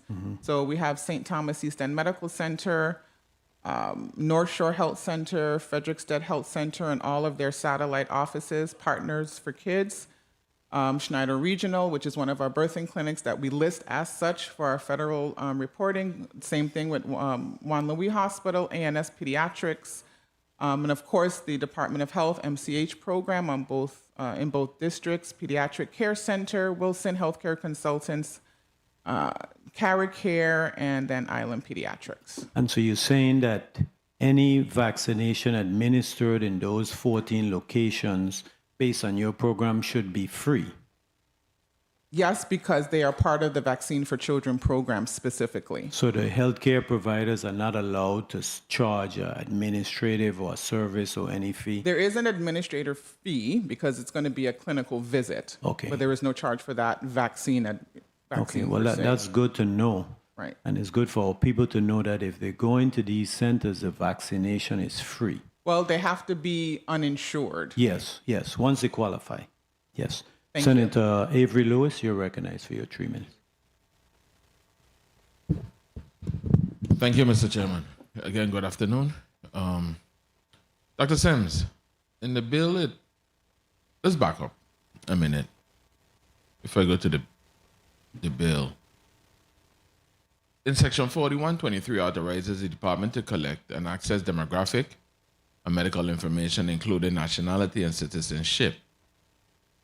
Can you explain to me why this information is necessary for calculating immunization rates, and what safeguards are in place to protect patient privacy and prevent misuse of this sensitive data?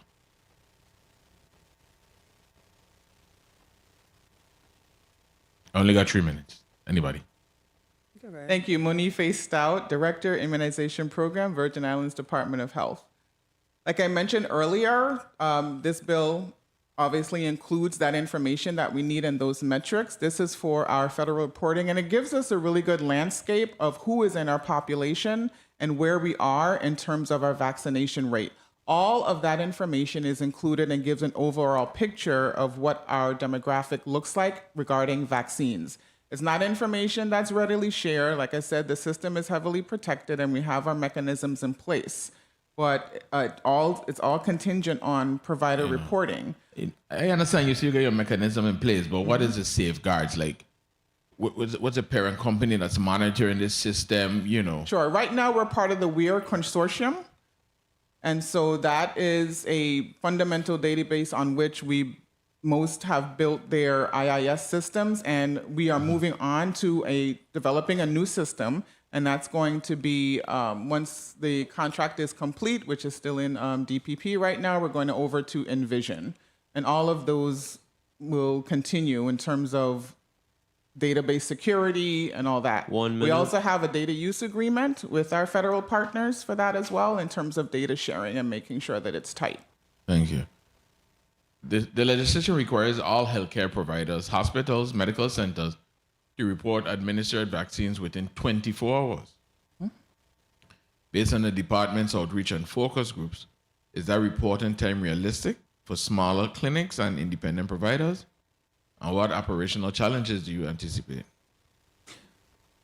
That is a requirement that had been established or had been established by our federal partners. So as a clinician sees a patient, whether they themselves upload the information into the system or have someone within their practice do it, that is a reasonable time frame for them to report the vaccines. And it's crucial for us to understand what happens when we do have an outbreak and the information that needs to be readily available.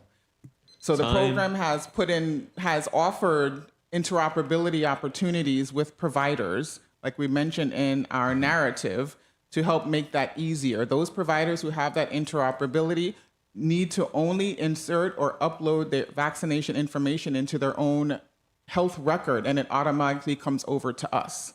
So as you see a patient, you vaccinate them, you see the provider turn around and do their little do, or if they have someone else do it by the end of the day, yes, that window is reasonable. I asked that because I just try to be practical and realistical. And let me tell you why I say that. I'm not throwing no shade or anything here. Earlier, Dr. Sims testified here today that, the department faces some staffing shortages. Besides the Department of Health, I would believe that other places are facing staffing shortages. But we still go ahead every day and we try to do our best to provide services to the community. Let me put a case in point. Currently at MCH, we have some issues down there with air conditioning. So in the morning, we see the patients, and in the afternoon, we do our paperwork. But in unbearable conditions, staff may have to be released or something else may come about. I'm just saying, let's take, I don't know if 24 hours,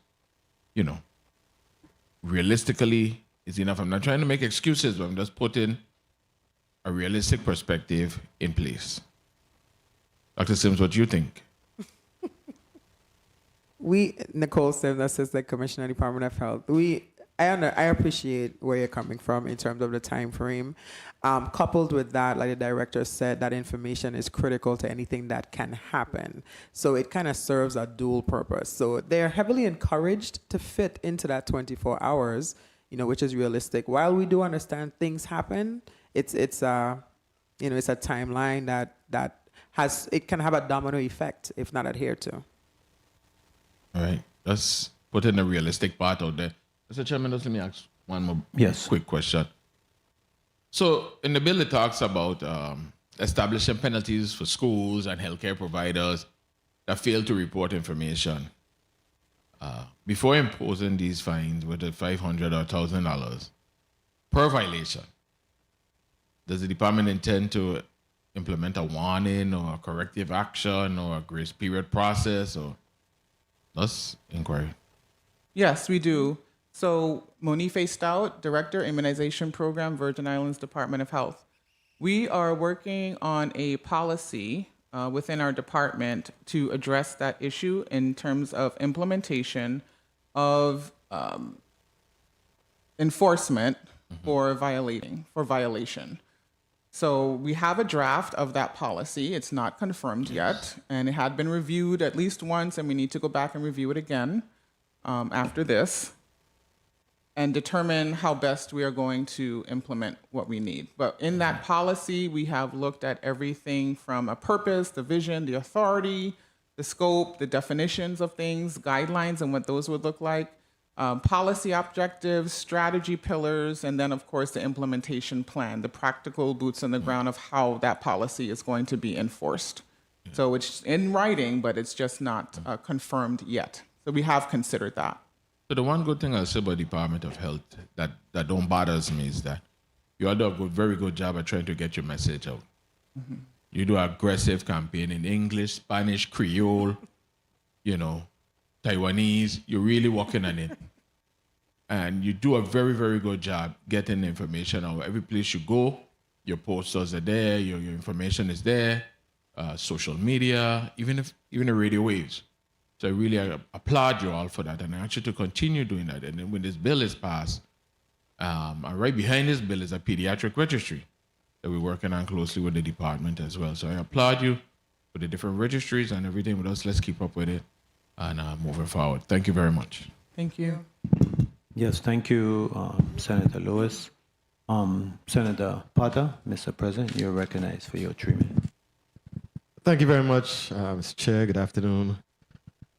Colleagues, good afternoon to our testifiers. And I got to commend the bill sponsor for this bill. I, too, am in support of it. I'm a little skeptical about the total removal of the religious exemption. I know you mentioned that 5 states have removed it, but that would mean that 45 states have not removed it. So that's a vast majority, right? Well, it's per jurisdiction. Monife Stout, Director, Immunization Program, Virgin Islands Department of Health. As I'd mentioned, there are 65 jurisdictions with immunization programs. So yes, it's a smaller number, but that's the way it's pretty much viewed. Yeah. But this excerpt that we did refer to has to do with outside nonprofit that did that legwork for us. Yes. And was able to provide that information. My concern is we're valuing, there are some legitimate secular reasons for exemptions. And we're saying we're placing greater value on allowing for the secular exemptions versus someone's conscience when it comes to their religion. That's the struggle that I have. And I understand the numbers. I understand as a public health entity, that is your principal concern, to ensure that the numbers remain as low as possible. So I appreciate your testifying as to the need to remove the religious exemption. But just from looking at the citizens in our community who may have a legitimate religious conviction, I struggle with mandating to them that, I don't really care too much about that. I just care about public health. So that's kind of my position. But I wanted to ask you, 1 minute, if whether or not there was any discussions among persons who may not be, have the religious, the religious reasons for, not pursuing the vaccinations of the children. Is that something that you would have a discussion with them to understand how this may impact them should the law, be amended to exclude that? Moni Faced-Out, Director, Immunization Program, Virgin Islands Department of Health. That is definitely something we want to consider doing. It's not off the table. We want to make sure that our communication is open and that there is an exchange of concern and reasons for hesitancy. Hence the reason why we are having the focus groups first with our providers, our vaccinating providers, to better understand what's their hesitancy with reporting. The conversation about vaccine hesitancy was going to be ongoing, whether it's persons with the religious reasons and those who don't literally have a personal preference against it. So it's a matter of public education, and we take that seriously. So we incorporate those conversations in our outreach efforts. Would it be a setting where we sit all of them down at one time and have this discussion? I don't know if that's the healthiest thing to do, but when they do come into MCH and they present with that issue of wanting to exempt, there is a conversation with the person and the clinician, which we feel is best, because that's where they're going to get all the information that they need, as opposed to social media and wherever else information is shared. Understood. Now, you mentioned that provider reporting sits at 74%, and that's well below your 90% target. And 6 years after the VI Immunization Registry system was rebuilt, federal grant funding was offered, and some providers declined. What specific barriers did those providers cite? And does the DOH have any enforcement mechanism to compel reporting? So to the first part of your question, that's the reason why we're going to have the focus groups, to better understand what the hesitancy is for reporting. We don't understand. So we would hope that partnership with our providers, those who are not only part of VFC, but other vaccinating providers who are not, would want to have that data shared with us so that we have a better understanding of where we are in our vaccination rate. Part of your second question in terms of a mechanism in place to enforce this is the bill that we're presenting today. It gives us some teeth about reporting. Okay. So it's our hope that we not only address the issue as to the hesitancy, but also to mandate and say we need the information, or else we'll never know where we truly stand with our vaccination rates, or how to help ourselves. Right now, it's entirely voluntary. It's not consistent, and that's the operative word that we'd like to use today. Okay. I wanted to get, Mr. Chair, if I may, just one last question.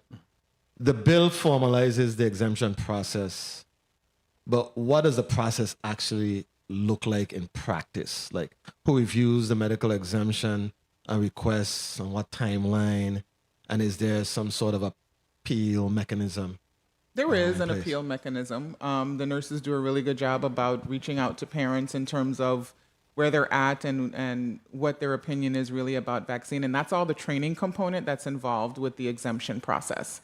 So it's not just give me the document, let me sign it and be on my way, but there is conversation and training involved. And we're actually working on updating that video that's included with the overall training program. That's a part of the exemption process.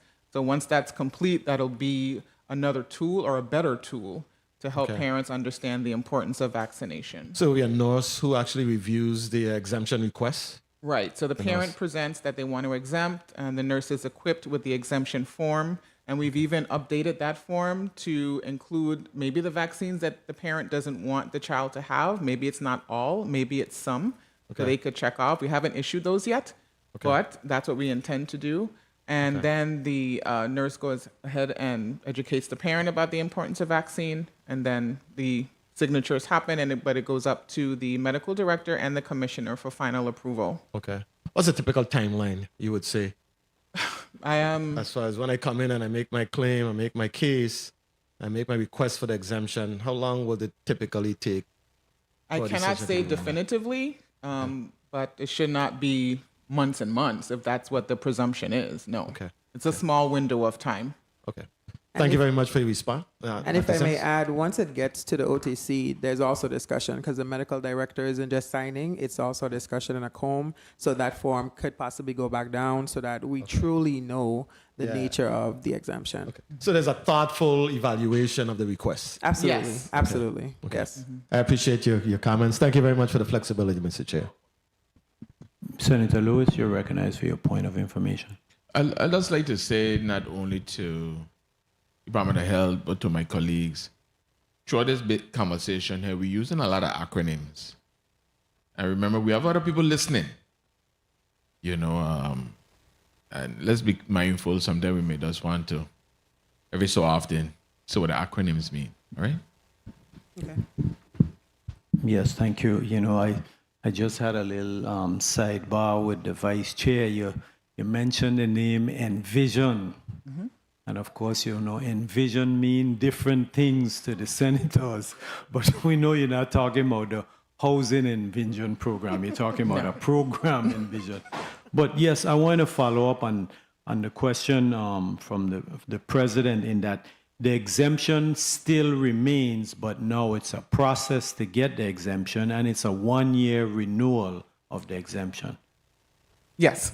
Okay, yes, I would just want to make that clear. And if you can explain on the detail on after the child has gotten the 1 year and the parents sign the form and they want to get an exemption from a second year, they go through all of the same steps again? Yes, Senator. And then how long does that take, being that you've already reviewed and they've already signed all of the It's the information? same process, Senator. Okay, so 1 week, 2 weeks? It really can, Nicole Sims, Assistant Commissioner, Department of Health, it can vary, especially based on the last conversation with, coaching, information, understanding, as well as any inquiries once it gets up to the medical director. But it's not a very, very long process. Okay, it's either. not going to interrupt the classroom learning of the child. No, it's not. It's not a long process. No. Okay, thank you. Senator Lowendra Fredericks, Vice Chair, you're recognized for your 3 minutes. Thank you very much, Mr. Chair. Colleagues, a pleasant good afternoon again, testifiers, and listening and viewing audience, my office and central staff. We don't have any advocate for the contrary, so I'm going to play that role today. There's no medical professional here that might be against this or any individual who might have an issue with it, but each one of us here has a family member who might be, let's say, Rastafarian, just to put a group out there that I know would probably have a low vaccine rate without any statistical evidence, but I'm assuming that. I now need to justify to them why this is important. And they should have a right to practice their religion. And if they feel that this is a little too intrusive for them and their children, I think it should be a provision in there to allow them to opt out mandatory vaccination, we know how that went during COVID-19. And so I don't want us to go back down that road again. We used to give out $1 million lotto and now this 100,000 lotto just to get people vaccinated. It seemed like a scam, right? The way we did it. Although it was well intentioned, but it just seems scamish when you start having to put up just enormous sums of money for something like a vaccine. So how can you make these individuals comfortable that it's okay to say no in a case like this? Because this is something very fundamental to them and their families. They didn't take any vaccine prior to this being a mandate. So that's why I'm like, did the department consider this argument? And if so, 1 minute. Sure. Monique Faced-Out, Director, Immunization Program, Virgin Islands Department of Health. To your first point about the way in which the COVID vaccine promo, if you will, was handled, that did not come from the immunization program per se. That was an independent initiative. Our federal dollars do not support that kind of approach. We're not permitted to use funds for that kind of promotional activity. I just wanted to make that clear for the record. Secondly, yes, when the immunization program looked at the numbers and looked at the number of people who were exempting on basis of religion, we did consider those who were genuinely concerned and had genuine religious fundamental beliefs having to do with vaccination. And other states have that same issue. They have pockets and populations of persons who are choosing not to vaccinate. Those populations are looked at closely and monitored closely if there is an outbreak, because that's the population that's most vulnerable. So that's always in the back of our mind. What we do state and have before is ask the parent or state to the person who's exempting from vaccine if they're really able to fiscally support the sickness of the child if they do get infected. That's one issue, the affordability or the cost of healthcare if a child gets sick, right? The second one is the fact that their child is going to be the first to be removed from any campus, lower school, middle school, high school, if there is an outbreak. And what is the plan of action if your child is the one that's going to be removed from the campus first, which is the protocol if there is an outbreak. So we offer them things to consider, regardless of the religion, of the outcomes and whether or not they're able to work within those outcomes. And Mr. Chair, if I may just complete one last question. In your testimony, line 24, you spoke about the American Families of Vaccines, which is the nation's first pro-vaccine political advocacy organization. Why did we lean towards a pro-vaccine advocacy organization to make our argument? That was solely for reference. We wanted to know what other states were doing and how they were functioning within not having a religious exemption part of their overall exemption process.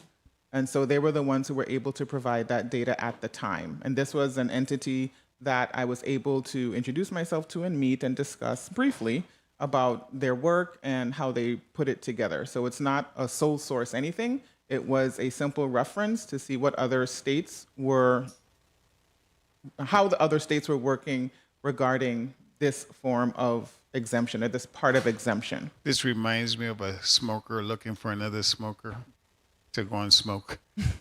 Anyway, thank you so much. I appreciate the response. And Mr. Chair, thanks for the additional time. Thanks, sir. Mr. Chair, if I may add just one go thing. ahead. Nicole Sims, Assistant Commissioner. I just wanted to put on the record that the education is really the foundation of what we're doing here, even for COVID.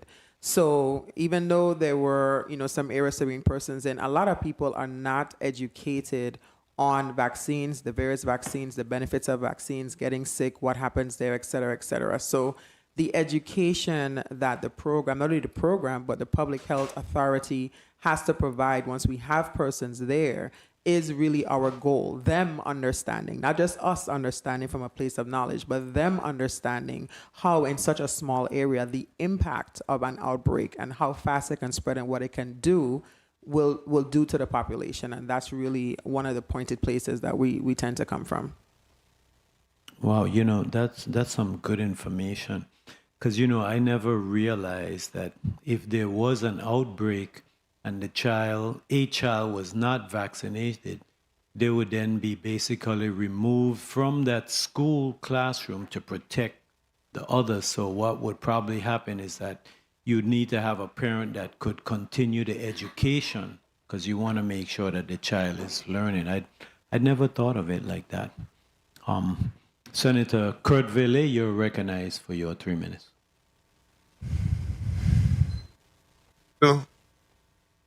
Thank you, Mr. Chair.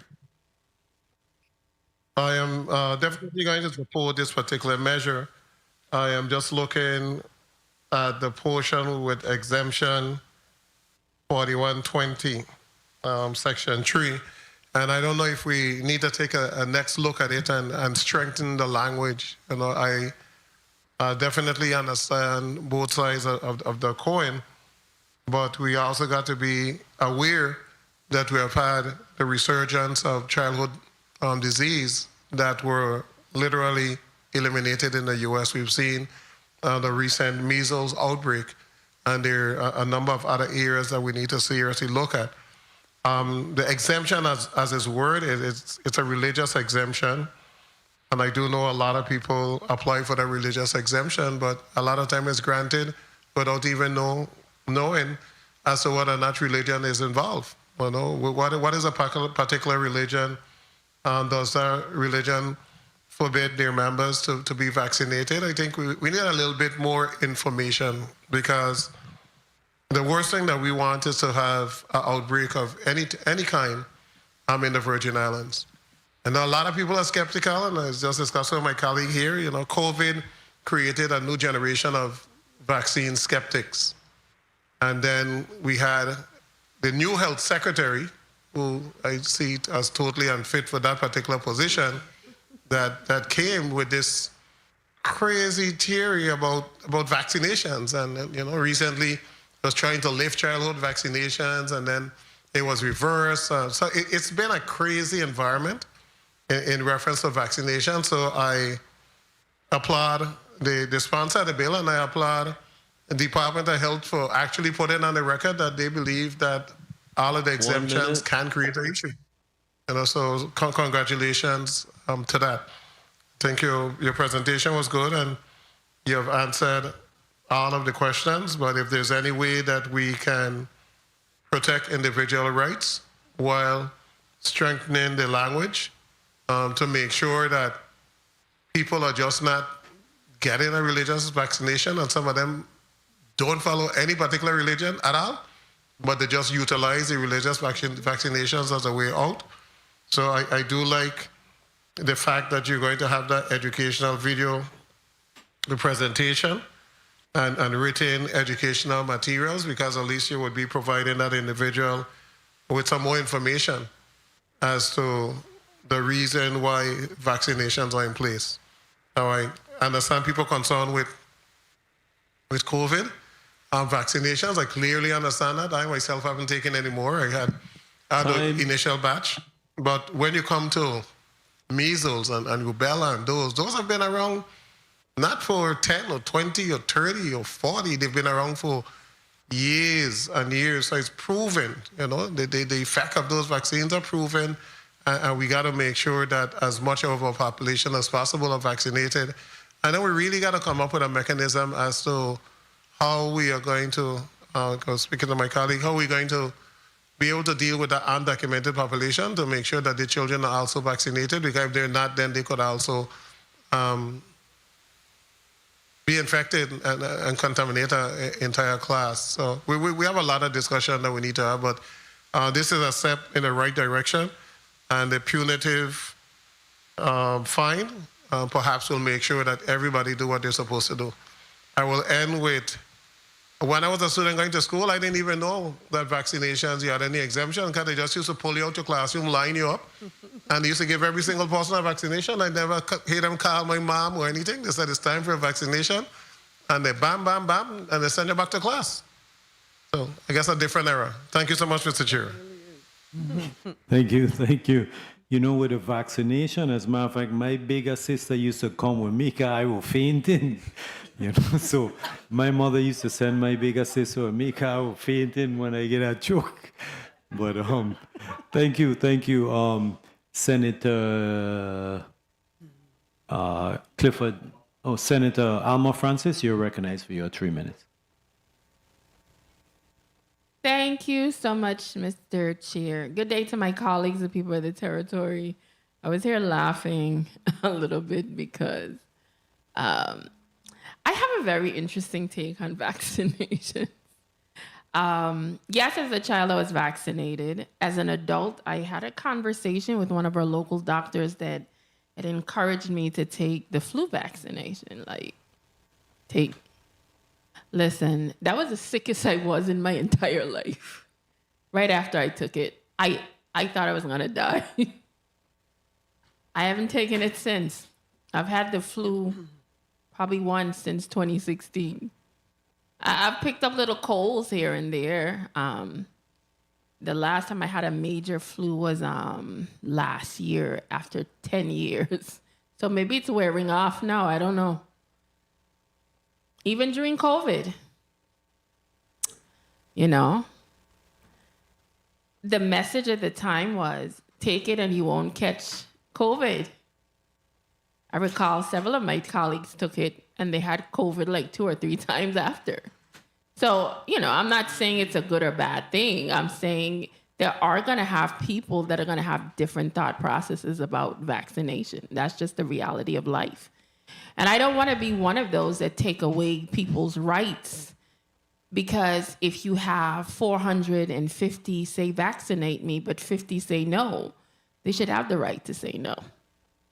That's my only concern with any of that. I looked at the bill and I think it's a pretty good bill, but I'm not one to co-sign to take away people's rights, because if that was the case, what went down during COVID, all of us would have been vaccinated. That choice wouldn't have been ours. And that's what I get concerned about. And when we talk about religion, it's gonna be hard to 1 minute. define that, because I could get up today and start my own religion and be a party of one. And I could register that religion and I could be the only one in it, or I could ask my husband to join, and you can't tell me that our religion is not valid, especially under the US flag. So I don't know how you're gonna work that one out, trying to figure out whose religion is what. Because everyone under the US flag has the right to identify and create even their own. I know we have the standard ones, Islam, we have Christianity, there's Judaism, there's a whole lot of them. But that's gonna be interesting how that one works out. But I don't want to be in a situation where we take away people's rights. That's the only thing I have a concern with.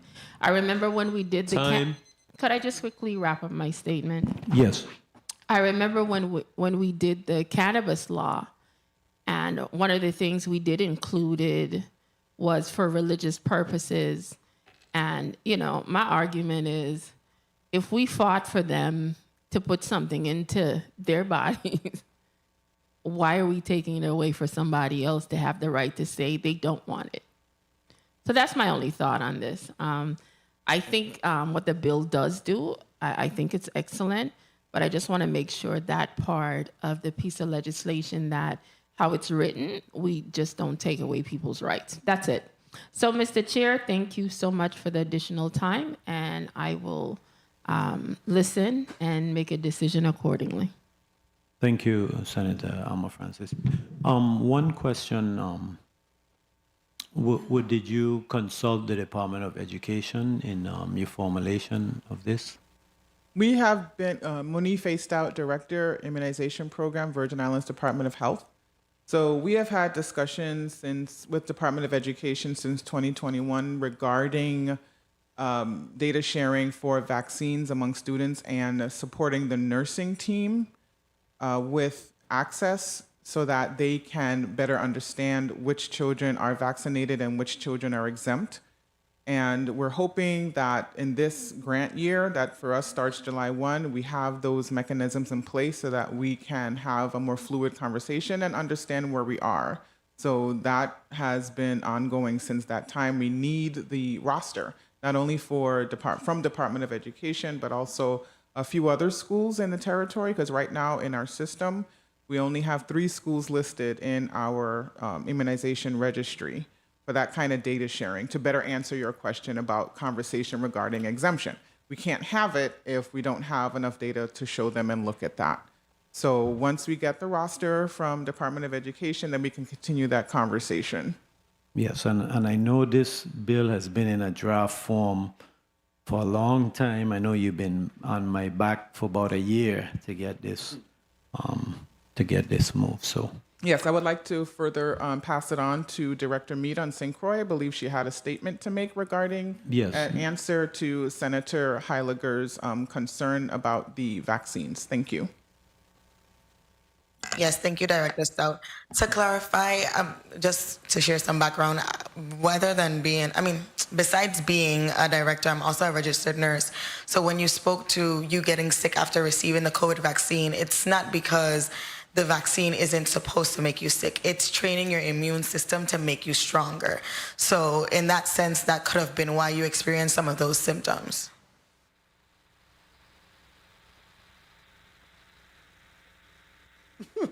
you recognize the voice, the mic of Alma Francis, Senator Francis. I just need to make a clarification on the record. It was the flu vaccine, not COVID. Not either one. COVID. Sorry, any vaccines.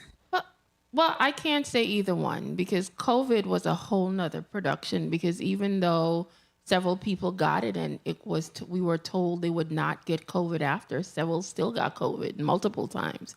So specifically, I spoke about the flu vaccine. I did get very, very sick, but for like a 10-year span, I didn't get the flu. So it must have been in there doing something. So thank you. I said either one, sorry, because the mechanism is the same across for every vaccine. That's why I said either one, but thank you. And if I may, Senator, as a point of clarification, what our medical director for the department did mention publicly on several occasions is that getting the COVID vaccine, it was not designed so that you don't get COVID. She did recognize that you very well may get COVID. What we were concerned about as a department is the death rate and persons who died from that. And that was the biggest, that was the crux of the message regarding getting the COVID That was vaccine. the crux of the message after the fact, because the initial message was get it and you won't get COVID. But when they realized people were still getting COVID, it was like, okay, if you take it, then the death rate would reduce. So, thank you. You're welcome. Senate President Potter, you're recognized for your point of information. Thank you very much, Mr. Chair. I just wanted to, just a quick question about the bill on page 2, the list of the diseases that the vaccinations would guard against.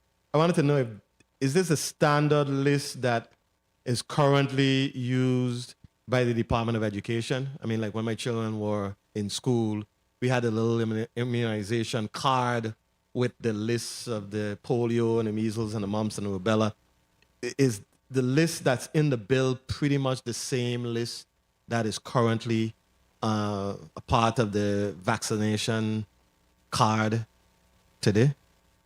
Monife Stout, Director, Immunization Program. The department has decided this year to follow the American Academy of Pediatrics guidelines, considering all the chaos happening with the ACIP most recently. Yes. So our letters to parents, guardians, schools, principals, and the like has not changed in terms of the list of vaccines. Okay.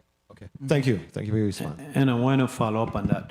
The varicella, is that the pox? That's the chicken pox. That's the chicken pox? That's what you call, we know it as chicken pox, right? Right, the common name. Okay. So that's a new name for it now? Not new. There's a scientific name, and I stray away from that because I'm not a clinician. Okay, I want to put okay. that on the record. But yes, chickenpox.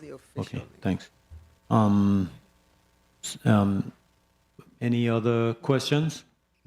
Senator Francis Vele. Do I hear a motion?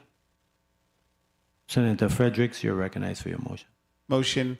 Thank you very much, Mr. Chair. I move that bill number 36-0278, an act amending Title 19, Virgin Islands Code, to establish immunization requirements for children and students enrolling in the educational institution in the Virgin Islands, to provide for immunization exceptions, and to require electronic reporting of immunization compliance to the Virgin Islands Department of Health through the Virgin Islands Immunization Registry, VIIRS.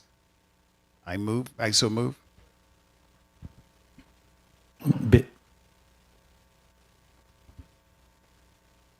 I stand corrected. Be voted favorably in this committee and referred to forward to Rules and Judiciary. I so move. For the review and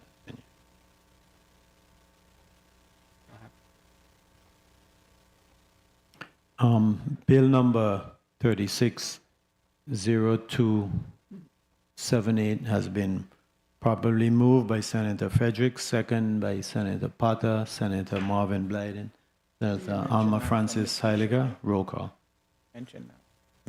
Senator Hubert L. Frederick. Yes. Senator Frederick, yea. Senator Marvin A. Blyden. Yea. Senator Blyden, yea. Senator Ray Fonseca. Yea. Senator Fonseca, yea. Senator Alma Francis Heiliger. Senator Francis Heiliger, yea. Senator Kenneth L. Gittens. Senator Gittens, absent. Senator Milton E. Potter. Senator Potter, yea. Senator Kurt A. Vele. Yes. Senator Vele, yea. Mr. Chair, you have 6 yea, 1 absent. Thank you. Bill number 36-0278, an act amending Title 19, Virgin Islands Code to establish immunization requirements for children and students enrolling in educational institutions in the Virgin Islands, to provide for immunization exemptions and to require electronic reporting of immunization compliance to the Virgin Islands Department of Health through the Virgin Islands Immunization Registry, has been favorably voted upon in this Committee on Health, Hospitals, and Human Services, and will be forwarded to the Committee on Rules and Judiciary for further review and consideration. Colleagues, this concludes the business before the committee today. We'd like to ask the testifier to give a 1-minute close. Sure. Thank you so much, Nicole Sims, Assistant Commissioner, Department of Health. On behalf of Commissioner Encarnacion, we want to thank you for having us here this afternoon to testify on this bill, as well as Director Stout and her team. We also wanted to make clear that the vaccination requirements are considered neutral. They are equally applied to everyone, and so it's not designed to target any faith-based organization. We don't want that to be a takeaway of today, and we do want to say thank you once again, and we are open for discussion. As mentioned several times, the Department of Health, public health is our number one priority, so discussions do help to support education and the betterment of our society. Thank you. Thank you. And so in Block 1 today, the committee heard testimony from the Department of Health regarding the territory's mental health and behavioral health system. And we also got testimonies from the Virgin Islands VIDCO, the Virgin Islands Diabetes. And in Block 2, we received testimony regarding Bill number 36-0278 regarding the immunization requirements for children and students enrolling in educational institutions. I'd like to thank all of the staff, media, and all of my staff for their contributing to a productive meeting today. And we look forward to further discussions on this bill as it passes through the vetting process. I know, Ms. Stout, this has been a long time coming, so I'd like to say congratulations. Now we've cleared the first block on this immunization bill, and thank you, colleagues, for your attendance, and the Committee on Health, Hospitals, and Human Services is adjourned. Thank you.